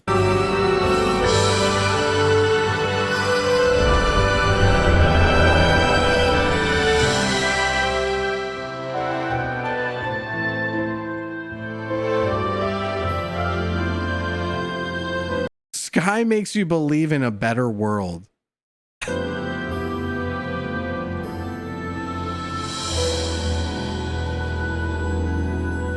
Calm down, bro.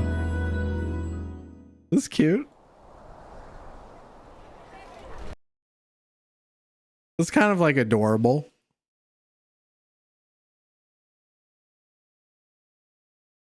Life's a journey, you know what I mean? Kind of beautiful, right? Let's do my store. Yeah, she ain't gonna get it. Have you seen Farah?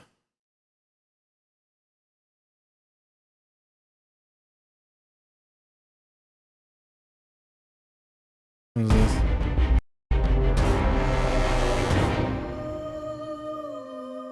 Hi, this is Peter, the head of production at Massive Damage, and I'm going to show you a little bit of our upcoming game, Farah, The Sundered Tribes. If you haven't seen Farah before, it's a combination of co-op monster hunting, open-world survival craft, and a tribal colony sim with a heavy focus on aerial mechanics. This is my village here. This is where I manage my tribe and where they craft all the equipment and potions and weapons and food, you know, all the stuff that we need to survive in Farah. We're out of harm's way here. We live on a magical floating island. It's surrounded by friendly sky whales, but when I go to the underland below, that's when things get a little bit more interesting. The world of Farah is designed to be kind of a jungle gym for aerial mechanics. You can chain together moves of gliding and tethering to achieve really fast speeds, and it's a lot of fun to see your friends zipping around you, soaring in the air like your fighter jets. But right now we're on a mission to track down a Groktuk's egg, which we've located here. This is going to involve us fighting a large Groktuk, so you can see a little bit of how combat works. Our combat design also retains that aerial focus, so in addition to physical attacks, our monsters also attack you with elemental bullet hell style barrages, which sort of test your mastery of Farah's aerial mechanics. In addition, you can also cling to the monsters and attack their different body parts, and even saw off craftable trophies mid-combat. This looks cool. But as I mentioned, today I am on a hunt for a Groktox egg, so while my friends have him distracted, I'm gonna go find it. When the time is right, I'll be able to hatch the egg, and I'll gain a new addition to my beast menagerie, who I can then bring into the Underland to help me out in all sorts of ways. So that's a little snippet of what makes up our game. If you like what you see and you want to find out more, give us a wish list and follow us at Play. Yeah, that seems really cool. I just don't know what it is. You know what I mean? And that'd be fun for if that's a PvE game, that'd be fun for a playthrough. That looks really cool. That was a good one.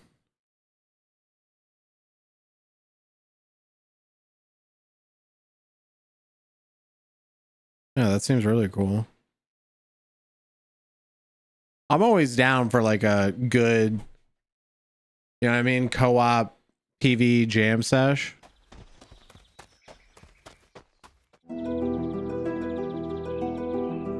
Okay, so we're gonna do this new thing. You guys can't look ahead of time, okay? But this is an MMO that launched last year, pixel art. Okay, we're gonna guess how many people are playing it. You can't look it up though. That's not fair. Dead? Farah. -2? Okay, not bad. 257. It peaked at 257 19 minutes ago. It's more than I thought it was going to be honest.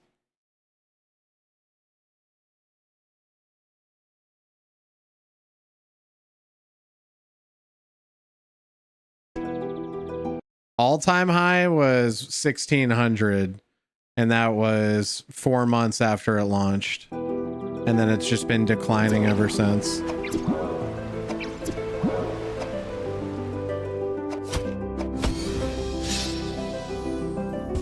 Oh, it's mobile and PC. It might have a shit ton of people playing it on mobile. No. The mobile client won't count on Steam clients. This could have a shit ton of people playing it, which is the crazy part. It's from eBros.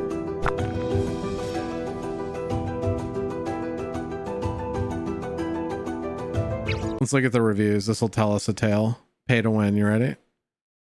Grind is slow but feels good. Playing has been delightfully nostalgic. 100 hours on record.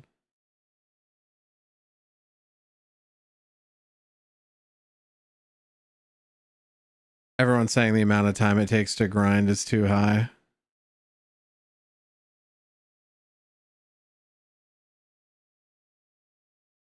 That's kind of interesting. You think they can slant that to the left 45 degrees? Revolutionary thought.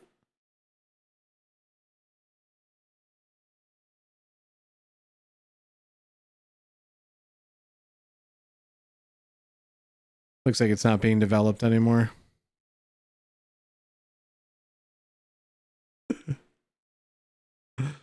Doesn't look like it's hitting anymore.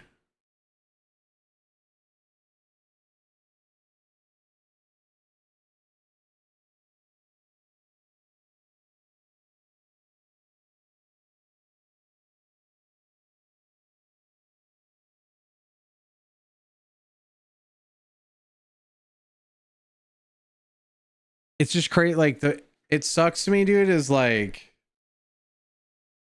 Grawl Online, bro. Shut up. Shut up, dude.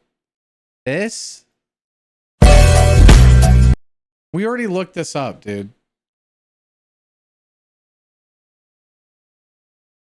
We already looked this up, dude. This one with like stick figures and guns, dude. Yeah, this is a game from 2012, dude. 2D Darkfall. There's no way this is... Hey gamers, welcome back to my YouTube channel, and today I want to talk about one of my I think we played this at some point. Favorite classic MMOs of all time. So if you know me, you know that I'm into my retro gaming. And when I was a younger man, this game took up many, many, many hours of my time. So this is called Legend of May. Legend of May. Three Heroes. But the original UK server got shut down so many years ago. But people are still passionate and love this game so much that they brought out private servers. And this is one of the best servers I've found. This is called Artificial May. And it's got the new updated classes. Artificial This is May. still very big in China. Very, very big in Korea. This game is a cult classic. People love this game so much, and it's very easy to see why. I'm addicted to it. I always end up playing it all the time. It's going to lead you into the character creation, and I'll go over that right now. So let's get into that. Okay, so in Legend of May, back in the day, you had the warrior, the wizard, or the Taoist. But this is one of my, like I said before, it's one of my favorite games of all time. So when we create a new character, we're given all these options. Basically male or female. We've got the warrior, which is an archer, a quest system. The world map's pretty big. This is just one area, and I'll come and demonstrate a couple of the areas for you. So this is one area here. And when I said the map was big, this is the world map. This is the area where we were, the beaching area, right in the middle. It's a massive world map, and each one of these areas is huge. Also, it's got many other features. It's got a pet system in it, so if you're playing as the other class... I can't. The way the NPCs... I'll demonstrate that in a moment. It's got a pet system, and it's got a hero system. So once you get to level 22, you'll get this armor here, the heavy armor. Frog noise. And you can get, like, the power axe. I would probably enjoy the shit out of this. I'm not going to play it, though. Let me see.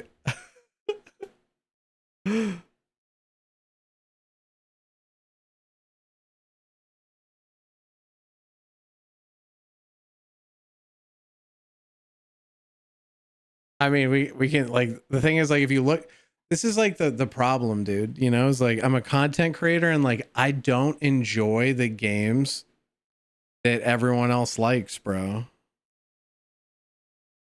I just don't. I don't. Like, I think it's dope that Fallout 4 is getting a ton of people playing it again, by the way.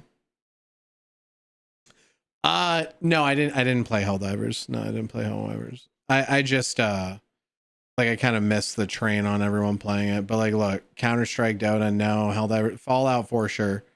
Call of Duty, no. Used to play this when I was 12. Destiny 2 is better than I thought it would be, but no. Baldur's Gate 3 would be fun for a playthrough. Crab Game has 66,000 people. Manor Lords is just like a city builder. Not really. Not really what I want. GTA 5, Rust, Lost Ark, Fallout 76 is pumping. Dude, how is Unturned always have this many people on it? This is just like a fucking Minecraft mod. This is just a Minecraft mod.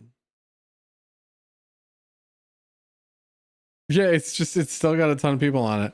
War Thunder, Governor of Poker 3. Sid Meier's Civilization is still on this list somehow. RimWorld. I've never heard of Dragon Icon, no. Elden Ring, Football Manager, Dead by Daylight, Final Fantasy, 7 Days to Die. It's like all the same games, bro. This is a JRPG.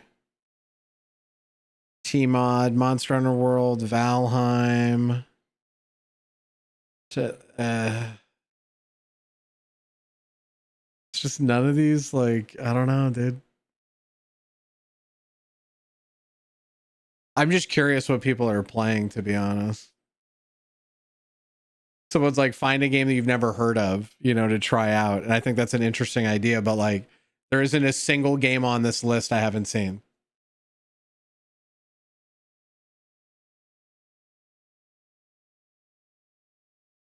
Crosshair X?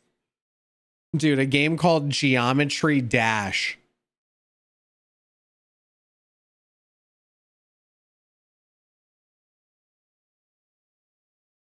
EQ TLP, what's TLP?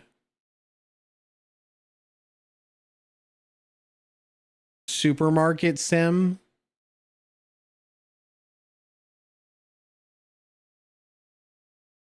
This is starting to drop off. The whole pay to win thing in that game was fucking so ass, bro.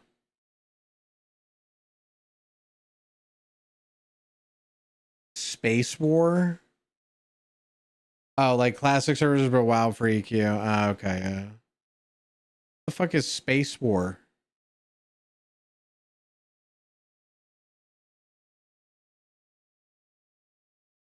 Huh?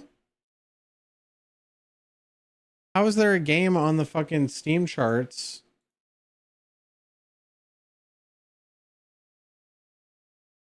Oh, this is people are playing pirated games in Steam?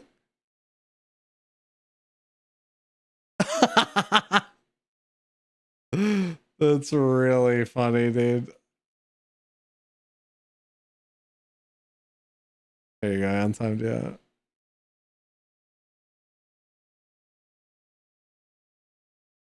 That's funny. Don't Starve Together.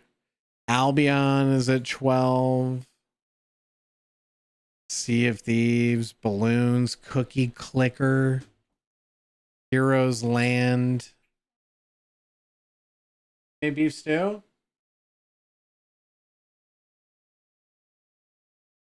Thank you. I ate that. Bro, try Albion. Yeah, I played it before, dude. Heroes Land.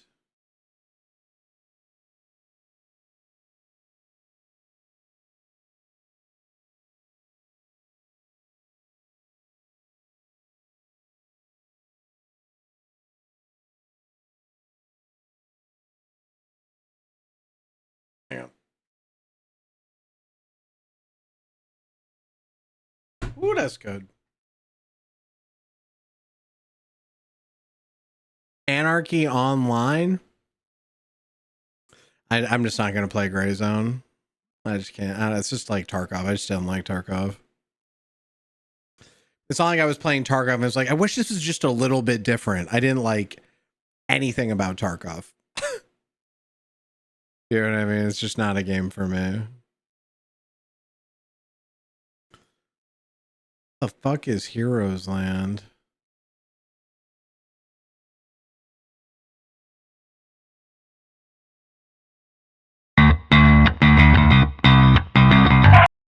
Now, MMO PvPvE, fuck off, dude.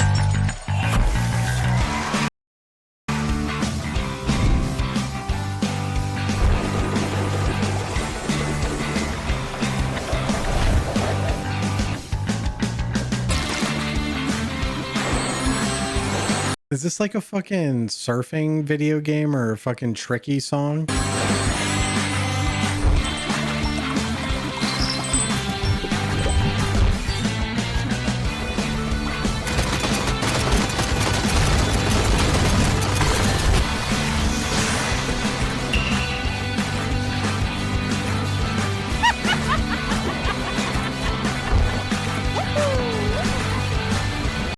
It's like one of those games where they got like Princess Peach in there.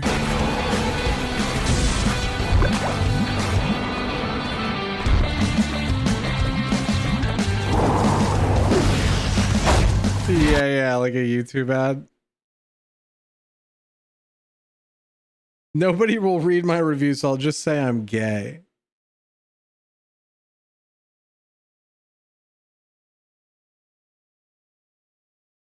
Please join. We need more English speakers.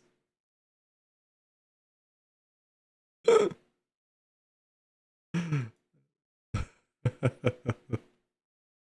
there's just like when you search MMO on fucking Steam, it's just like a bunch of garbage, dude. There's no like hidden MMOs in the rough, really, you know? Like new MMOs come out all the time, but they never really get enough players to really be an MMO. Conqueror's Blade, dude, people try to get me to play Conqueror's Blade so much. So much.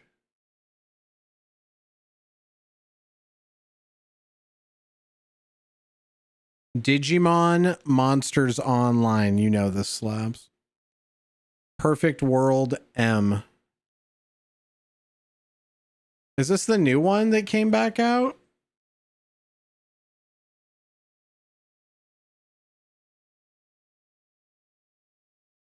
That's not the new one, right?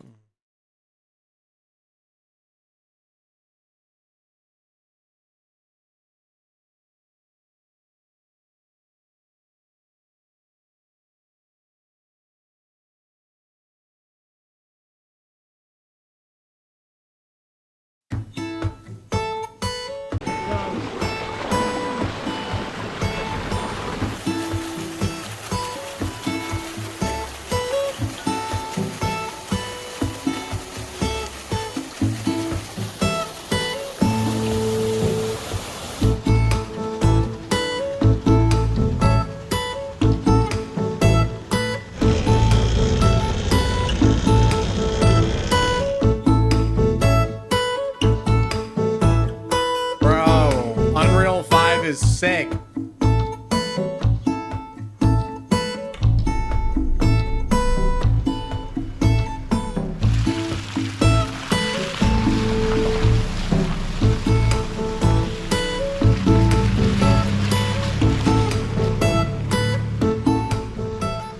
So I am here with neighbor Al, aka DB Cooper. For those of you that don't know, Al and I rebuilt his water wheel about 1 year ago, almost exactly a year ago. Was it? Yeah. All right, so our plan today is to take this old wheel out of here and roll it up to the shop where we can work on it and assess the situation. Oh, wow. Routed away. Yeah. So the plan is now to just take this thing apart. That's going to be the new one. The new one here.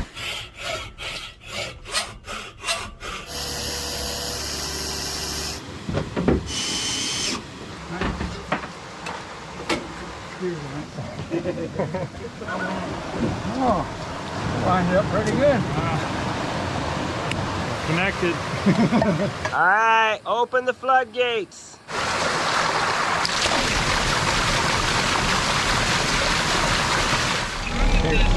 13.6.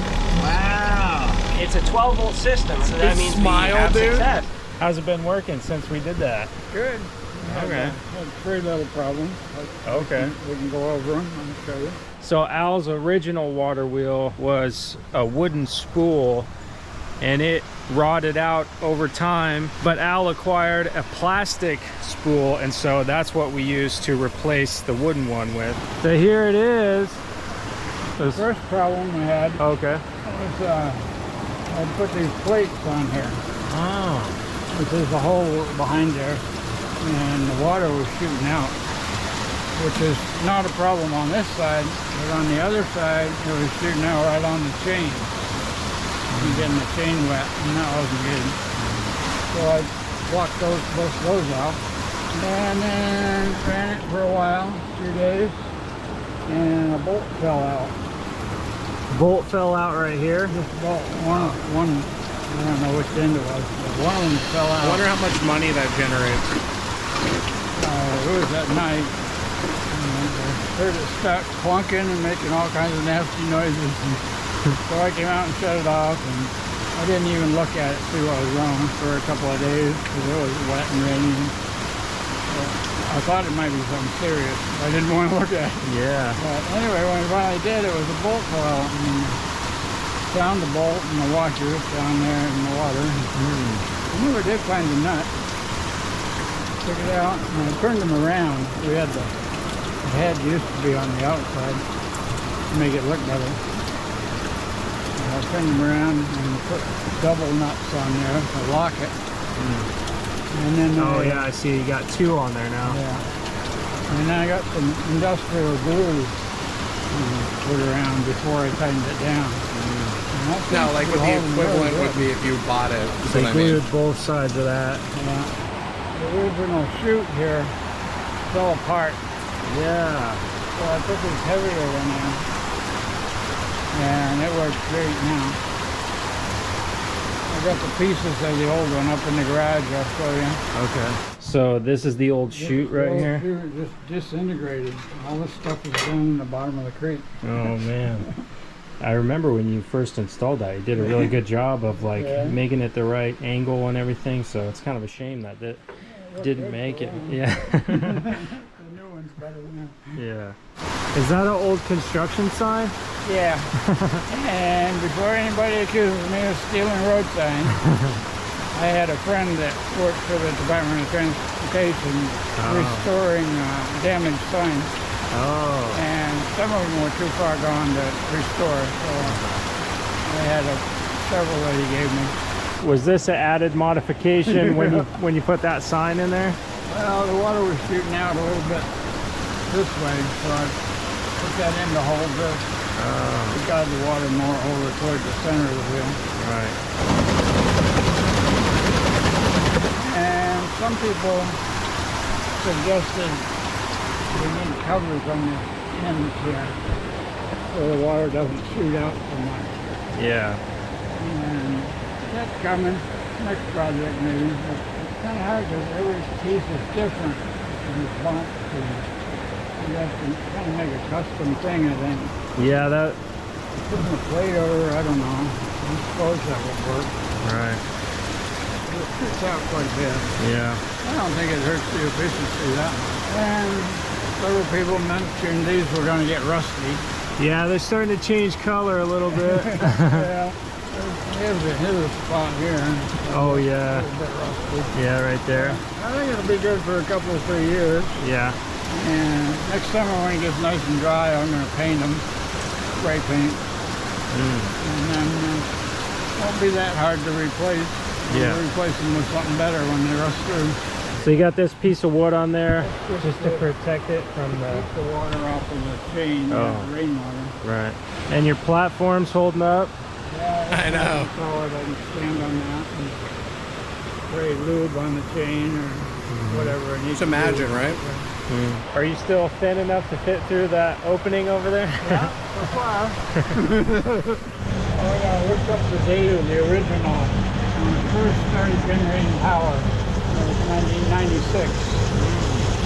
In the winter I only do this in the dark about 9, 10 at night in the rain.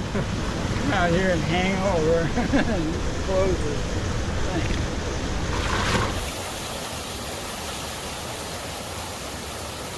Does that have like a power bank he's filling up?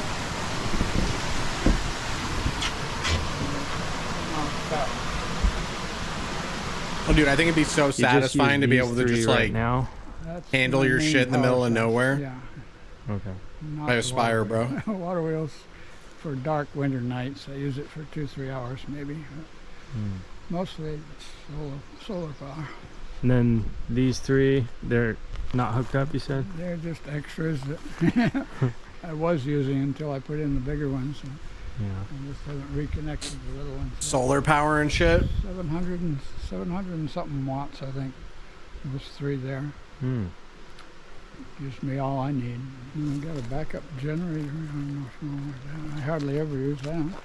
Yeah, because my inverter is only 800 watts. Or if I have a party, you know, and have all the lights and TVs and stereos and a lot of stuff on, then I'll run the generator. You only have to run it just once a month just to keep it from getting moldy. Yeah. You don't really. Oh, winter would suck. In the winter, if there's not enough water to run the water wheel. But run it once a week. if you're living like this, you know, Maybe. you know how to handle the winter. How long have you had this generator here? A long time. Oh, so good. Years, maybe. Wow. 25 years. Oh my goodness. Oh, it's been great. It just starts on the first pull usually. And all it takes is just regular oil changes and... Yeah. When I remember to do that. Yeah. It's a Generac GN190, 6.5 horsepower. 3,200 watt. 3,200 watt. And Al's got all kinds of cool little shelters out here. He sheds full of junk, but sometimes it's useful because I am in need of stovepipe, and Al happened to have a piece that I think I'm going to use to go out of my roof and a cap to go on top. So it's junk until you need it. a hard time throwing anything away. So this is your backup Yeah. Outhouse here. The other one's kind of full. It's time to swap. So this one's been sitting for 5 years now. Really? So I just dig it out, close the other one down. So do you swap the sign when one is not in use? Yeah. Close. Proceed to number 1. Change the arrow to the other direction. And that's the sauna. Sauna cabin. Yeah. When's the last time somebody used this sauna? Well, it's been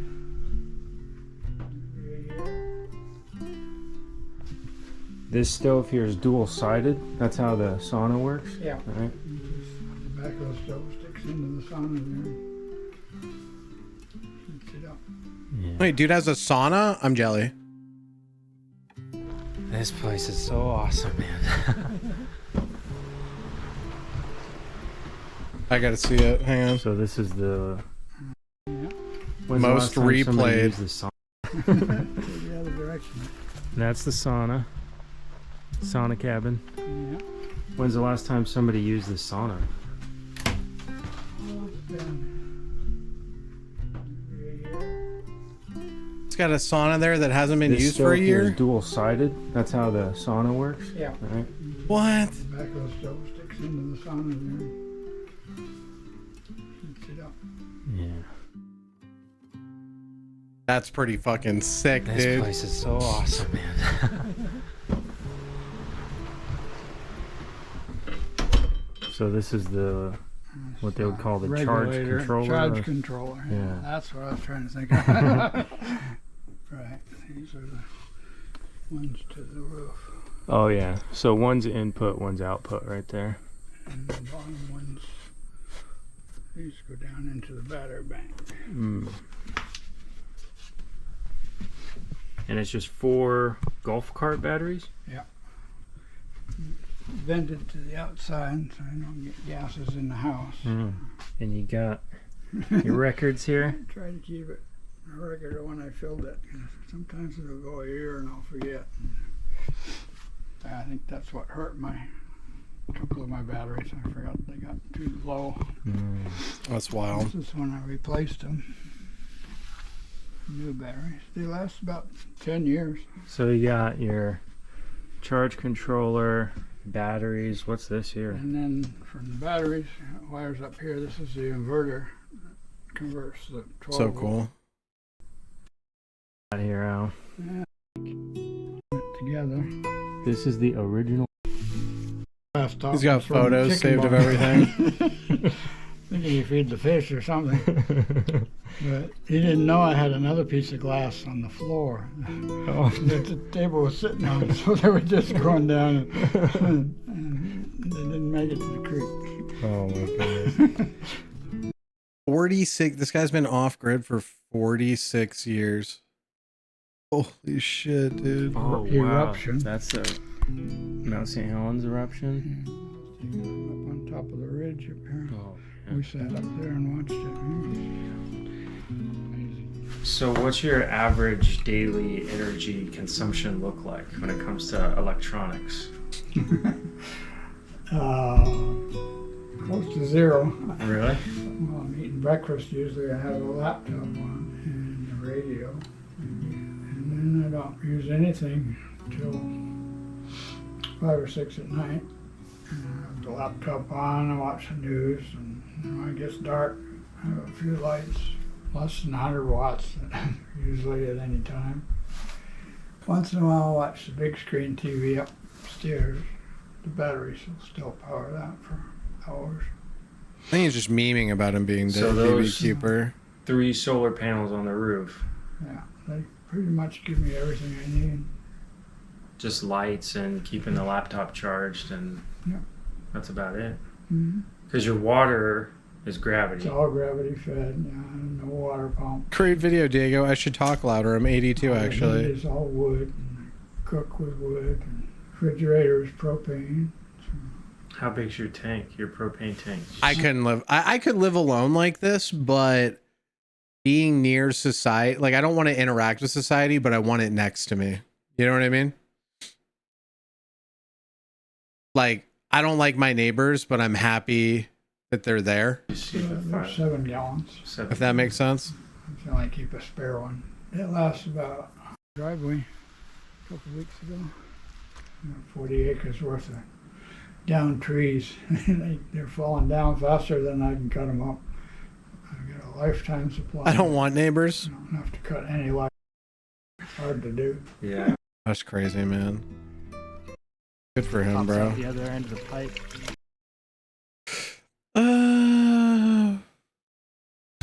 Nudity free to play. That should be it.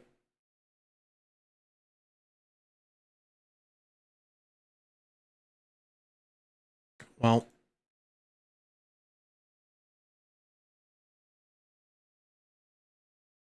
On the homestead, you need neighbors.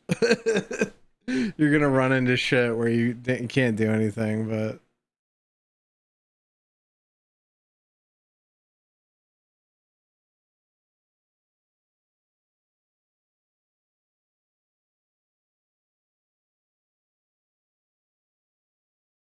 I used to jam Adventure Quest.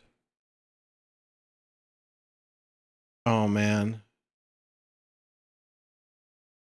Ashlands? What is Ashlands?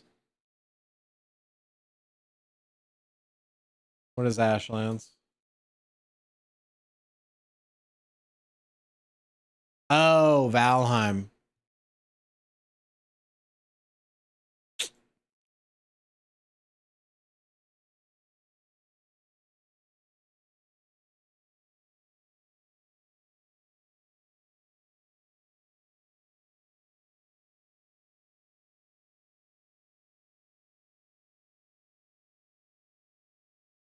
Yeah, we weren't able to get the MMO working though. The MMO mod.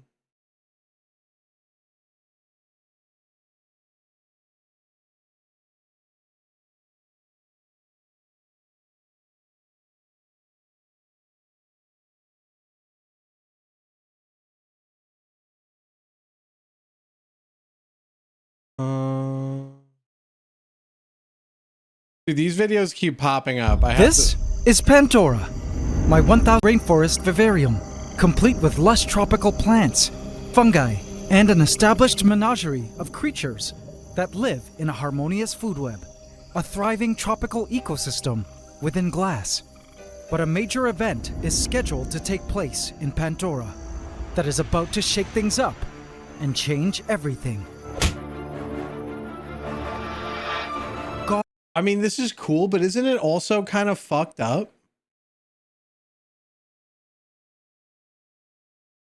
Isn't this also kind of fucked up? Like you built this little ecosystem and sometimes you just try to kill it? Goddess Lady Deathstrike. The hour has arrived.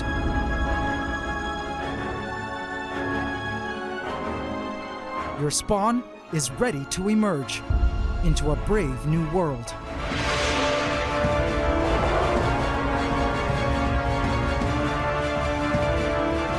I think huntsman spiders are poisonous. The age of Arachnida has finally come. Welcome, my 400 huntsmen of the apocalypse. Sure, this stuff happens all the time. Yeah, yeah.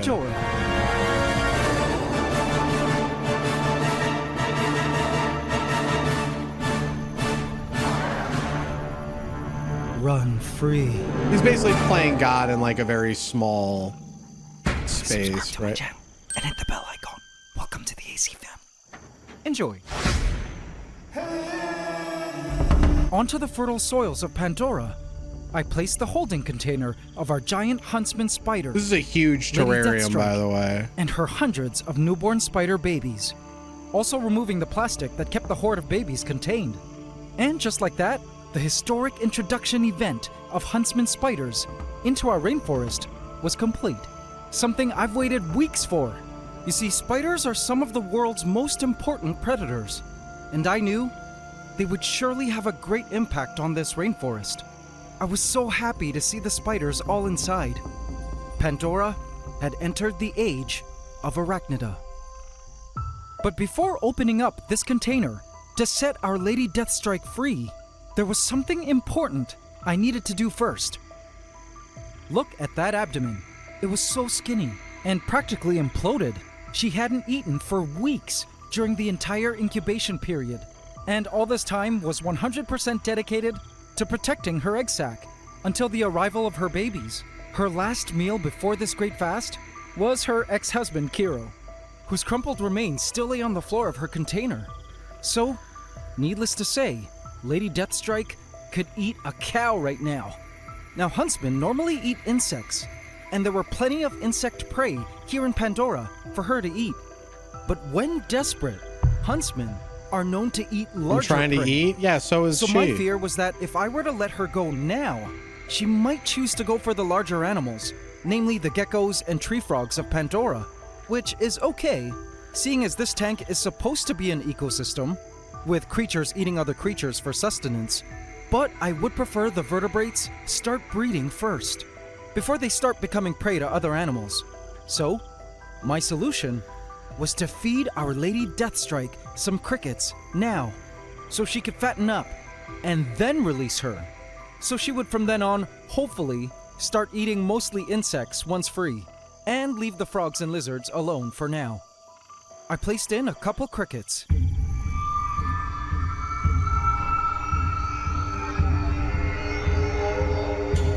Okay, wait, just put the crickets in, dude.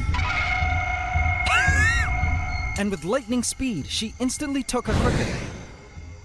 It struggled in horror and pain as Lady Deathstrike injected her venomous mix of paralyzing neurotoxin and digesting cytotoxins. This cricket was dying a very painful death as it flailed its legs in a hopeless attempt to escape. Lady Deathstrike could feel the vibrations of the second cricket nearby, so she approached it. With the first cricket still Being in her an mouth, insect sucks. the dying It's pretty cricket quick, could do though. nothing else but watch as its friend was next on the Dude, huntsman's yeah, menu. you could tell this dude is literally rock hard watching this.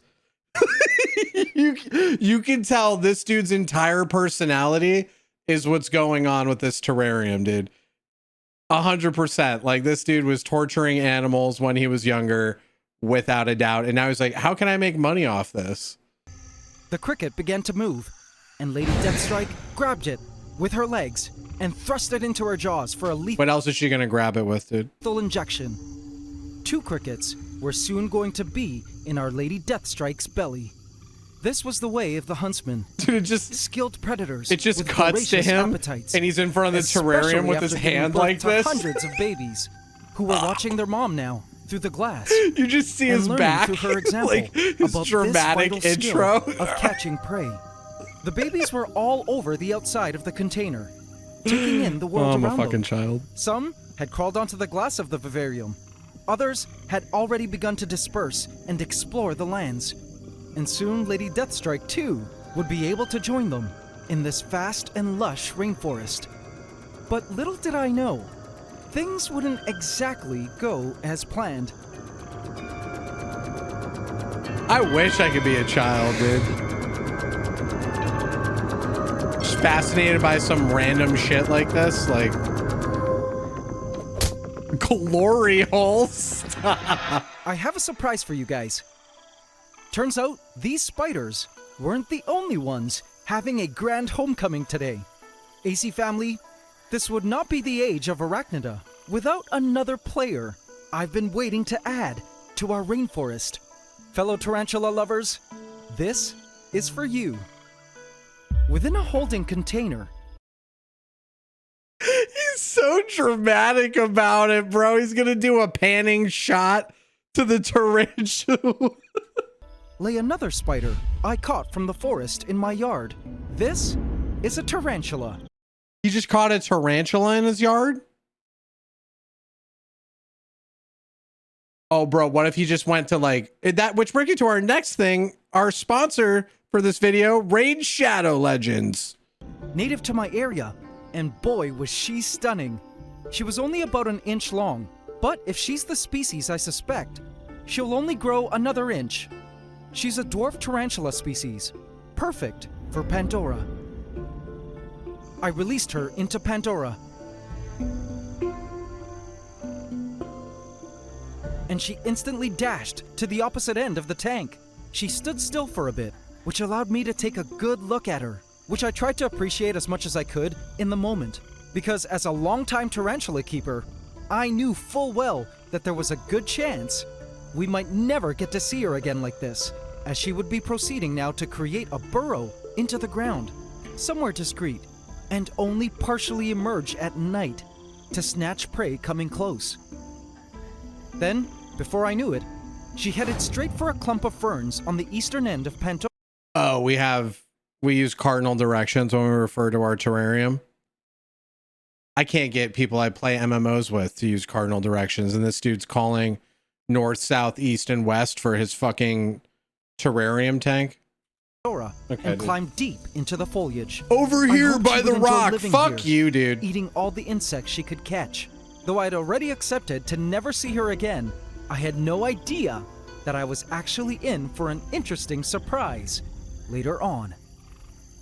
But meanwhile, as I saw our tarantula disappear into the ferns, I spotted another predator that was now well established in these lands on the hunt. A land planaria slithered along the glass. These things are my worst nightmare. It reached around in search of prey. In case you're new to these guys, these land planaria belong to a family of land flatworms called Geoplanidae, and they're carnivorous. They feed on other invertebrates by hunting, attacking. Dude, that just looks like a tail that was cut off of an animal that's like still like alive. You know what I mean? That doesn't look like a leech. That looks like something that was cut off. And capturing using physical force and the adhesive and digestive properties of their mucus. This guy's worst nightmare is probably going to his 9 to 5 at fucking Target. Actually, nah, he ain't doing no 9 to 5s anymore. 5.6 mil? No, this homie's never working another job in his life besides flexing in front of his terrarium. I saw one eating a newborn cricket freshly hatched from its egg. So nasty. What I do find cool about them, though, is how they move. They don't squirm like earthworms do to get around, but rather move by way of microscopic hairs called cilia that push the worm along smoothly. Oh, I spotted a springtail. It better watch out. Oh, it managed to hop away. That was close. The worms actually have a pair of eyes, as you can see there. That baby cricket better watch out.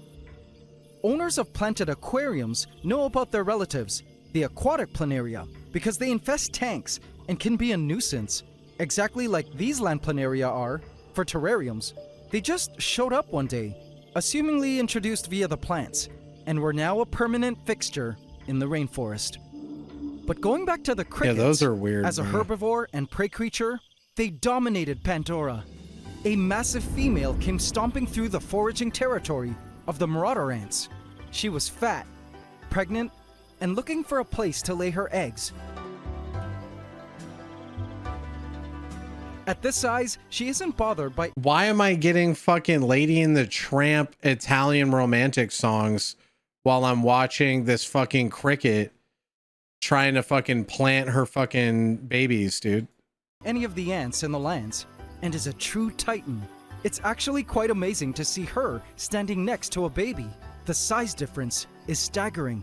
Is it romantic? Is chasing her away here, as these are restricted foraging grounds of the marauders. Only smaller critters allowed here, like baby crickets and soul creatures, like that springtail. With her ovipositor, the cricket feels around the earth for the softest soils into which to lay her eggs.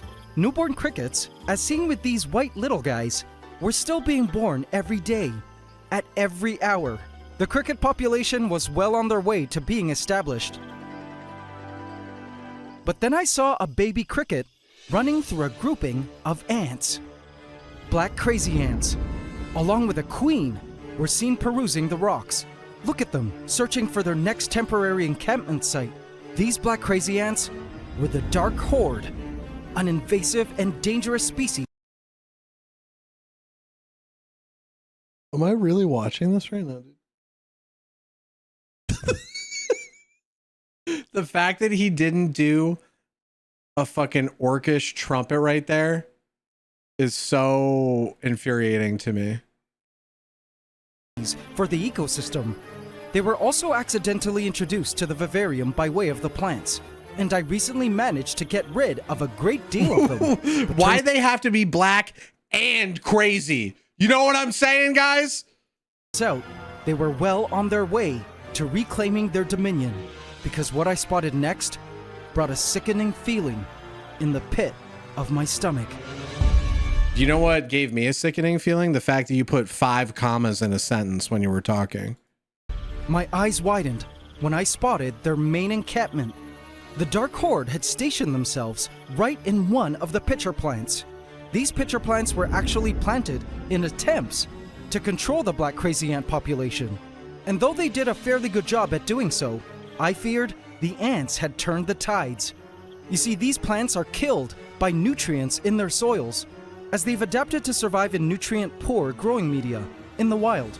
With the Dark Horde here, the ants were— So you're telling me we have to control the crazy black ant population, and the best way we can do this is with a plant?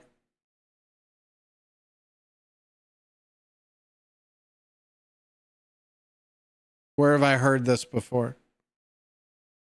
Only pooping somewhere in the soils, and thereby killing the plant. I really hoped our pitcher plant would be able to survive them being around for a bit. And look, I even see queens in there. No brood yet, but nevertheless, the threat of the Dark Horde returning to power was imminent. I didn't watch any of the previous episodes. Looked like they had a plan in mind. Little did I know, they did. Plans to reignite an ant war. But this time, with some new opponents. We're just coming in midway. What's the counter to ants? Nothing, dude. The babies began to move, little by little at first. But more and more the spiders grew in angst to begin exploring the world around them and practice moving around with their new, inexperienced legs. I like how this dude is giving us baby goo goo gaga music for the poisonous spiders. Literally giving me like the noise you would make when you're watching a kid like in a crib. They were also beginning to discover just how fast their legs could actually move and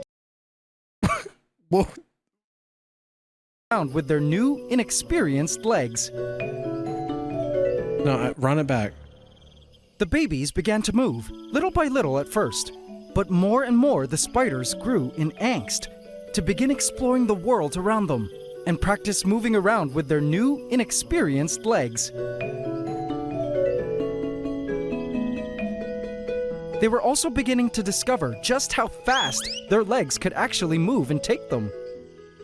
Lady Deathstrike was still working on her 2 crickets, taking her sweet time. Now, a lot of you— Bro, do you think he's just sitting here like for 20 hours filming this? Because like to make a video like this, right, you have to take a lot of footage. A lot of footage to make a video like this. You were concerned that adding 400 baby huntsmen would kill the ecosystem and eat everything. However, have a look at this. See the size of the moving babies? As we move further and further back, you can start to see the true scale of the vivarium. It's a— That thing is fucking huge, bro. That's actually huge. He's got like almost 6 mil subs. Massive garden, even for a spider the size of Lady Deathstrike. As for the babies, they were actually quite stunning, with the most beautiful stripes, inherited from their father. They each had 1, 2, 3, 4, 5, 6, 7, 8 eyes. And as you can see, they're easily excitable. It was hard to capture their movement bursts in focus. They were so fast. But more and more, the spiders became comfortable with using their legs. He probably has a bunch of terrariums, different projects. It's such easy content too, because you just be like, oh, look, I got a fucking rare African beetle. You know what I mean?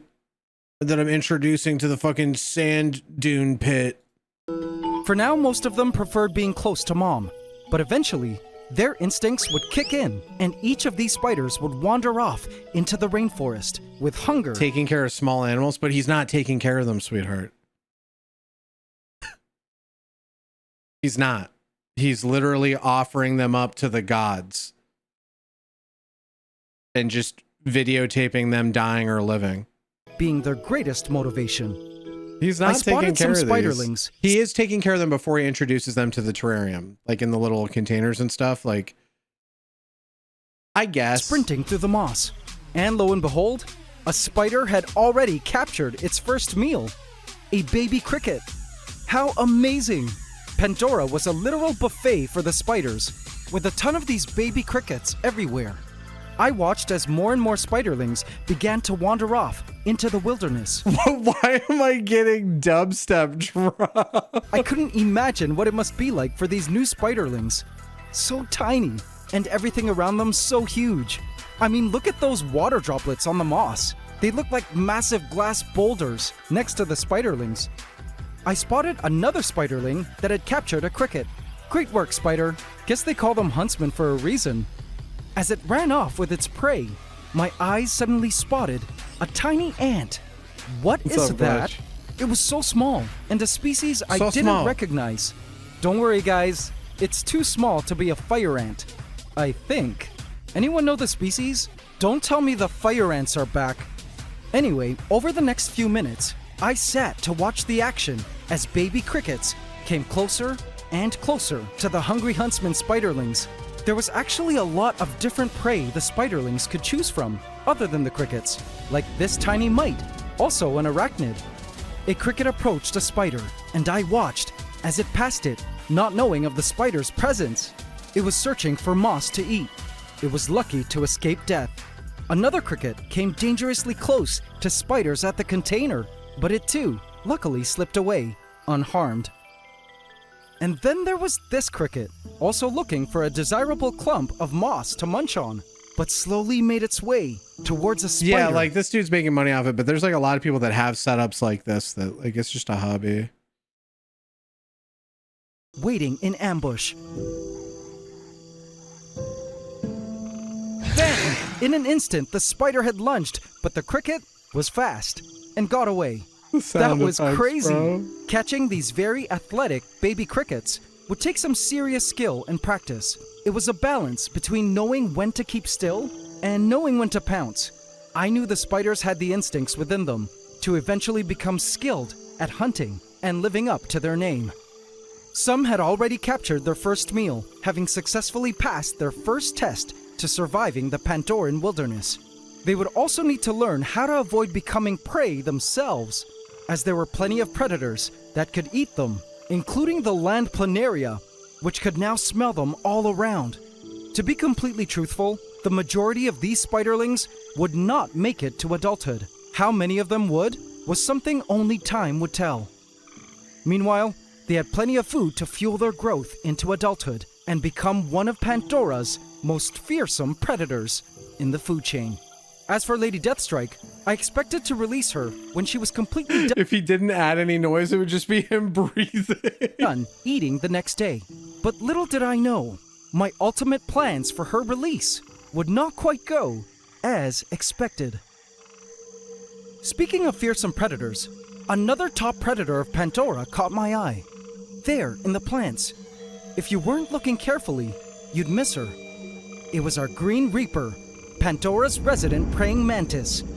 He really likes to give these like the nerdiest, deathly names he can, dude. Her beautiful new wings.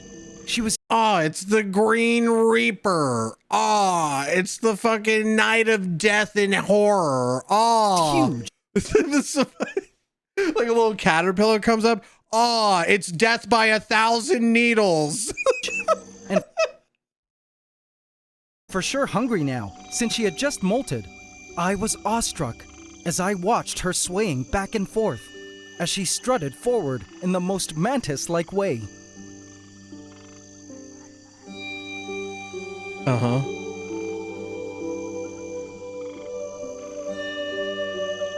Thank God the caption is there.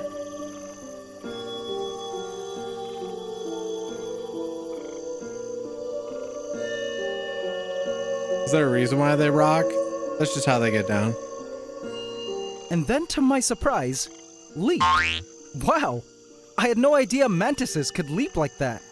She landed onto a piece of driftwood. And then kept dancing. And when she was ready, she began to proceed upwards. I then noticed she was climbing into a danger zone. This wooden cavern was the den of our resident sunskink, who is often seen lounging here. For sure, he could see the Green Reaper from within the darkened shadows of the driftwood. And I held my breath, hoping he wouldn't emerge like the gold-scaled dragon that he was, to attack or eat the Green Reaper. She moved cautiously up and came out atop the driftwood safely. Thank goodness. In Pandora, you just don't know who can come showing up out of the darkness, you know? She looked around to decide her next move, then proceeded forth.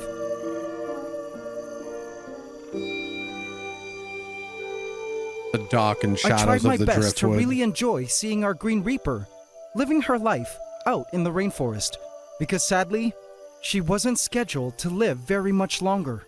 You see, she recently molted into her final form with wings, which means she didn't have very much time left. Oh, this In is like an nature, elderly her mission mantis. now was to find a mate within the next few weeks, so she could pass her genes on to the next generation of.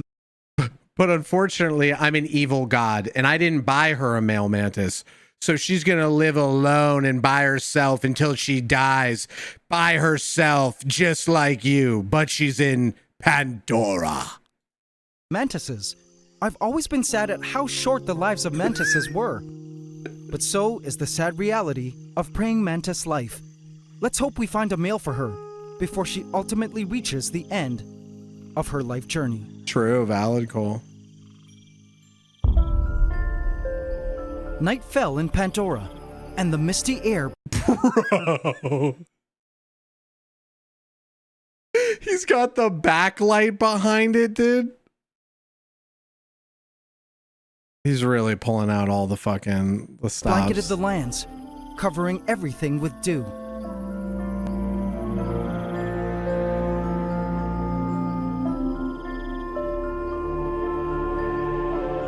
The Marauder Ants were out and busy foraging for food, mostly sprouting seeds.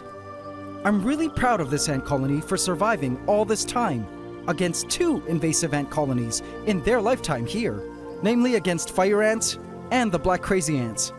In our last episode, I asked you guys to suggest names for this Marauder ant colony, and one of you suggested we call them the Terra Raiders. And I like that. Happy to see the Terra Raiders doing so well in our rainforest.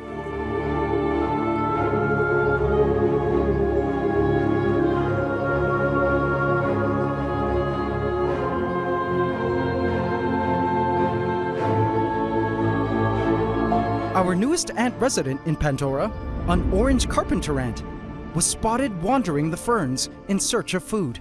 These carpenter ants are a largely nocturnal species, and I couldn't wait for their colony to be huge. And then there were the Acrobat Ants. These rather chaotic ants were quite funny.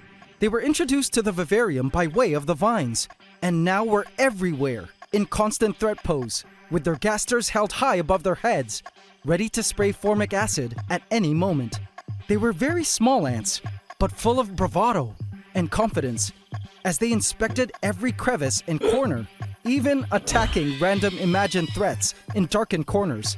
I'm not sure what their purpose is, being so war-happy, but I guess there's always that one group of rowdy kids in the class, shaking things up, right? I watched as Acrobat Ants. Okay, I'm going to say something that is going to sound mean, but it's not. All right. I am proud that this dude is able to fucking like be like, this guy is in his element, right? Like I knew kids like this kid and they were the most picked on kids in school. Like just bullied relentlessly, dude. Horrible stuff, you know, horrible stuff. So like, I think it's really cool that like we live in a day and age where like No, dude. I bullied some people, but I got picked on more than I did bullying. But I think it's really cool that we live in a day and age where he can just like showcase, like he's just super passionate about this, right? Ants Canada. But he's just very passionate about it, and I think it's really cool that we live in a day and age where he's able to fucking pop off with that. Slung formic acid gang signs to intimidate a gecko and a roach, minding their own business and hanging out on the tree stump. The gecko was unfazed, but the roach got annoyed and moved on. It was then that I noticed something totally amazing with the gecko. Do you guys see it too?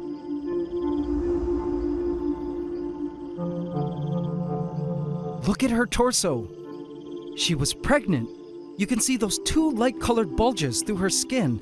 Those are eggs, and she'll be laying them very soon, somewhere in the rainforest.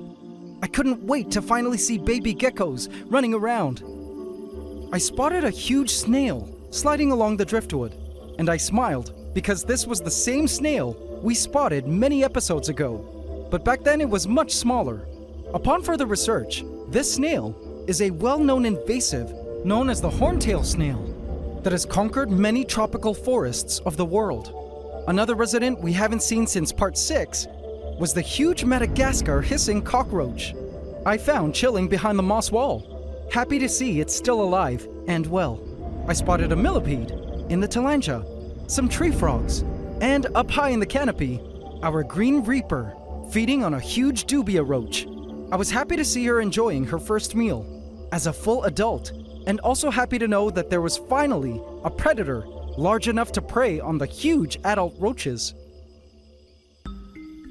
Soon Lady Deathstrike would also help control the large roach populations. She had finished her cricket meal and was now cleaning her fangs. It had rained just before nightfall, which caused the spiders to... Oh, did it rain, dude? Did it rain? In the glass in your house, did it rain, dude? Or did you have a squirt bottle? Further disperse. Stop lying to me, Steven Spielberg. Their birth chamber. I spotted spiders on the glass and could tell which spiders had passed their first test and managed to score their first meal. Those spiders that had eaten had darkened abdomens full of food. Look at how full this spider was, and you could actually even see its heart beating. Some were busy consuming meals Must they have had missed just that caught. part.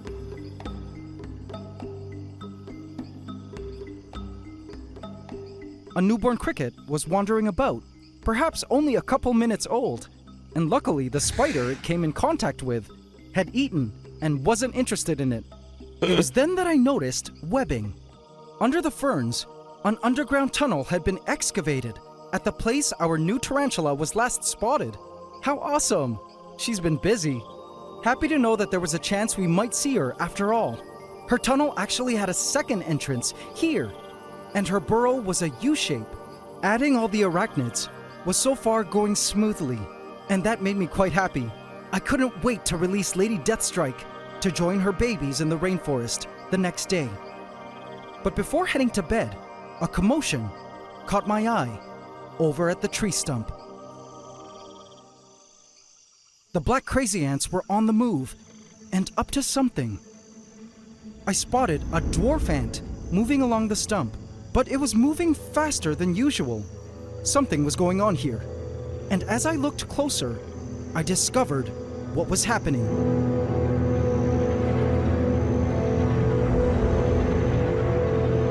The dwarf ants had decided to nest in the driftwood, and members of the Dark Horde were He's chastising filming from the them. outside. I watched as a dwarf ant lunged at the black crazy ants, who had no qualms with getting up in its face.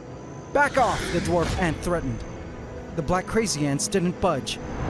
The black crazy ants slithered around and knew they were much faster than the dwarf ants to feel threatened. It seemed the black crazy ants wanted in on where the dwarf ants were nesting, probably to steal their young to eat them. The dwarf ant stood its ground bravely and lunged when they got near. Suddenly, I watched as a black crazy ant blasted the dwarf ant with a cloud of formic acid which sent the dwarf ant fleeing to a corner. In pain, it tried to clean the acid from its antennae. The injured dwarf ant decided to flee the scene, as more dwarf ants emerged to fight the Dark Horde. This was where their nest was, and they were willing to fight the Dark Horde with all they had. It was crazy to see this because the dwarf ants were usually left alone by the other ants, and were generally friendly in nature. But seeing them now in defense mode, I was rooting for them and hoping they would win. I watched as the black crazy ants ran all around the defensive dwarf ants, as the dwarf ants were defending their home base. The black crazy ants really wanted in, through their nest entrance, but the dwarf ants weren't going to let it happen. They were armed with little stingers, and if the black crazies got too close, they'd be sorry. The dwarf ants held their ground against the Dark Horde, and luckily were managing them well. Had the Dark Horde been as big as they used to be before I called back their numbers, these dwarf ants would have been dead meat. But after the incident, I watched as the dwarf ants began transporting their colony to another hole. Guess they felt their current location was much too dangerous. They just pick them up and go? They even brought their young virgin queen elates to the new site. Crazy to watch once again how invasive creatures can displace native ones in an ecosystem. But this all showed me that the great ant war of Pandora was not over, and that the Dark Horde was still a threat that we needed to keep our eye on and control for the sake of the ecological balance. And so basically, like, if something gets too wild, he fucking does something about it, is what I'm getting from that. You know what I mean? Like, if the ants are fucking just taking over the whole tank. So I kind of wish he would just let it fucking go ham. all life in Pandora.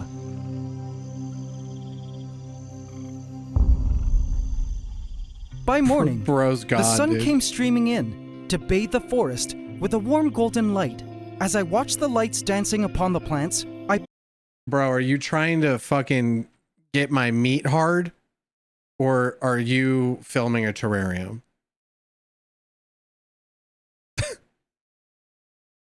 The light dancing on the plants. Pondered about how our rainforest project was going. Were we achieving the insight we were hoping for? Was I doing a satisfactory job at caring for this Pandora's box of life? It's truly been an eye-opener being the creator of worlds and steward of this rainforest within glass. The lives of all the living beings in this vivarium continue to blow my mind. I often wonder if our entire planet is also a huge sacred garden of a vivarium that a bunch of aliens, God, or some other immense entity out there is caring for and observing as they continually introduce new members to the system and schedule historic events to take place. Was that how life on Earth was formed? Some creator of worlds slowly and carefully adding to the planet and observing his creation from the other side of some containing proverbial glass? I wondered if it, they, or he was happy with how everything turned out, happy about how we humans have progressed, survived, and overcome great adversity as a species. If this was the case, and all of Earth was like one massive version of Pandora, I'd like to imagine that Earth's creator was proud, just as much as I was, of Pandora and how far it had come. I was excited to see how far our vivarium creation would continue to grow in complexity, beauty, and splendor over time. And it was then that I realized that Pandora was not just a biological project, but in a lot of ways was also a philosophical and spiritual one. But enough talk. Bro, the dude's just like fucking talking about plants and ants, and he's like, hey, what if like this is how God made us, bro? Like, just literally came out of left field, out of nowhere. Hey, bro, like, this shit kind of makes you think, huh? Like, like, what is, you know? That's crazy. But enough of that. I can't let my boys know I fuck with this. Anyway, let's go. It was time to unleash the beast. Lady Deathstrike was now ready to be set free into Pandora, where she could feed on large crickets, large roaches, and other creatures. I moved in to open the container. But enough To our talk. giant... I literally just had like a fucking outer body experience about my fucking terrarium. But anyway. Dude, yeah, Lady Deathstrike's one of the worst names I've ever. He only uses corny names though. Like all he does is corny names. That's fine. Pizza, I think Star Citizen's really cool. I just don't really want to grind out 100 player servers of a test that's wiping, you know? Huntsman Goddess. Lady Deathstrike. It was really cool though. I think it could be an amazing game. I What? just like when, you know? I received a message on my mobile.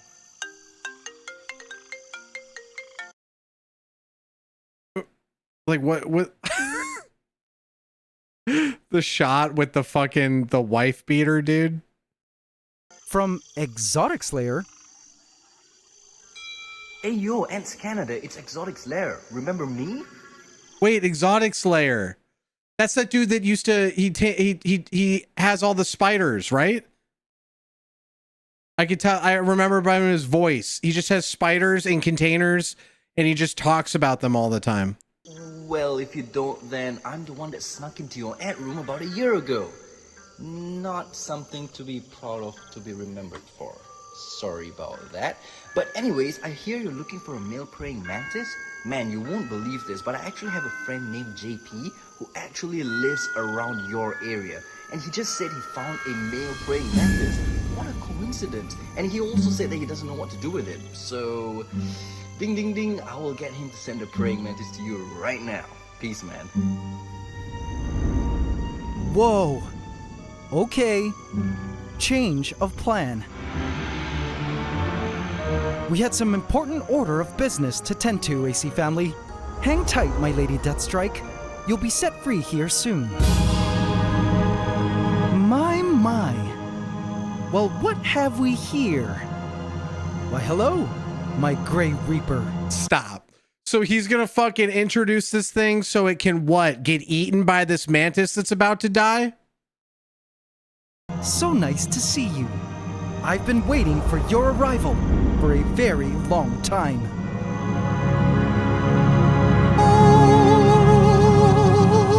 Welcome to Pandora. Bro, he opens his door and like 3 things just jump at him and attack. Just like a fucking roach, fucking little worm things on his arm. He's like, oh my god, no.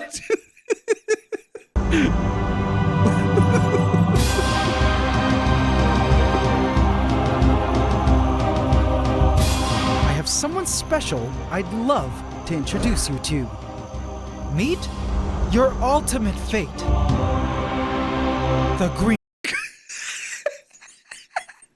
Yo, you finna fuck, but she also finna kill you. Have fun, motherfucker.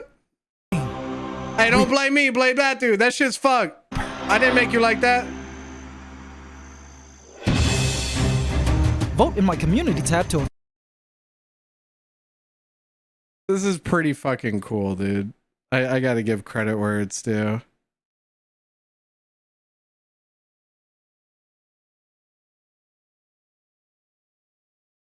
Yeah, maybe I've watched one of his videos and I don't remember it, but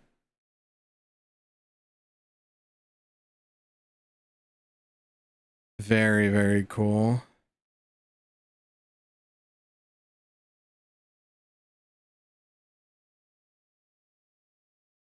A plague of parasites broke out in my giant rainforest vivarium.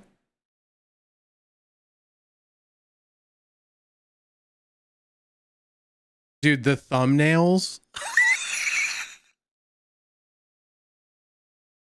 It's just him doing the YouTube thumbnails, but like from the back. Do you know what I mean? Like he's doing the same shit everyone does, but you can't see his face.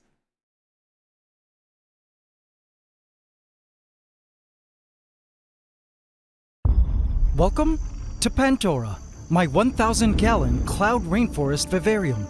A personal biological project of mine where I've created an entire... Wait, did we miss one?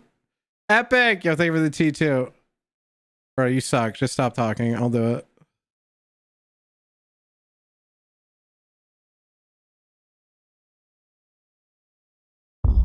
This is Pandora, my 1,000-gallon cloud rainforest vivarium, home to a And this is me, a young Hun jacked stud, hanging out in front of my terrarium, playing God.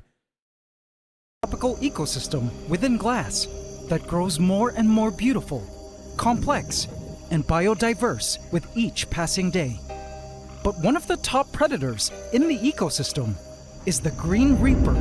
I mean, dude, this is again, I'm not trying to shit talk, but this is just someone that has a one-track mind who decided to record it.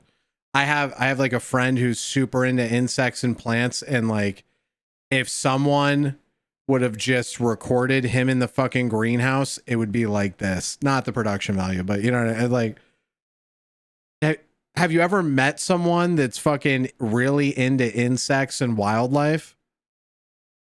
They're all like this, bro. All of them are like this. Like it's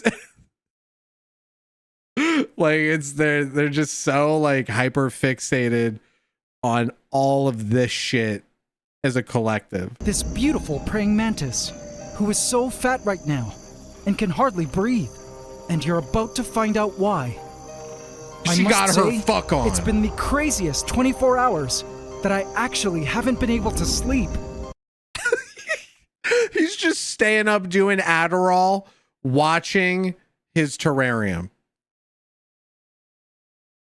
He's just sitting there, be like, oh my God, what? Shit. Like, yo, they should have a camera going the other way, and it's just his face up to the glass.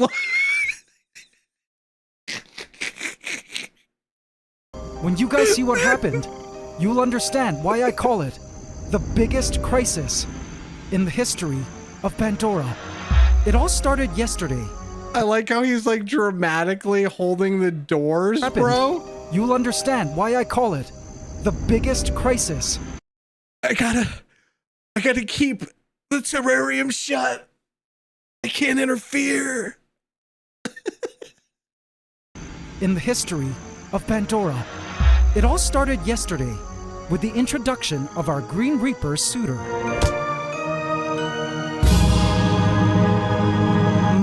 My. Well, what have we here? Why, hello, my Grey Reaper. So nice to see you. I've been waiting for your arrival for a very long time. The sound effects of whooshing. Welcome. I'll be real. The stuff he adds is cheesy, but it does come out very well, like produced. You know, like this is clearly one dude editing all of this, and he does a good job of like some of it's over the top, but to Pandora.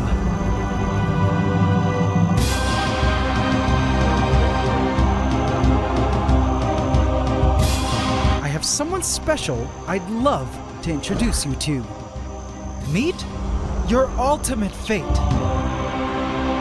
the Green Reaper. It just cuts to like an animated short, and it's like a praying mantis with a fat ass, and she's like twerking and shit. I could just see someone editing his shit like in a very non-serious way, and it would be hilarious, dude. Please subscribe to my channel and hit the bell icon. Welcome to the What is wrong with you? Enjoy. I'm telling you, bro, this shit's like you just move it one lever to the left, dude. Just one when I little bit. first approached the vivarium with our Grey Reaper in hand, our Green Reaper immediately took notice through the glass. And when I actually placed him in and closed the door, I had no idea that it would be the start of the craziest showdown I had ever seen. At first, our Grey Reaper didn't realize that he was being watched by someone twice his size, up high in the canopy. I wondered what was going through her mind. Did she like him? Did he pass her standards? I hoped she wasn't looking at him like food. She about to eat that boy. The night before, as we saw in the last episode, she had devoured an entire roach. She a fat so I bitch. assumed she wasn't thinking about eating him. Or at least, I hoped. I had also fed the male some crickets before adding him in here, just for extra precaution, so he too wouldn't have cannibalism on his mind whenever the two mantises did meet. I watched wide-eyed at the female, staring down at the male, as I waited for one of them to make a first move. I wondered if the Grey Reaper could smell our female's pheromones in the air, and judging from his increased breathing, I bet he did. They stood like this for a very long time, about half an hour, with the male still not noticing the female. He didn't know it yet, but he was in for the biggest test of his life. I mean, you just signed him up to I get would keep killed. my eye on so. the two, but meanwhile, I caught sight of something very concerning nearby. In the pitcher plants, the Dark Horde, the invasive black crazy ant colony we've been working on controlling, was stationed in hiding. The queens looked around knowing full well that their mission was to bring their once powerful colony back to glory. Their presence here in the plant was already beginning to rot the pitcher plant's new leaves due to all the lethal ant poop the Dark Horde was producing, which was toxic to pitcher plants. Knowing the black crazy ants were squatting and pooping in its soils, the pitcher plant was rushing to send out new pitchers to hopefully trap the black crazy ants like it had been doing so far, with its one pitcher that consumed a lot of black crazy ants in its time around. I hoped the Dark Horde would move out of here soon. But little did I know, where they gonna another move to, organism bro? Would be showing up here soon at this very Dark Horde camp that would take full advantage of these black crazy ants, overstaying their welcome. Another ant species caught my eye, and when I spotted them, I chuckled. If it wasn't our menace to Pandoran society, the Acrobat Ants were racing across the glass and forest floor in their usual threat pose. This ant was in a rush, and as I followed it, I saw what it was so excited about. I yelled when I spotted the sight. Yay! See it? The Acrobat Ant had found a plant insect and was milking it for honeydew. In case you're new to this behavior, plant insects, which are essentially plant parasites that suck the juices from the plant's leaves and stems, create a sweet byproduct called honeydew, which you're about to see in a second. The ants stroke the plant insects, kind of like milking a cow, then drink the delicious sweet honeydew that squirts out. I was happy the Acrobat Ants discovered the plant insects first, and not the black crazy ants. What? When the ant moved on to drink from other plant insects, I was able to— Bro, they're like little Capri Suns, dude. They're like little Capri Suns that they squirt in their mouths. That's crazy. Do the aphids live? Or do you know what I mean? Are they just like a perpetual juice box? To get a better look at the ant cow it was milking. This was They're what was getting called milked. Are they a dead? scale insect. Now watch the acrobat. They're getting ant. milked while they're It begins dead? to stroke the scale insect with its antennae gently. This tickles the scale insect, which soon causes it to extrude a little tube that squirts out the sweet honeydew, which the ant relishes. Pretty neat, huh? The ant will continue to do this over and over again until it is full and can bring the nutritious honeydew back to the colony. For many ants, He's tickling it till it busts, and then he's sucking that shit off, dude.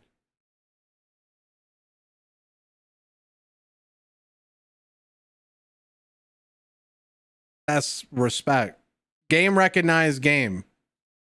species, honeydew makes up a great portion of their diet, and many ants will protect these insects like personal herds of cows. I was happy. Oh yeah, they protect them because it's like their main food source. Our acrobat ants had discovered the plant insects as a food source. But as far as the parasitic plant insects go, things were starting to get a bit out Why does he have to do like the fucking mayo squirt noise? of control. Have a look at this. I wonder if like for that portion. I was happy our acrobat ants had can bring the nutritious honeydew back to the colony. For many ant species, honeydew makes up a great portion and can bring through a little tube that squirts out the sweet. Like, I bet you he was sitting there editing that, and I bet you he downloaded 20 squirt noises. And he kept putting them there lining them up. You know what I mean? And he's like, no, not enough. No. Sweet honeydew, which soon causes it to extrude a little tube that squirts out the sweet to do this, which the ant relishes. Extrude a little tube that squirts out the sweet honeydew. You think he made that sound himself? He's a fucking Foley artist now? Not only is he God, but he's a Foley artist? Ant relishes. Pretty neat, huh? The ant will continue to do this over and over again until it is full and can bring the nutritious honeydew back to their diet. I was happy our Acrobat Ants had discovered the plant insects as a food source. But as far as the parasitic plant insects go, things were starting to get a bit out of control. Have a look at this. See all those white fluffy things that look like snow? That's my jizz, because I nutted in my terrarium last night.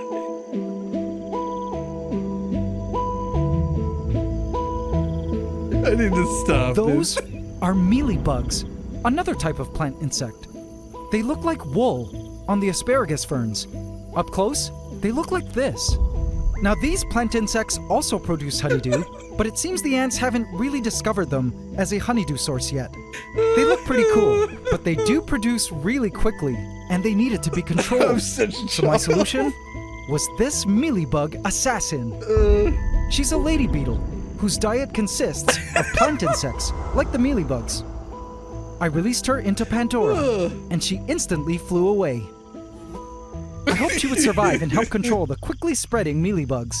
You think the one Reaper ladybug was breathing hard? One ladybug's gonna fix your shit? Do you think he could feel he was being watched? He surely could smell the female's pheromones in the air. Perhaps he too was releasing pheromones that was putting our Green Reaper under a charm spell. Soon I noticed our Green Reaper was also breathing hard. And that was when he noticed. For the first time, our two mantises were locking eyes on each other.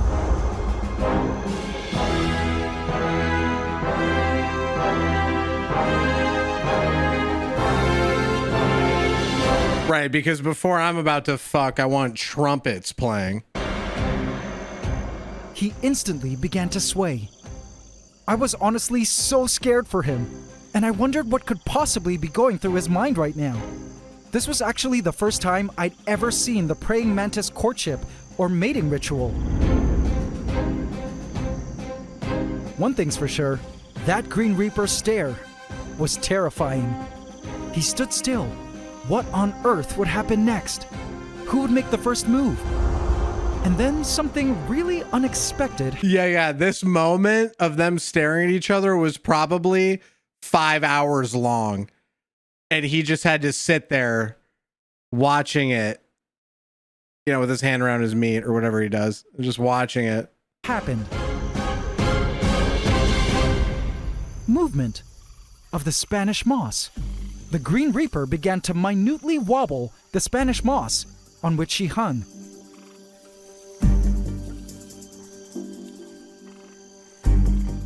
The Grey Reaper watched, seemingly mesmerized by the movement.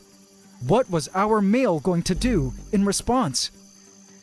I watched as she continued to wobble the moss. The Grey Reaper was breathing hard now, and to my utter surprise, he pooped. Oh, guess she literally scared the crap out of him. We need to zoom in on it? In an unexpected turn of events, the Grey Reaper began to move away from his place, in a direction away from the female. What? I think him moving away was a surprise move to the female as well. He clearly just wanted to get out of there. I guess that perhaps he didn't feel it was the right time to breed with her and decided to bail. But this rejection moment... He's like, hey, bro. Nah, dude. I had a friend, Tommy. You know Tommy, right? I had a friend, Tommy, and he got with Susan, right? Come to find out, they smashed. Next day, he doesn't have a head. So I already know the game here. So I see what you're trying to do with this shit. Okay? I am playing that. Was clearly affecting our Green Reaper. Judging from her demeanor, she was either feeling heartbroken or mad. Insect doesn't get Either heartbroken, way, dude. It was then that I realized that this mantis mating process was going to be much more complicated than I thought. What do you think? You just put two bugs in front of each other and they just start smashing? I bet you that works 95% of the time. I then caught sight of someone up on the Hallelujah tree stump.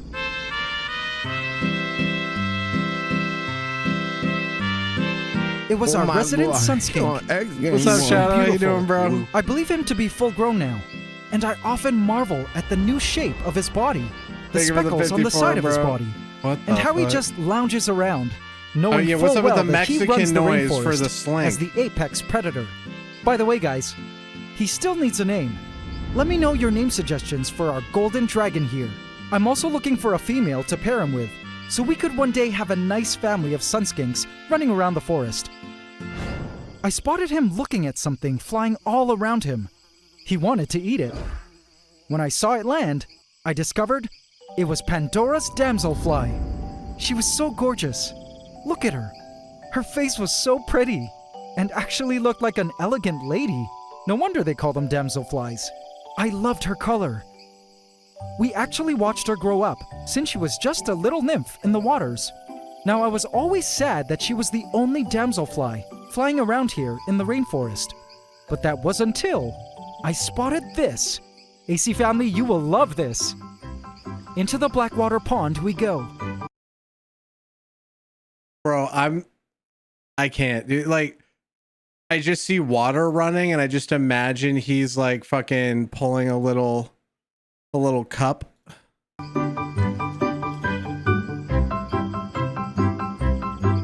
And there it was. I spotted another damselfly nymph. Or at least it looked like one. It's a Any husk. of you care to verify if we could expect another damselfly on the way? It was quite large, just under an inch long. These nymphs are carnivorous, and I knew that it was enjoying all the new baby fish that were swimming in the waters. He's got baby fish Speaking in of there. baby fish, there were so many guppies now, and the adult females were huge, with more fish on the way. I estimated that there were about 30 or more fish in these waters now, but I did catch the adults eating their own babies, so I wasn't too worried about population control. Plus, there was the damselfly nymph, also preying on the fish. It was great to see our aquatic ecosystem doing so well and developing. Sadly, I couldn't see any more shrimp. Guess the waters had grown unideal for them, with all the fish dirtying up the environment, as shrimp require pretty pristine nitrogen-deficient waters. The crabs, however, were still thriving and doing well. And so were these. Look. All the dirty pond water was a literal feast for the vines, who had their roots dipped into the pond, eating up the toxic nitrogen and turning it into Fish the most emulsion. beautiful of leaves. It's the best fertilizer, bro.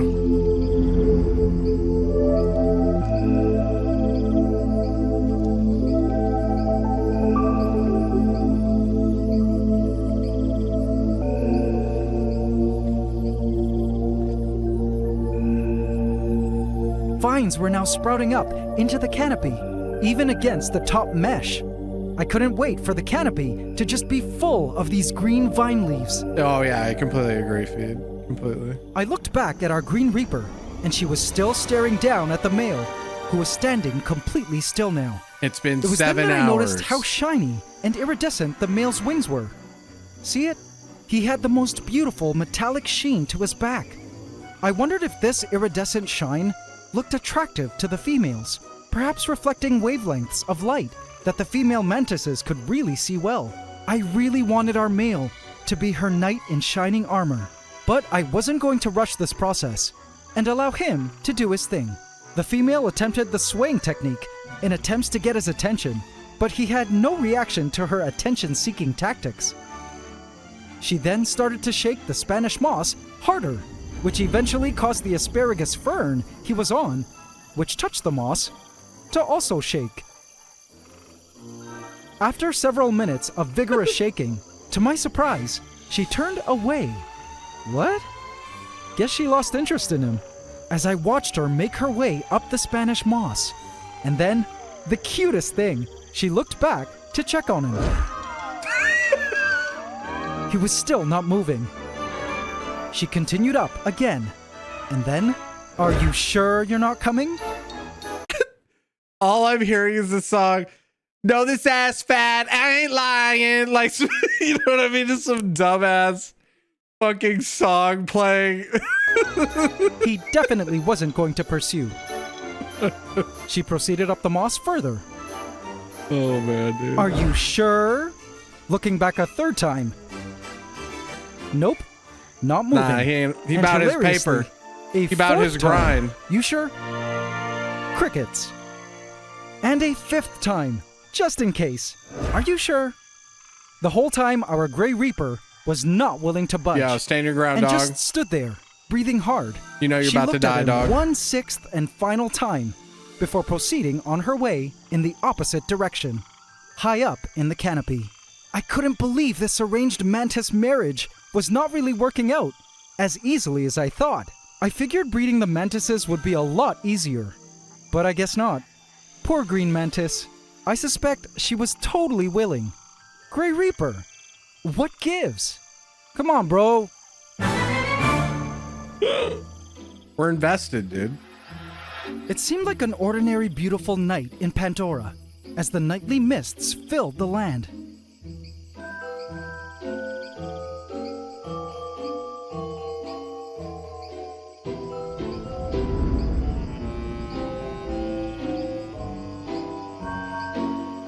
What are you, gay, Green Reaper? Fuck him.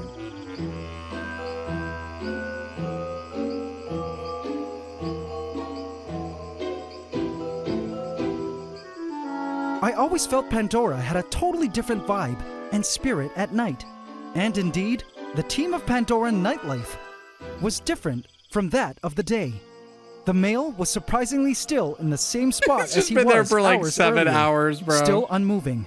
The Green Reaper had stationed herself far away under a vine and was fast asleep. At ground level, I spotted one of the house geckos.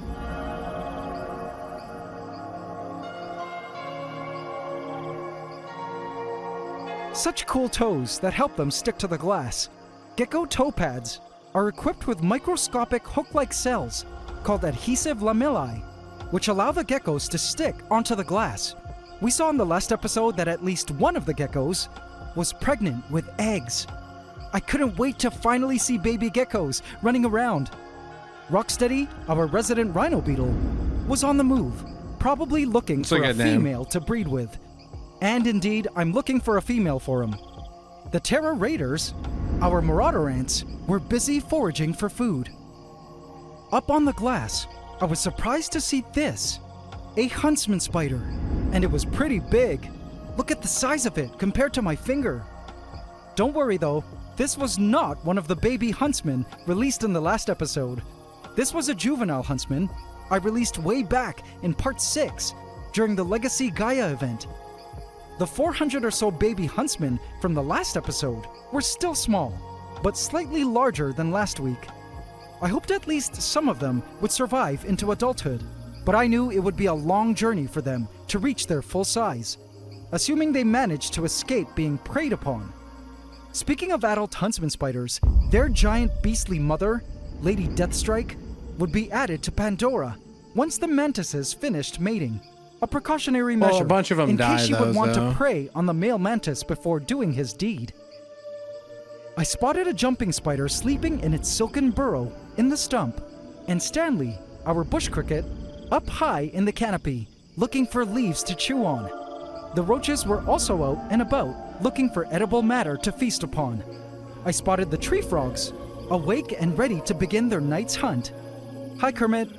Of all the tree frogs, Kermit was definitely my favorite. I don't know when their breeding season starts, but I couldn't wait for him to mate with Miss Piggy. I know it's tree frog breeding season once Kermit here starts singing at night. But with all the nightly regulars I spotted, this night was different from the rest. Some new life forms were making an appearance. Under the stump, I spotted these. Mushrooms. I feel like he could have like a fungal bacteria wipe this whole thing out. Look at that fuzzy mycelium. They kind of look like oyster mushrooms. Anyone care to identify them? I also spotted these cute mushrooms at the foot of the stump. And ready for this, guys? These mushrooms. They were growing from the pitcher plants. How awesome to see them here. They had these cute cone-shaped caps that looked like Asian hats. It was then that I realized how brilliant it was that the mushrooms sprouted on this night. Do you think the fungus knew the black crazy ants were parked here?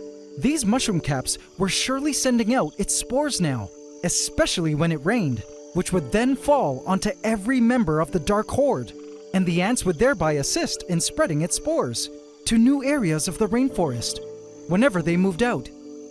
What was even more cool was that the fungus was probably feeding on the poop and nutrients that the ants were leaving behind in the soils in order to erect these overnight mushrooms, thereby saving our pitcher plants from dying from ant poop poisoning. How neat it was to see how the story of these three organisms, the ants, the pitcher plants, and the fungus, played out to everyone's benefit. As the sun rose to greet a new day, the frogs headed up the canopy to prepare to sleep high up in the vines. My eyes looked over at the Green Reaper, who was still asleep, but I freaked out when I spotted this.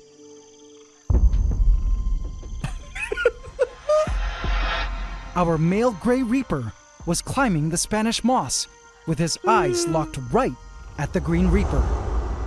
What's up, Ma? OMG, I think he was going to make his move. He was totally going to pursue her. Finally, this was the big day. I wonder if prior to this, he felt she wasn't in the right position. Perhaps the tactic is to sort of stalk her and surprise her from behind. But he was so slow making his approach. 1 hour later, he was up on the asparagus fern. Then, an hour after that, he was on the screen mesh, making his approach. Oh, he was getting closer. She was just waking up now from her slumber. But then, something unexpected. An hour later, I spotted our Green Reaper facing our male, who was stationed up high on the mesh, not moving. Oh my, this was the showdown of the century. The moment of truth. My heart began to race as I watched our Green Yeah, recommendations chat is don't come up from behind a girl unless you already have a relationship. I don't want us to try to get any ideas from the praying mantises, but this probably wouldn't work out. Reaper and our Grey Reaper staring at each other. The female seemed receptive now and very interested in the Grey Reaper.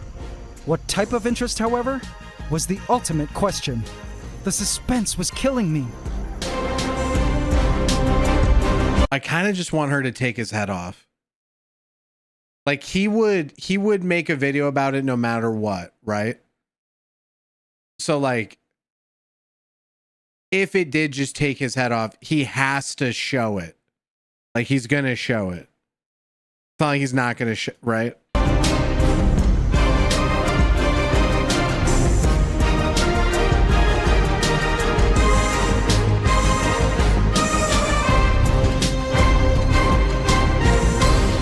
I would hate to be the male under so much pressure right now, but the drive to mate. But luckily I can't relate because I've never fucking strong. Now he had one advantage over the female in that he was capable of flight, while she was more of a jumper and not a flyer. But look at that glare. But then I noticed something that completely freaked me out even more. Our male didn't seem to notice yet, but the Green Reaper was slowly inching her way closer to him. Look at that foot, moving ever so slowly, micromillimeter by micromillimeter. The male began breathing fast, or possibly releasing more pheromones. The female had both front legs reaching forward now. The male began wobbling. OMG, she was so close now. Stop saying OMG. She was still hyper-focused on him. And suddenly, a worrying feeling of fear hit the pit of my stomach. The male suddenly made the decision to turn away from the Green Reaper. Get out of there, and abandon bro. the operation as she inched closer. Get out of there. And closer. She's gonna fucking kill you, dude. He looked over his shoulder and noticed she was getting closer, so he froze in his tracks. Not doing a good job of freezing, dude. I screamed as the Green Reaper came within striking distance of the male, who was now acting without thought and wobbling his way away. Fly! Fly now! There was nothing I could do but watch as the Green Reaper made her approach. It was moments like this where I wondered if I should intervene, but would that be compromising what this ecosystem project was about? No, let it happen, should bro. I let nature take its course? Don't be a bitch. Perhaps this was part of the mating ritual. As a spectator, the suspense was unbelievable, and I watched the space between the two mantises begin to close. I shut my eyes and said a little prayer for the Grey Reaper. Come and on. when I opened my eyes, the Green Reaper had striked, and in a flurry of arms and spikes, I watched in horror as the Green Reaper began to feast on the male. She chewed happily into one of his arms, then moved on to devouring his torso as he tried desperately to stop her with his other arm. She just chewed him in half, but there was no bro. saving him now. She bit into his heart, and I watched in sheer terror and sadness as our Grey Reaper met the end of his life in failure to breed and fulfill his ultimate destiny of passing on his genes. He sucked. Try again, creator of worlds, she said, as she continued to feast on him. This was all very sad, that our mating attempt didn't work out. But the biggest surprise of all was coming later that day. And it was me on my OnlyFans. Make sure to sign. Okay, I'll stop. Our Green Reaper had finished her meal and was now so fat, but the Terra Raiders were shouting in delight. The greatest news had reached the colony, and workers were scrambling to get to the scene. Mantis guts lay on the leaves, and leftover body parts littered the ferns below. Bro, it's just like all his body parts. He's like zooming in, and he's playing this sad-ass song that my fucking English teacher played when we were fucking reading of Mice and Men in fucking freshman year, dude. Marking the fall of a great night.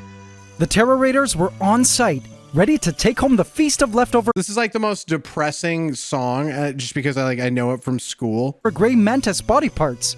At least the Terra Raiders were benefiting from our Grey Reaper's death. Some Black Crazy Ants had found a stray arm, which I wasn't too happy about. Yeah, it's like a very popular, very common. Yeah, it's just like, to me, it just reminds me of like reading a book and not talking in Catholic school. So I hate it. At first, but later I discovered was wrestled away from them by the Terra Raiders, who were now taking it and all body parts home. Happy to know that at least the Terra Raiders now had the upper hand at competing with the Dark Horde. This was actually not only a win for the Terra Raiders. I feel like that male praying mantis was like already on his way out, dude. I feel like he was like an old, like grandfather mantis. And I feel like my boy just put him in front of like a fucking, you know what I mean? Like a fucking Playboy model. And he's like, let's see if she kills him or fucks him, you know? Like, bro, he can barely walk, dude. But also one for all of Pandora. I began to think about the Grey Reaper. His death had affected me deeply. But as I watched the Terra Raiders parade the slow fade out on his eyes, bro. Come on. Their newly collected food back to the nest, in complete joy and excitement, I began to consider that at least the Grey Reaper's death didn't go in vain. The Grey Reaper's leftover body parts meant food for all these ants. I even spotted the Acrobat Ants, enjoying the guts. The Green Reaper herself was now fat with him in her belly, which in nature might have actually helped her in the event that she does successfully get fertilized by her next suitor. I suspected that mantis cannibalism like this was not something out of the ordinary, and maybe even had a purpose. Perhaps the... Okay, is he trying to pretend like he doesn't know that they eat the opposite? Like, everyone knows that praying mantis females kill the males, right? Like, this dude literally has had his head in a Nat Geo book since, you know, he was like fucking 2. There's no way he's dude. Temperature wasn't right in Pandora, or the landscape wasn't right. Perhaps she was still hungry, or maybe some other environmental condition wasn't met in order for the mantises to successfully breed. If the foliage was a bit more dense, maybe the Grey Reaper could have done a better job at sneaking up on the female. Maybe if the temperature in Pandora was ideal, the female would have been in a better mood to mate. Or if she ate more prey, she wouldn't have eaten the male. I didn't know. But perhaps the female Sad. ultimately eating the male had an actual purpose in nature. I began to imagine what it would be like for the babies had the mating been successful. If baby mantises were born in Pandora, but temperatures were too hot or too cold, maybe they wouldn't thrive. If the vegetation of the area wasn't bushy enough, perhaps the baby mantises wouldn't have enough places to hide. I feel like he's about to talk to us about God. Predators once hatched. If Pandora was lacking in the prey department, then the baby mantises might be born into an environment lacking an ample amount of food. I began to consider that perhaps maybe it was the giant with his junk in his hand that distracted her. Dude, you guys are ruthless, bro. Mantis's mating failure might not necessarily be a bad outcome, but instead perhaps a necessary one. Nature has an intelligence and a way to ensure life persists and thrives. I began to consider that perhaps the Green Reaper's reaction to the male was in fact Pandora's reaction to the male, deciding that the Grey Reaper would be more beneficial to the system as food than as an agent for the replication of more mantises. I also considered the possibility that maybe the Grey Reaper didn't have the secret sauce, the right genes, health status, or knack for survival that would ensure the best and strongest offspring, hence leading to the Green Reaper saying no and eating him. I realized that when nature is allowed to run its course, there are no mistakes, and it probably wasn't the Green Reaper's moment to breed. I resolved to try again as soon as I found another male for her, and hopefully then, the conditions in Pandora will be just right to welcome some new mantises to the rainforest. But meanwhile, I had an adult huntsman spider named Lady Deathstrike that I promised I'd be releasing into Pandora. If we ever find a male mantis again, I'll make sure to only add him in if she's well fed, or I'll take our Green Reaper out and mate them in a separate space. I opened the huntsman's container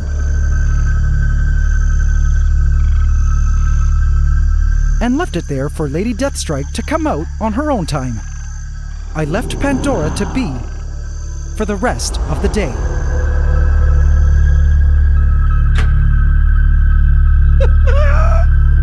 And now for the reason of the huge crisis I was talking about at the start of the video. And though the whole failed mantis breeding was sad, it wasn't the reason for my previously mentioned insomnia.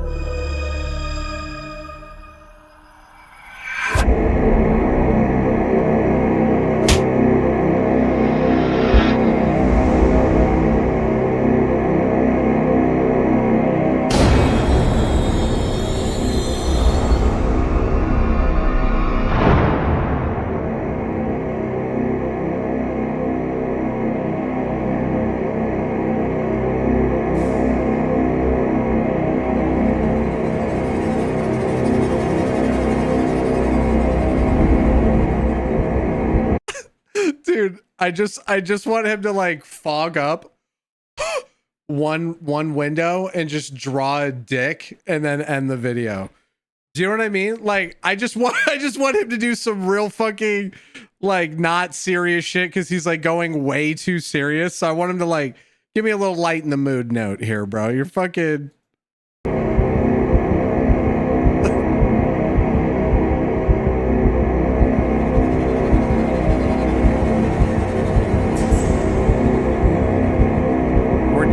We're definitely not getting whatever this is about.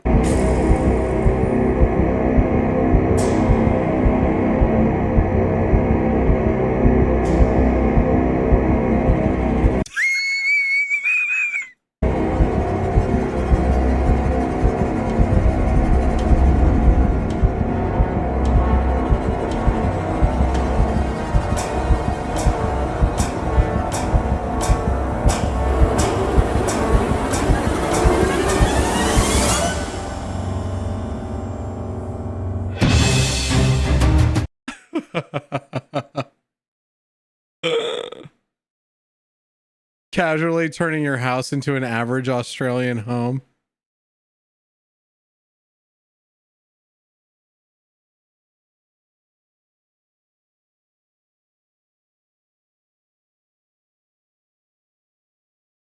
People talking about how the fucking praying mantis didn't spit enough game.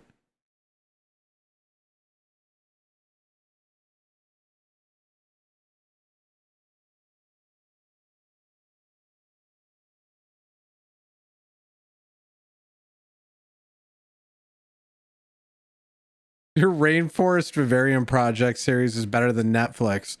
Well, that's mostly because Netflix is trash.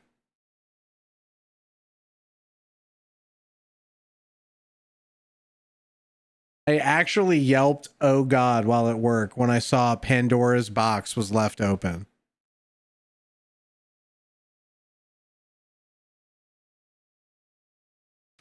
He didn't leave the fucking door open, dude.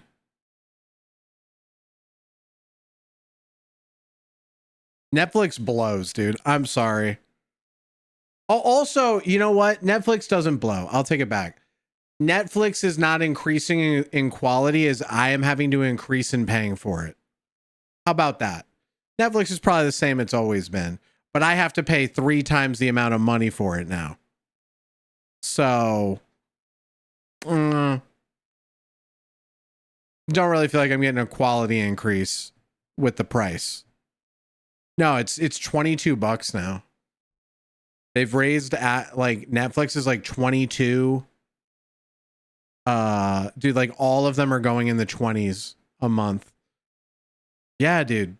Yeah. Yeah, it's outrageous. What's the status of Star Citizen? Honestly, dude, I was very impressed by it. I thought like what they have is really cool. It's not like I'm not motivated to grind it out like an MMO, but like you can full loot pretty much people in their ships. You can salvage parts of their ship for money. Like you can land anywhere on any of the, like, it's very impressive, dude. It's very impressive. Dude, you grew up in the age of watching TV with ads? Right. I'm not going back, dude. That's like saying, oh, bro, you know, fucking, you grew up in the age of fucking downloading porn. Go fucking infect your PC with Kazaa again. Like, no, dude, I'll just jerk off to fucking stream stuff. You know, come on, dude. 650 million invested. I hope so. I'm about to get it finally. I think it's worth trying and see. Like, it's like $45, right? I think it's fun. I think it's more than worth what they're selling it just based on the technology that's there and stuff. No, I think it's really cool. I just want them to like get server meshing so it's 800 people and all that stuff. The year is 2023, and a once beloved game developer's reputation is in absolute freefall. And search for a match. But on December 3rd, William Shatner, options alone, he's interested. And so, is this not the fucking video of the guy? Okay, never mind. The year is 2023, and a once beloved game developer's reputation is in absolute freefall. What was at one point probably the highest rated developer in the industry, a studio that pumped out classic after classic, has now become the home of incomprehensible horror. Corporate greed, broken promises, botched releases, stolen breast milk. This is the story of Blizzard Entertainment. Okay. I don't know if is this good? Okay, this is gonna be, we're gonna end on this. I didn't know if I wanted to commit another 30. We'll end on this video. The year is 1991, and 3 guys have just graduated from the University of California. Alan Adham, Michael Morhaime, and Frank Pierce. They get together to create a game development studio in Irvine called Silicon and Synapse. The name is deeply philosophical and well thought out, with Silicon representing the building block of a computer, and Synapse the building block of a brain. However, people keep mistaking the silicon part for the material in breast implants. Anyway, they spent the first few years porting games to different systems, but soon begin producing their own original games. with the Lost Vikings in 1992 and Rock and Roll Racing in Bro, it must have been like the amount of money, like how much money do you think they needed to make games back then, bro? 1993. Eventually, they get sick of constantly being mixed up with women's breasts, so they decide to switch things up, changing their name to Chaos Studios. However, a company based in Florida already has the trademark, and are now asking for $100,000. They then decide to change the studio's name to Ogre Studios. But in 1994, they're acquired by a holding company for a few $1 million, and turns out, their new owners aren't a fan of the new name. Okay, so they flip through a dictionary, and, oh my god, there it is. In 1994, Blizzard. Blizzard releases their first self-published title, a real-time strategy game called Warcraft Orcs and Humans. And it's an instant success. It's one of the earliest real-time strategy games to hit shelves, and it's a blast. It also has a modem and LAN multiplayer, meaning people can get together and go ham. And the game does well. Yeah, like, bro, I think that's the biggest thing that's changed in gaming, dude. Like, I remember, okay, there was single player games, right? But I felt like it was weird if a single player game didn't have some type of online co-op option. Like every game I played had like a LAN thing you could do. There was always some way in the game to connect to other people and play it, like almost regardless of what the game was. And now it's like, it's an accoutrement that they added some capability of playing with your friends, dude. They're like, ooh, and there's going to be a multiplayer DLC where you can see people in the town for 5 seconds. And then you leave and play the single player game, but they'll be there. Do you know what I mean? Selling 100,000 copies in the first year. It's like we've moved away from For the first time, Blizzard Entertainment, the competitive, the co-op. They follow it up with Warcraft 2 in 1995. Warcraft 2 I slammed. It's another one. Critically acclaimed, and now selling over 1 million copies in its first year. Nice. It's now 1996, and a company called Condor Games is looking for a publisher for their nearly complete game, Diablo. Oh, Blizzard has it wasn't even made by Diablo? So they buy them and rename them Blizzard North. It's also at this point that Blizzard notices something. They bought them out. Warcraft 2 had picked up a lasting online player base, mostly through third-party networks that connected players over this magic new thing called the internet. So they decide to make their own, Battle.net. Its original functionality is very simple, with the ability for players to chat to each other and search for a match. But on December 31st, 1996, it launches alongside Diablo, and people log on and play. Diablo is a massive hit, also selling over 1 million copies within its first year. In 1998, Blizzard launches StarCraft, an RTS set in space. It sells bigly, and quickly grows a massive esports scene. Diablo 2 launches in 2000, another smash hit. It reaches almost 3 million sales by the end of the year, becoming the fastest selling PC game of all time. In 2002, Warcraft is back, and now it has an extra dimension. Warcraft 3 sells 1 million units in just 1 month, immediately becoming the new fastest selling PC game. It also releases with a campaign editor, which spawns a series of popular mods like the... I have no idea why games don't do a BattleNet framework. Well, because now it's like, I get the feeling when I'm downloading games and stuff, it's like, oh, another launcher, oh, some other fucking dumbass friends list. I feel like it's played out at this point for me. I don't know if it actually is played out, but like, you know, it's like I've joined so many games that have so many friends lists, and it's just like we all have so many other social media mediums that a game launcher having it now is like redundant.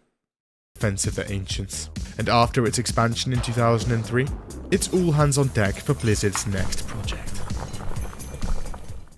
The year is 2004, and Blizzard is getting ready to release its biggest game yet. They'd seen how big MMOs like EverQuest were getting, and thought they'd try their hand. And after $60 million and 5 years of work, it's finally nearing release. And in November 2004, World of Warcraft launches. 60 million in 2004, bro? That's crazy. 2004 worst year of MMORPG history. You know what? Look, I'll say this, man. WoW is a really good game, okay? And I will say that for us, it's had negative impacts on the MMO scene. Like the fact that WoW is the most popular MMO and is still the most popular MMO sucks for those of us that don't really jive with WoW. You know what I mean? Like playing WoW after everyone else played it kind of blew, but you know, I got to see the world that people fucking, you know, grew in and fucking they're so attached to and nostalgia, and like I get it.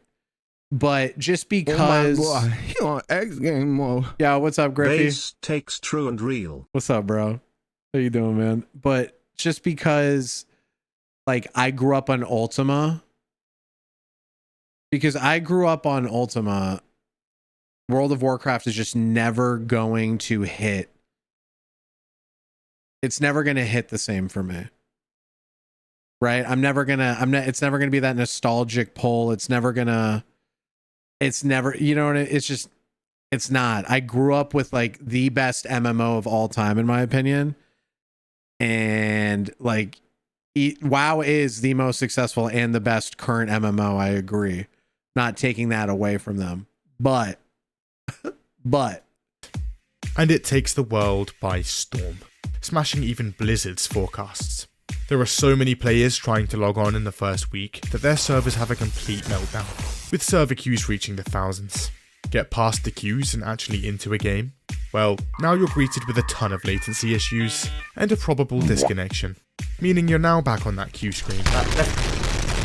After the initial server problems are ironed out and people can actually play. How long did they have server issues when they launched WoW?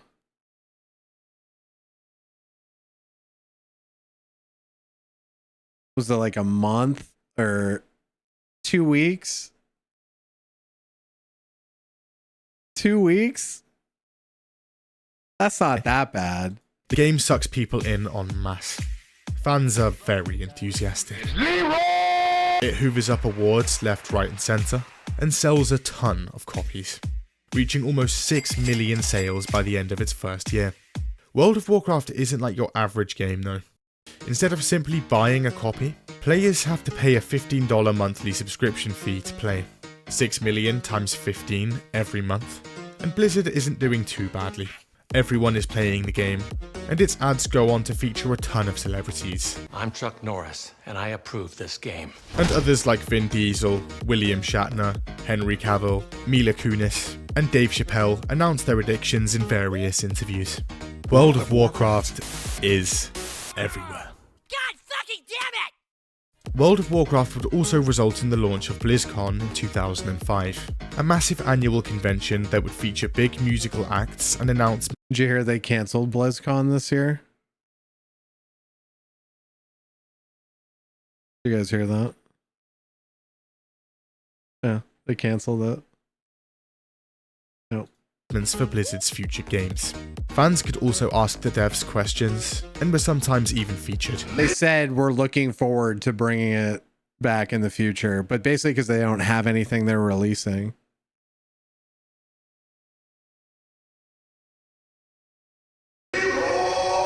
At this point, Blizzard is among the all-time greats of gaming. Every game a smash hit. They could do no wrong. They really did just cook. Like every Blizzard game was fire. Every Blizzard game was fire. It is true. Flying a plane is easy. Just get in, flip a few switches, and you're off.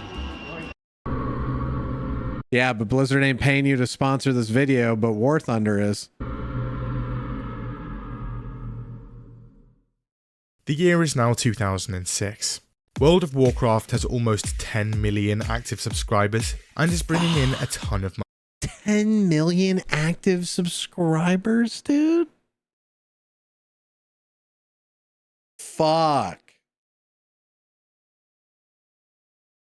You're making 150 mil just off subs, dude. That's so wild. So naturally, it had turned a few heads. One of those heads Bobby Kotick, Oh, CEO of God. Activision. Now in 2006, Oh, God, Activision had made good tracks in just about every genre of games, except one. And one that was now booming. The MMO. With Warcraft currently bringing in over $1 billion a year in subscriptions alone, he's interested.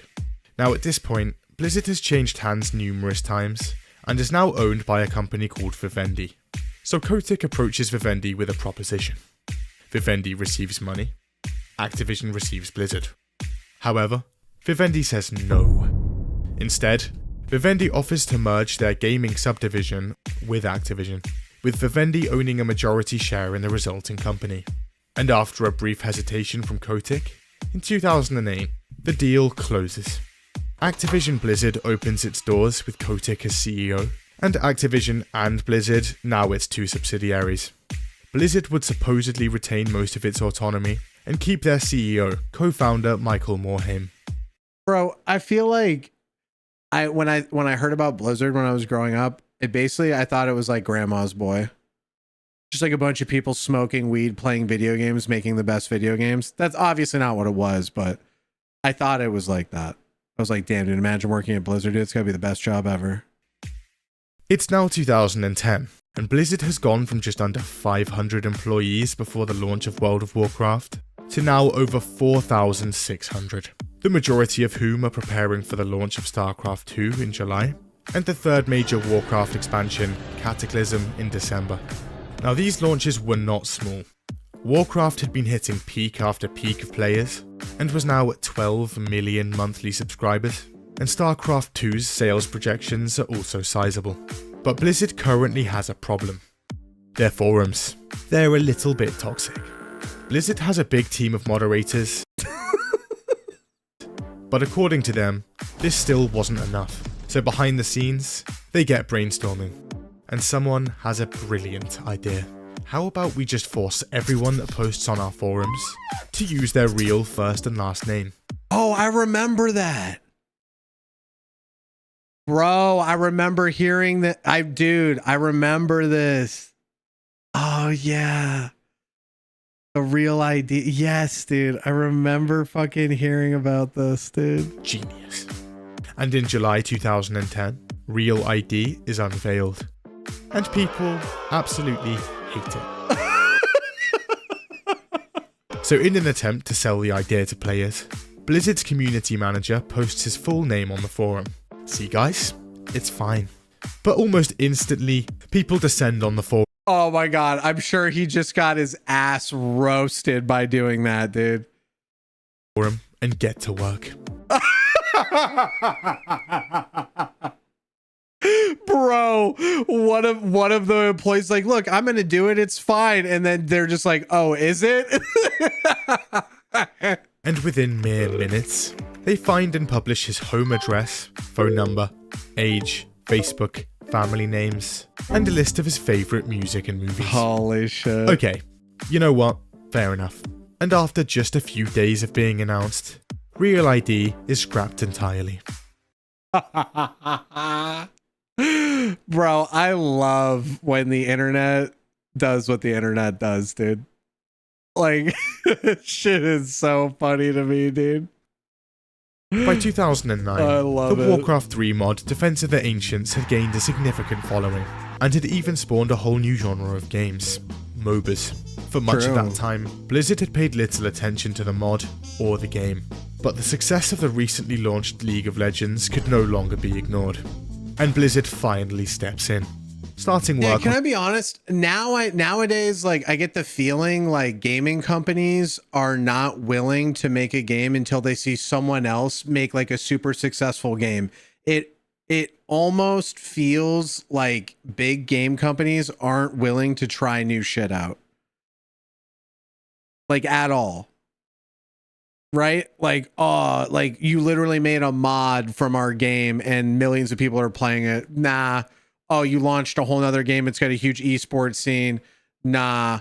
You know what I mean? It's like you have to like get so many people interested. They're like, okay, fine, we'll do it. You know? Their take on the genre, titled Blizzard Dota. Around the same time, and Valve wants to make their own MOBA. They'd hired the head dev of the original Dota mod, snapped up the Dota trademark, and they're calling their new game Dota 2. Blizzard is furious. So in 2012, they file a statement of opposition, arguing that the name Defense of the Ancients was associated exclusively with Warcraft due to it being made in their map editor. However, this argument has issues. See, the mod was created in Warcraft 3's map editor, but that— Wait, I never knew Dota 2 wasn't owned by them.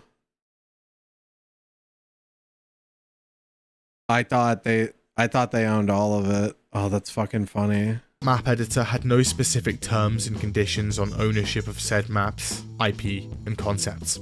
They end up settling out of court a few months after, with Valve getting the commercial rights to the term Dota, and Dota 2 releases in 2012. It's massively successful, and goes on to be an esports giant. Blizzard gets non-commercial use of the title for its community, and renames Blizzard Dota to Heroes of the Storm, which releases I didn't know that was Heroes of the Storm, dude. I didn't know. I thought that was just some random MOBA they came up with, dude. I had no idea that was their fucking like Dota conversion.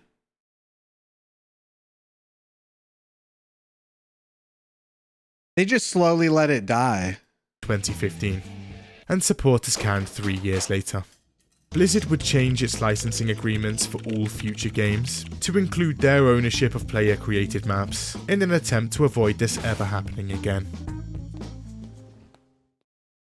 So they put in a clause where if like you make a name or a game or some shit from any of our stuff, it's ours. It's 2012, and the massively anticipated sequel to Diablo 2 is looking like it's releasing this year. Its development had been a bit rocky. This is like, you can kind of tell like the whole vibe is shifted for the company, right? Like early on, killing it, everything's great, awesome, and then after Activision comes in, it's just, you can tell dumb people are making dumb decisions. With its dev team. Yeah, you can just tell like fucking people that don't game are making decisions about games. You can just, you can just start to tell like they leak through the cracks. Like some dude who has too much power at a board meeting was like, have them use their real names. And everyone's like, oh, fuck, dude. Yeah, that sounds great, bro. What the fuck? Like, you know, like you just know it was some dumb idiot that came up with that idea. Team, Blizzard North, being canned in 2005, along with their version of the game. But on the 15th of Kotick was from Activision, was he not? May 2012, the rebooted Diablo 3 launches. The game is horrendous. For one, its launch is horrific. The game is online only, and turns out there are massive server issues. Wait, did D3 launched without online play? I remember playing D3 when it launched, dude.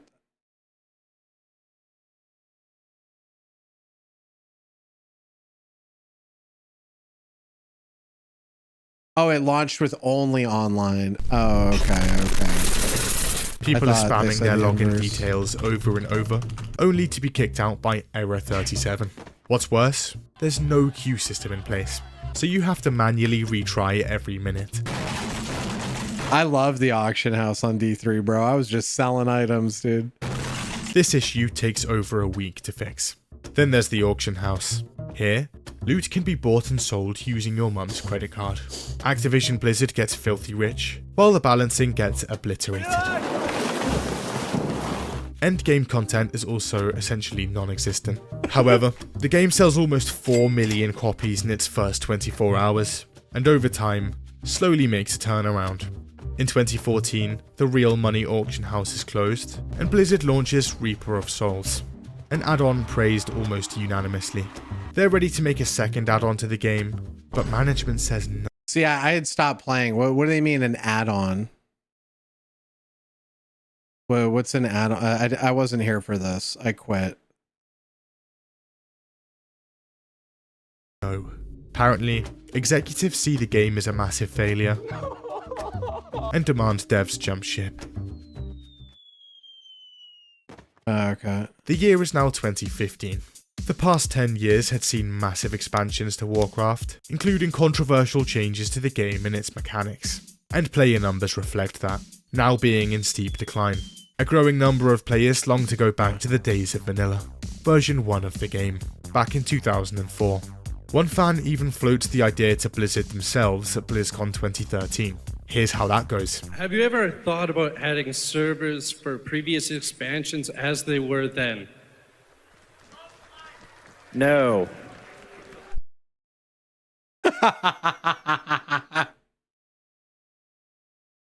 No. Like, said it with such fucking emphasis. Okay then, we'll just make one ourselves. And the fan-made Nostalrius vanilla server goes online in February 2015, running version 1.12, a month after the original launch. It's not long before the server gets massively popular, with almost 1 million accounts registered. It's also not long before Blizzard catches wind and brings the hammer down. Their lawyers sent them a cease and desist in 2016, and the server is promptly shut down. Realizing they were completely wrong about vanilla Warcraft, Blizzard do a full 180 and announce Warcraft Classic in 2017. Back in 2007, Blizzard started work on a huge MMO called Project Titan. It was described as a combination of Left 4 Dead, Team Fortress, and The Sims. But development led nowhere, and 6 years later, the plug is pulled. Bro, like, how do you run a project that people are working on for 6 years and then it's going nowhere? Like, what? Like, bro, like, I couldn't even be working on a project for a sixth of that amount of time.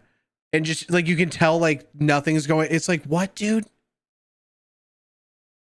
Massive failure on Blizzard's part, and a major internal embarrassment. However, the team behind it would attempt to rework the remains of the story and assets into another project, and in 2016, Overwatch hits shelves. Oh, they turned it into Overwatch. Amazing. It's critically acclaimed across the board, and massively popular, quickly becoming one of the most popular esports titles on the market. That, paired with their genre-pioneering card game Hearthstone back in 2014 that now has almost 100 million players, and Blizzard is looking strong. However, there are problems brewing. See, Overwatch was the last big game that had in the pipeline for a while, and they realised they don't have much to show off for BlizzCon 2018. So Blizzard rushes to find something to show off. Got it. Fast forward to November 2018, and their presentation is ready to go. They sprinkle a few niche announcements here and there, like a remastered Warcraft 3, but they have one big announcement centerpiece. After 6 long years, a brand new Diablo. For mobile. Bruh. Like, look, Diablo 2, come play the mobile game that has nothing to do... I'm amazed, honestly, it's this bad. This is fucking insane. I don't even know, like, what to even say about this. Just was wondering, is this an out-of-season April Fool's joke? We don't have any plans at the moment to do PC.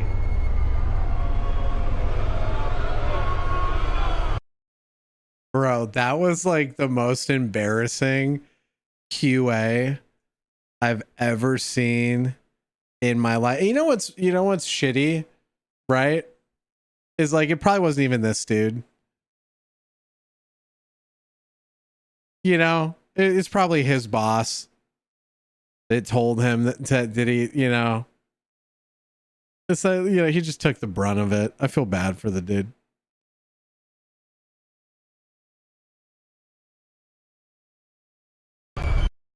You guys not have phones? Yeah, you guys all have phones, right? The game eventually launches, and it's bad. Can I be honest though? Can I be real? Didn't Diablo Immortal make billions of dollars? Didn't that fucking shitty mobile game Diablo Immortal revenue? It made 525 million during its first year.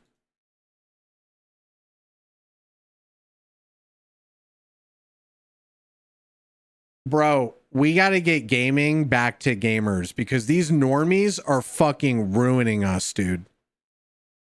They are just causing the worst games to be made, man. Just swiping on a toilet game.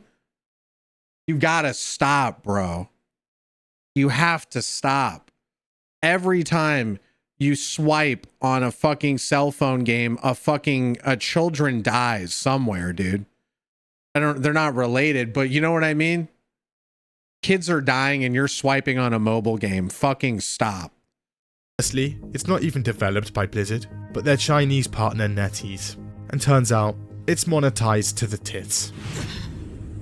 It costs over $500,000 to max out a single character, and becomes the worst rated game ever on Metacritic. And it still made more than any other. By 2018, fans are noticing something. Activision Blizzard had been creeping, and Blizzard was changing. See, back in 2013, Actiblizzard had bought back the remaining Vivendi shares for about $7 billion, meaning they, and by extension, Bobby Kotick, now had complete control of both Activision and Blizzard. Fast forward to 2018, and this creeping had only got worse. Because of the slowdown in game releases, Blizzard's revenues are taking an absolute nosedive. So Actiblizzard steps in. It pushes the company to cut costs, and gets them to produce games at a faster pace, with Kotick apparently installing his own executives within Blizzard to ensure that happens. Apparently, tired of Actiblizzard's... Dude, like, I've been at a company before where, like, new management comes in, and they put new management in, like, above you, and I've got to say, it's one of the most hostile, evil, like, dark feelings in an office when, like, everyone knows that there's new bosses around and you're all being judged and talked about in meeting rooms where, like, your jobs are being discussed, and, like, everyone knows it. You know what I mean? Like, it's like when you bring in consultants for a job, right? It's like the same idea. Like, they're there to fucking fire people and bring in new people. You know what I mean? It's just like, you can imagine, like, people making these games are fucking just being treated like shit. Work to the bone. Of course the games suck. Meddling. Blizzard co-founder Mike Morhaime steps down as president and CEO, and leaves the company after 27 years of work. He's succeeded by Warcraft's executive producer, J. Allen Brack. This guy. And by the way, you don't want to do that either. You think you do, but you don't. Oh, they made that boy the CEO? Oh, man. And as soon as this happens, we accelerate. The company immediately prioritizes cutting costs. Man retired within a year? Yeah, he's no longer there, right? And the Heroes of the Storm's development team is outright annihilated. Its esports league is also scrapped right before its 2019 season. As a result, entire teams, commentators, and support staff are suddenly left jobless. Yeah, the whole, like, Heroes of the Storm fucking just getting thrashed right before their season, bro. Like, let them wrap this season up. Like, it'd be like, hey guys, this is the last season. It's not producing the way we want it to. We want to go out with a bang. You know what I mean? Like, at least, like, do the people a solid who are committed to your game. Like, that's so fucking ugh. Like, they don't have the money to fucking run it for one more year. Shut the fuck up. Did D4 sell record copies? Diablo 4 revenue. 666 million. Oh no, that's within the first 5 days. Jesus Christ, dude. That's nuts, man. G4 was such a horrible game too. Dude, like, the cinematic, the story, great. They didn't do anything after that. Like, it was nuts, dude. And despite 2018 being a record year for Actiblizzard profits, they lay off 800 employees, almost 10% of the company. Bro, you have a record-breaking profit year, and you lay off 10% of your company, dude.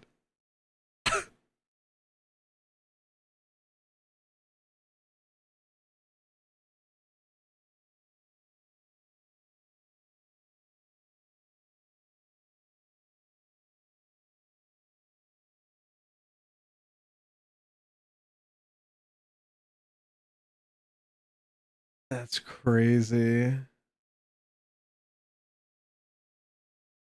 Bobby Kotick gives himself a salary of $30 million a year.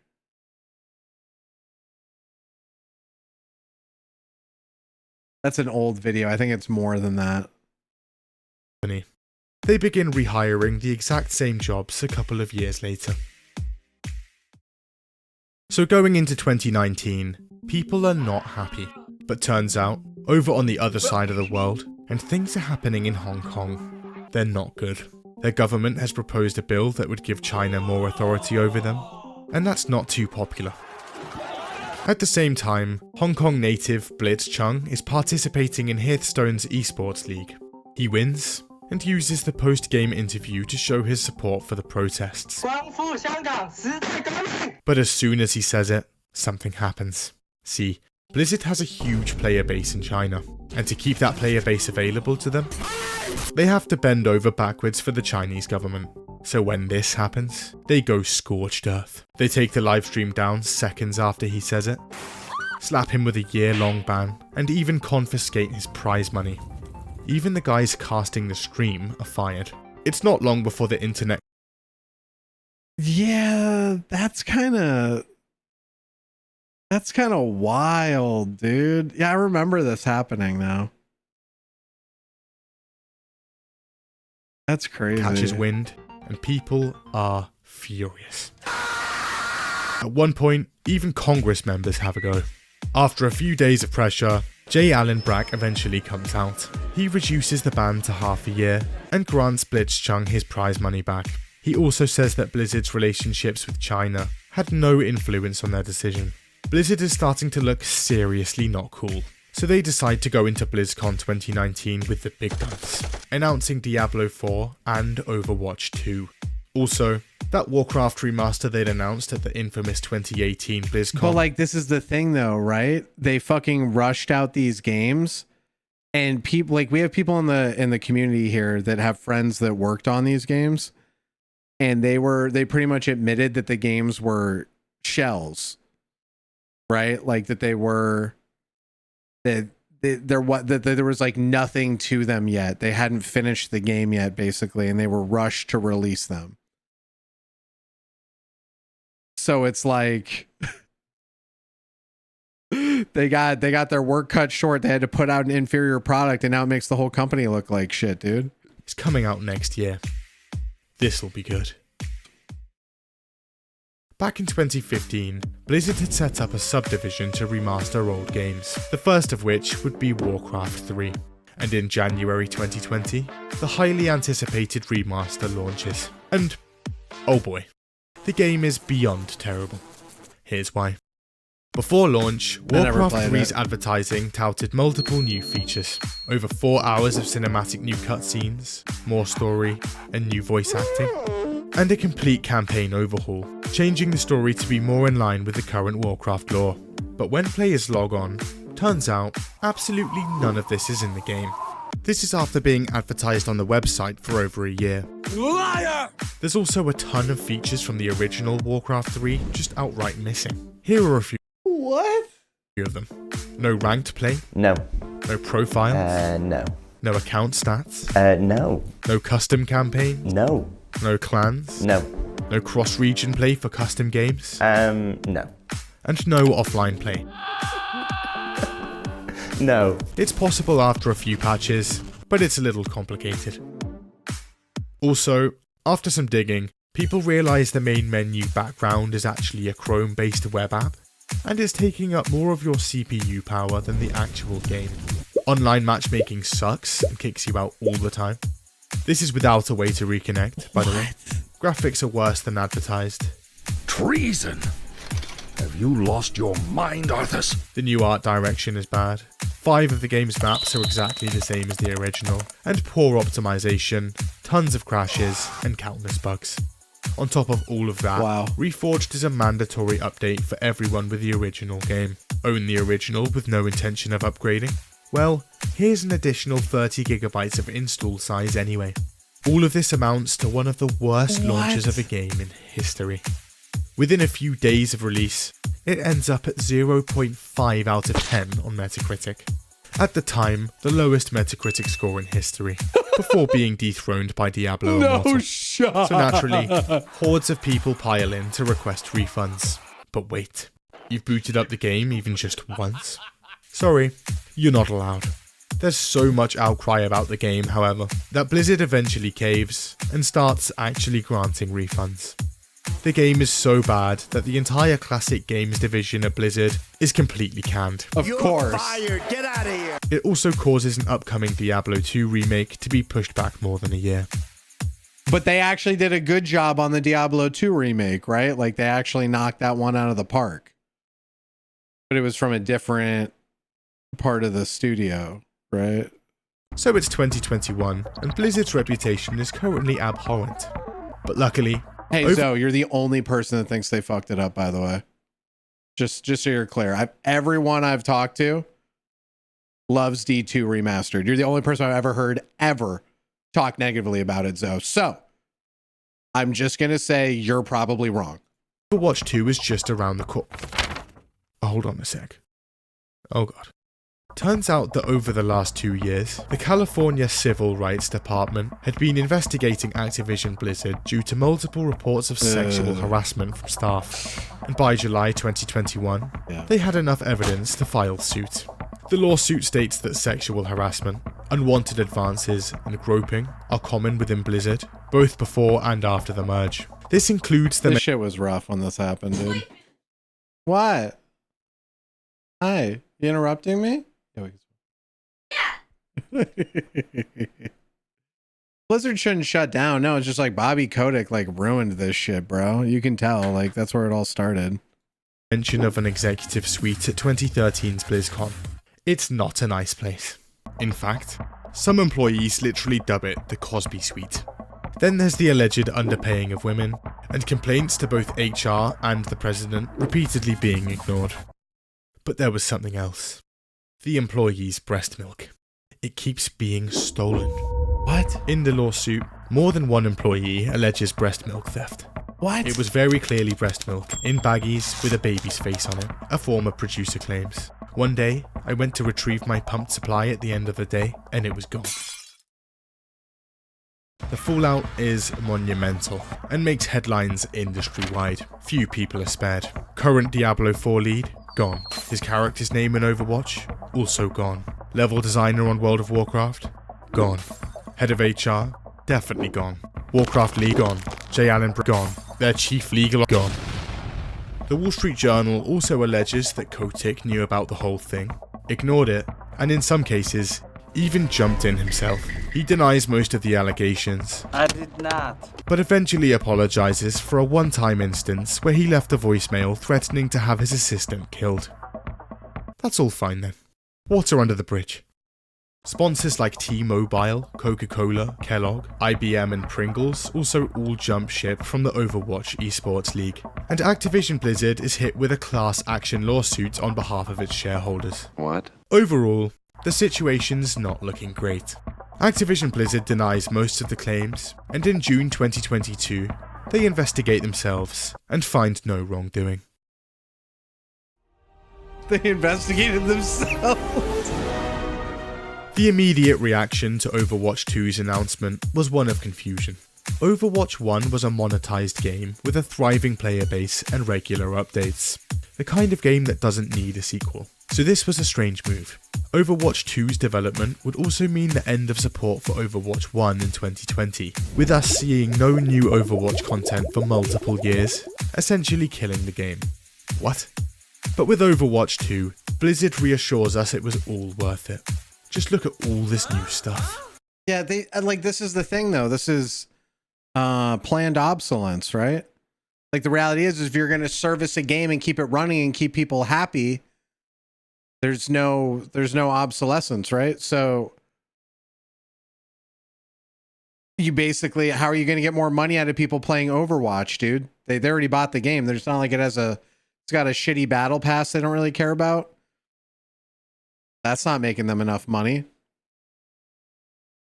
Does it feel like they're trying to kill WoW? It feels like they're trying to do 3 expansions for WoW. And then I feel like they're trying to make WoW too.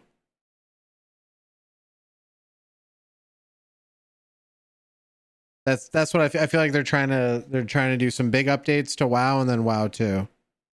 5v5 instead of 6v6, shiny new graphics, balancing changes, map reworks, 6 new maps, 3 new heroes, more than 30 new skins, a new game mode, a battle pass and cosmetics shop, and most importantly, a PvE campaign. People had been longing for a story in the Overwatch universe, and now it was finally happening.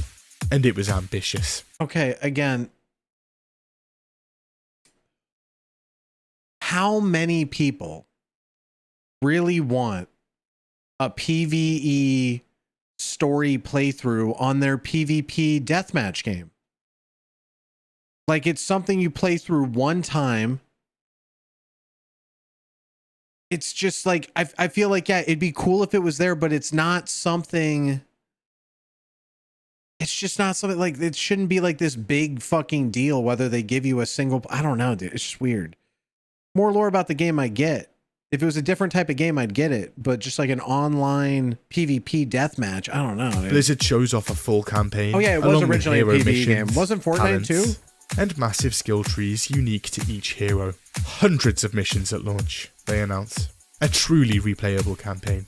And don't worry, with Overwatch 2, Blizzard tells us they were redefining what a sequel really means. Overwatch 1 players get all the new maps, updates, and heroes that release in Overwatch 2, and both player bases can crossplay together.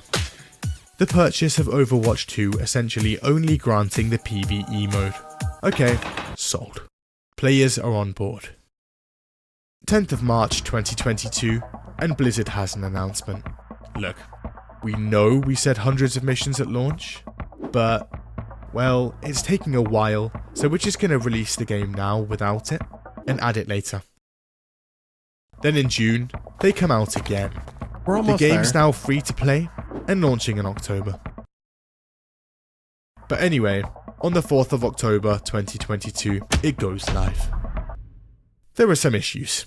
Events are bad, tons of balancing issues, the looking for group feature is now just completely gone. But mainly, there's the new cosmetics system. In Overwatch 1, earning cosmetics was simple. Just play the game, level up, and earn loot boxes that give you skins. You could pay for them, but that was completely optional. In Overwatch 2, they got rid of things that. are different. Blizzard has now slapped on a seasonal battle pass system, where the bulk of cosmetics would now be unlocked. There's also a rotating store, and the prices there aren't great. You can unlock skins for free through the challenge system, but there's a problem. It takes about 8 months to get one. A simple character recolor takes almost 4 weeks. All of this means that it will take Okay, are those numbers real?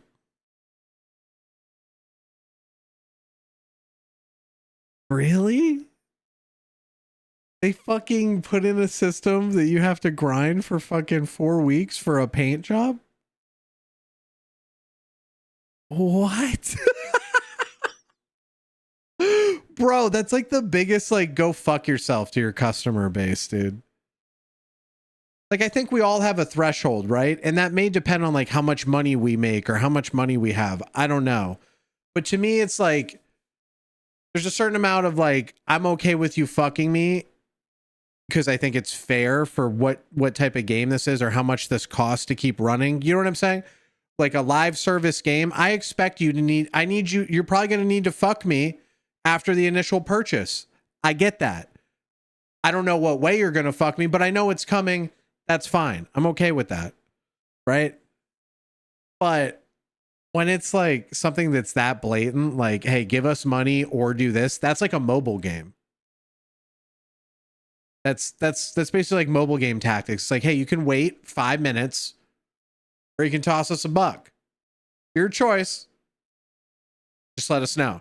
So like whenever I get like those like decisions from like a game, right? It's like, go fuck yourself. Around 327 years to get all the stuff you could get relatively quickly for free in Overwatch 1. Better get playing. Also, there's now a new hero every other season, and they'd be locked behind the later levels of the season pass. Your options are spend every minute of your life grinding for them, or pay up. Give me money. In Overwatch 1, they were unlocked straight away. Fans don't take kindly to these changes. But then in May 2023, Blizzard comes out again. So, that PvP hero campaign that we've been advertising, and was pretty much the sole reason we made the sequel in the first place, pretty much completely scrapped. No more talent trees or hero missions. No Instead, shot. we're just gonna pepper some PvE missions around every few seasons. This was essentially the entire selling point for the sequel. Some of the remaining story content is still planned, with its first release on August 10th. But when it finally releases, it's only 3 missions. Blizzard is saying the game won't be getting any more story missions until at least 2024. They also add Overwatch 2 to Steam, and it instantly becomes the worst reviewed game of all time there. Yeah, that was pretty funny. Oh, here we go. The year is now 2023, and Blizzard's reputation has never been worse. So when Diablo 4's release approaches, people are cautious. But on the 5th of June, the game launches. And it's surprisingly good. There are some issues here and there, but reviews are mostly positive, and it was great. Dude, it was, bro. The first week of D4 was I thought it was a great, it was more than 15 hours. It was more than that, dude. It was a really good campaign, and then I got to about level 60 and it started to get 50, it started to get a little stale. And then 75 on my hardcore druid that hadn't died. I was like, I just can't do this anymore, dude. But 10 million people log in and play, making Diablo 4. I hated the loot. I hated the loot, dude. The loot was so bad, bro. It was so unsatisfying. Something about the loot was just... Blizzard's fastest selling game of all time. For the first time in years, things are actually looking up. And this game was live service, meaning it would receive 3 seasons of content for the foreseeable future. The first of which was launching in July. A month later, and in July, Season 1 of the game drops. It is disastrous, and Reddit goes into a complete meltdown. Turns out, everything gets a big nerf, including the Metacritic score. The Sorcerer class, which was already underpowered, is hit especially hard. Then there's the enemies being overpowered, much less XP, a bunch of reskinned dungeons and enemies, barely any new content, and 0 quality of life changes. Everything here is wrong. One streamer on Twitch tries to explain why the season isn't that bad. Here's how that goes. Explosion is at... I actually just lost my hardcore character while trying to explain this to you. I changed my mind. I hate this season. And it seems Blizzard... I love that he just got an explosion mob on him.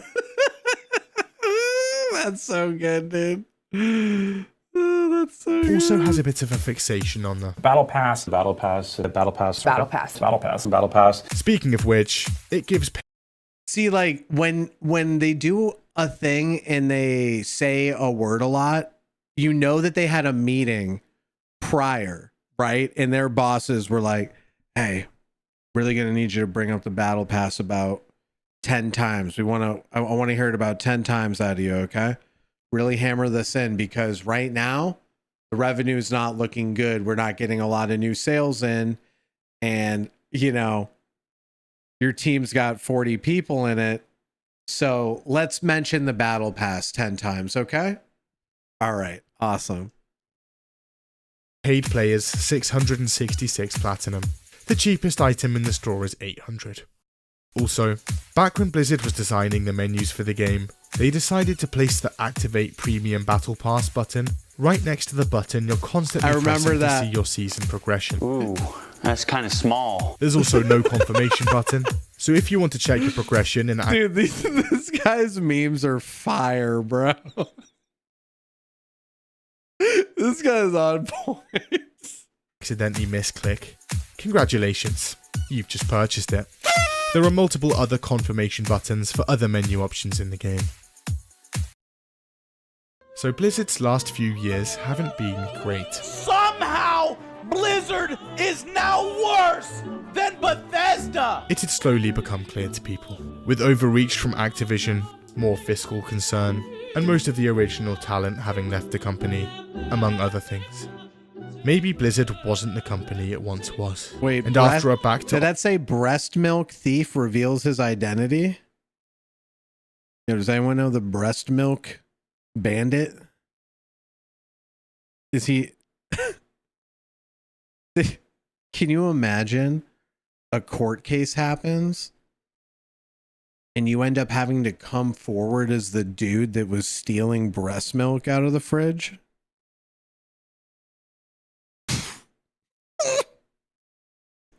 That's a life ender right there, bro.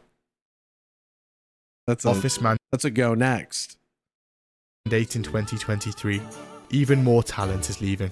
So much talent that Blizzard is now actually creating crisis maps for what content they can and can't get done.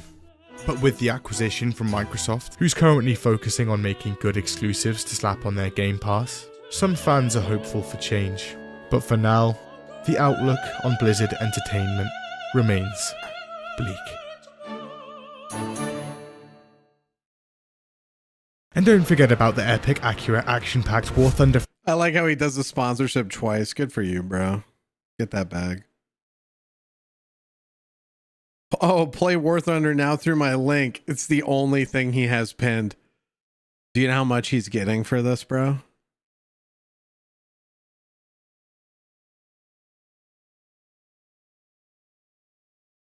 A lot. Yeah, a lot, dude. A fucking lot. That was good. That was a good video. Yeah, man. The more and more I see games like Valheim succeed, that's just kind of who I want. Like, I wish there was a lot of indie games coming out that I found interesting that I could jam.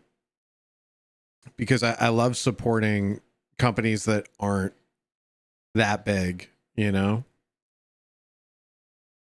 The people that actually make good games.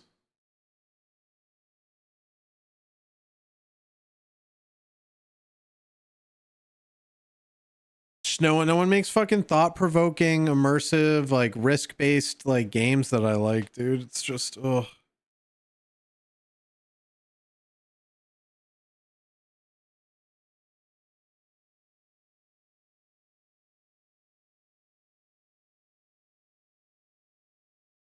I saw the Valheim MMO, but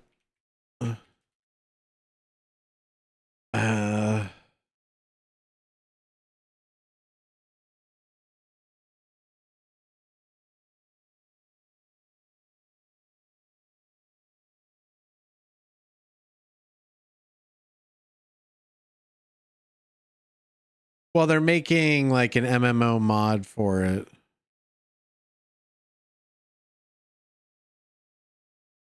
It's funny how things change. Everything, at all times, always changing. I say funny, but it's really more weird than anything. Change. Climate change. Change their mind on things. Can be life-changing. And slightly overwhelming to actually think about. But after taking on this project, I've seen something change so much over such a long period of time that I feel like I understand change more. But still, at the same time, months. Yeah, they basically they put in a bunch of builds. I guess Gothalion sponsored, started building, gave them money. Next, we created the 12 class-themed POIs, inspired from the 12 different classes within the Legends mod. It's a really good video, but I've already watched it on the channel. Arenas where amped-up boss fights would eventually take place. I definitely want people to discover them for the first time naturally. Yeah, they do like a bunch of boss fights and like arena thing. They basically turn Valheim into like an MMORPG. So once they do get it done, I don't know if we can, but I would love to put up a server for like 50 or 100 people or whatever it is. And like host it. That's something I wanted to do for a long fucking time, was host a Valheim server. But I just don't know where this mod is out. This was 6 months ago.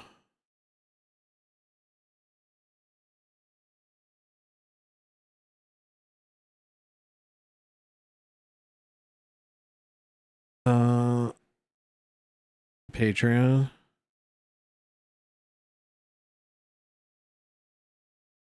Doesn't have a Patreon. That I see anyway. But yeah, I'd like someone to check and see where that's at.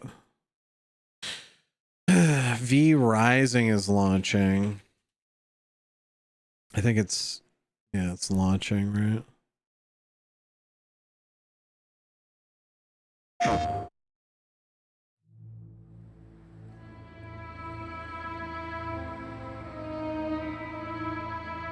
Yeah, I was on early access.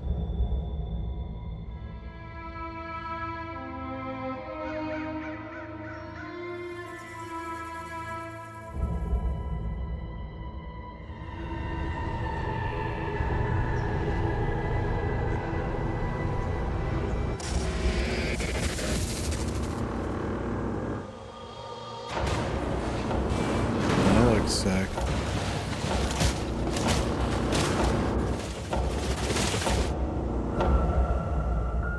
Bro, like, it pisses me off so much because they're such a good dev studio. They have such good combat and they make such clean animations and mobs and everything.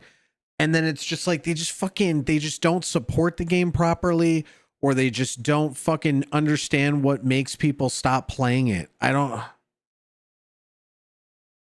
like, there's just like no proper loops in V Rising, bro. Like, I'm gonna go back to it. I'm gonna enjoy it, but it's either you dominate the server or your server gets dominated and it's done. It's like a single playthrough survival game, which is not how survival games are supposed to be. They're supposed to be a loop, and like the loop is almost its combat. Like V Rising's combat is so good that the loop is almost just replaying it for its combat, right? Like, it's fun to just go to a new server for the first day and fuck around in the under level 40. But that's just not enough to like keep people playing the game, bro.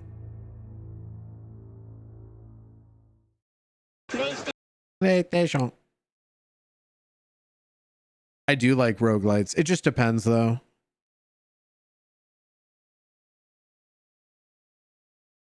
The fuck? He's using Darkest Dungeon assets.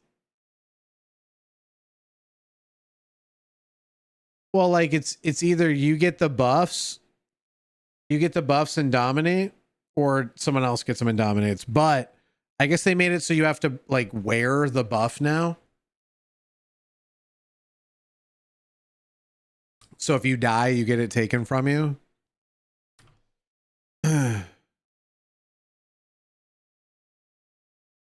33 immortals.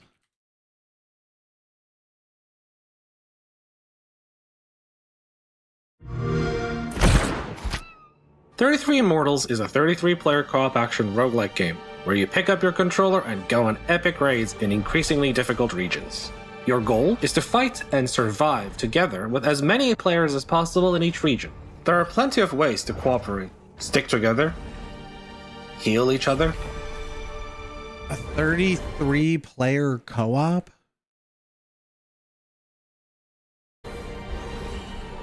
Fight together. It's kind of lit. Revive one another. Only together will you eventually unlock the Ascension battle. Then, with your allies, ascend to the region's final arena and challenge that region's massive boss. The first rule to success: bring with you as many players as possible. Lucifer is Inferno's big boss, and he is brutal. Okay, this is kind of sick, dude. Operation, fighting together, is the key to defeating Lucifer. If there are 33 of you, that will give you the best chance at victory. But don't despair if there are fewer. Fortune favors the bold. Second, avoid his deadly attacks. Frozen Hate, Last Betrayal, and Eternal Sorrow will deal unavoidable, unblockable damage if you're caught in the area of effect. Third, know your weapons. Take advantage of— I feel like the classes are not diverse. each player's unique skills and weapons. I'm gonna say 3 classes. To tackle Lucifer's formidable challenges, whether they're his own attacks or those done by his minions. Finally, and perhaps most importantly, stick together and cooperate. Use your co-op powers wisely. Your group's collective strength is essential to defeating our powerful boss and unlocking access to the next region, which will not only feature tougher enemies, but also tougher bosses. More to come on those new regions and bosses. That's pretty fucking cool, dude.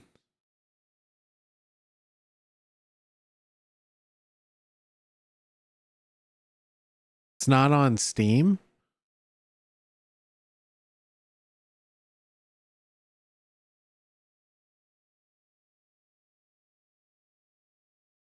Epic. I mean, yeah, that's fine.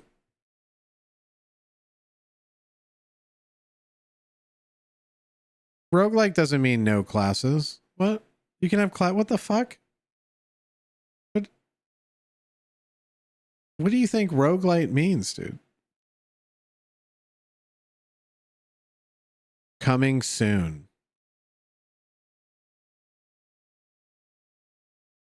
Yeah, this I would actually play that. If that looks dope, dude.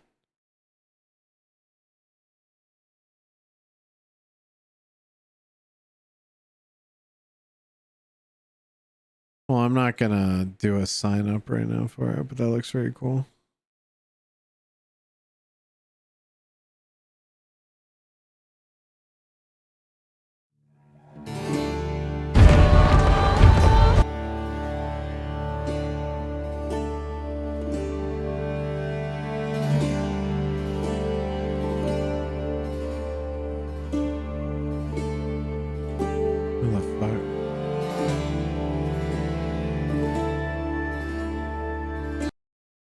Was that weird? Weird. Well, anyway.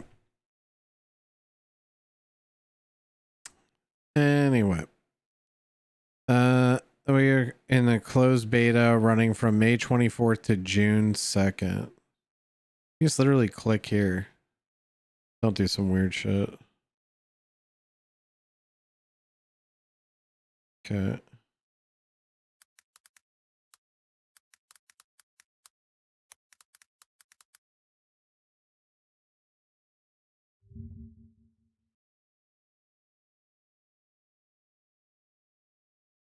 Gotta click the fucking email. I gotta confirm the fucking email.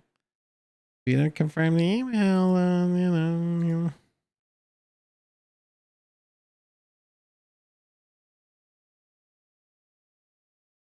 Oh, wants me to do a CAPTCHA too? Suck my nut, dude.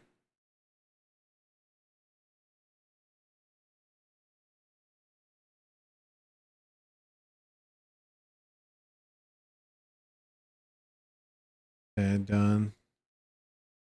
All right. Yeah, that looks fun. I will sign up for that. And I ain't gonna do Gray Zone. Y'all have fun with that shit. Respect. No disrespect. You know what I'm saying? Like, that's your life. You want to run around in the leaves and shit and be like, hey, did you hear that? And then get one shot in the head. Like, that's fine, right? That's how you like spending your time in video games. That's cool. We just don't, I don't got that type of time to be running around crunching leaves with my boots and then be like, did you hear that? And then getting one shot and having to go fuck with my inventory for 45 minutes. Okay? I just don't have time like that, guys. All right? Just don't have it. Anyway, that'll do it for us tonight. A little bit of a reaction stream, you know? Switch it up. Switch it up, dude. Now, fuck PSO2. No, that shit was ass. I tried to play that. That was ass. Not playing that. Thank you all for hanging out. Thank you for chilling. Thank you for keeping me company. I'll play PoE too. Yeah. I hope y'all have a great night.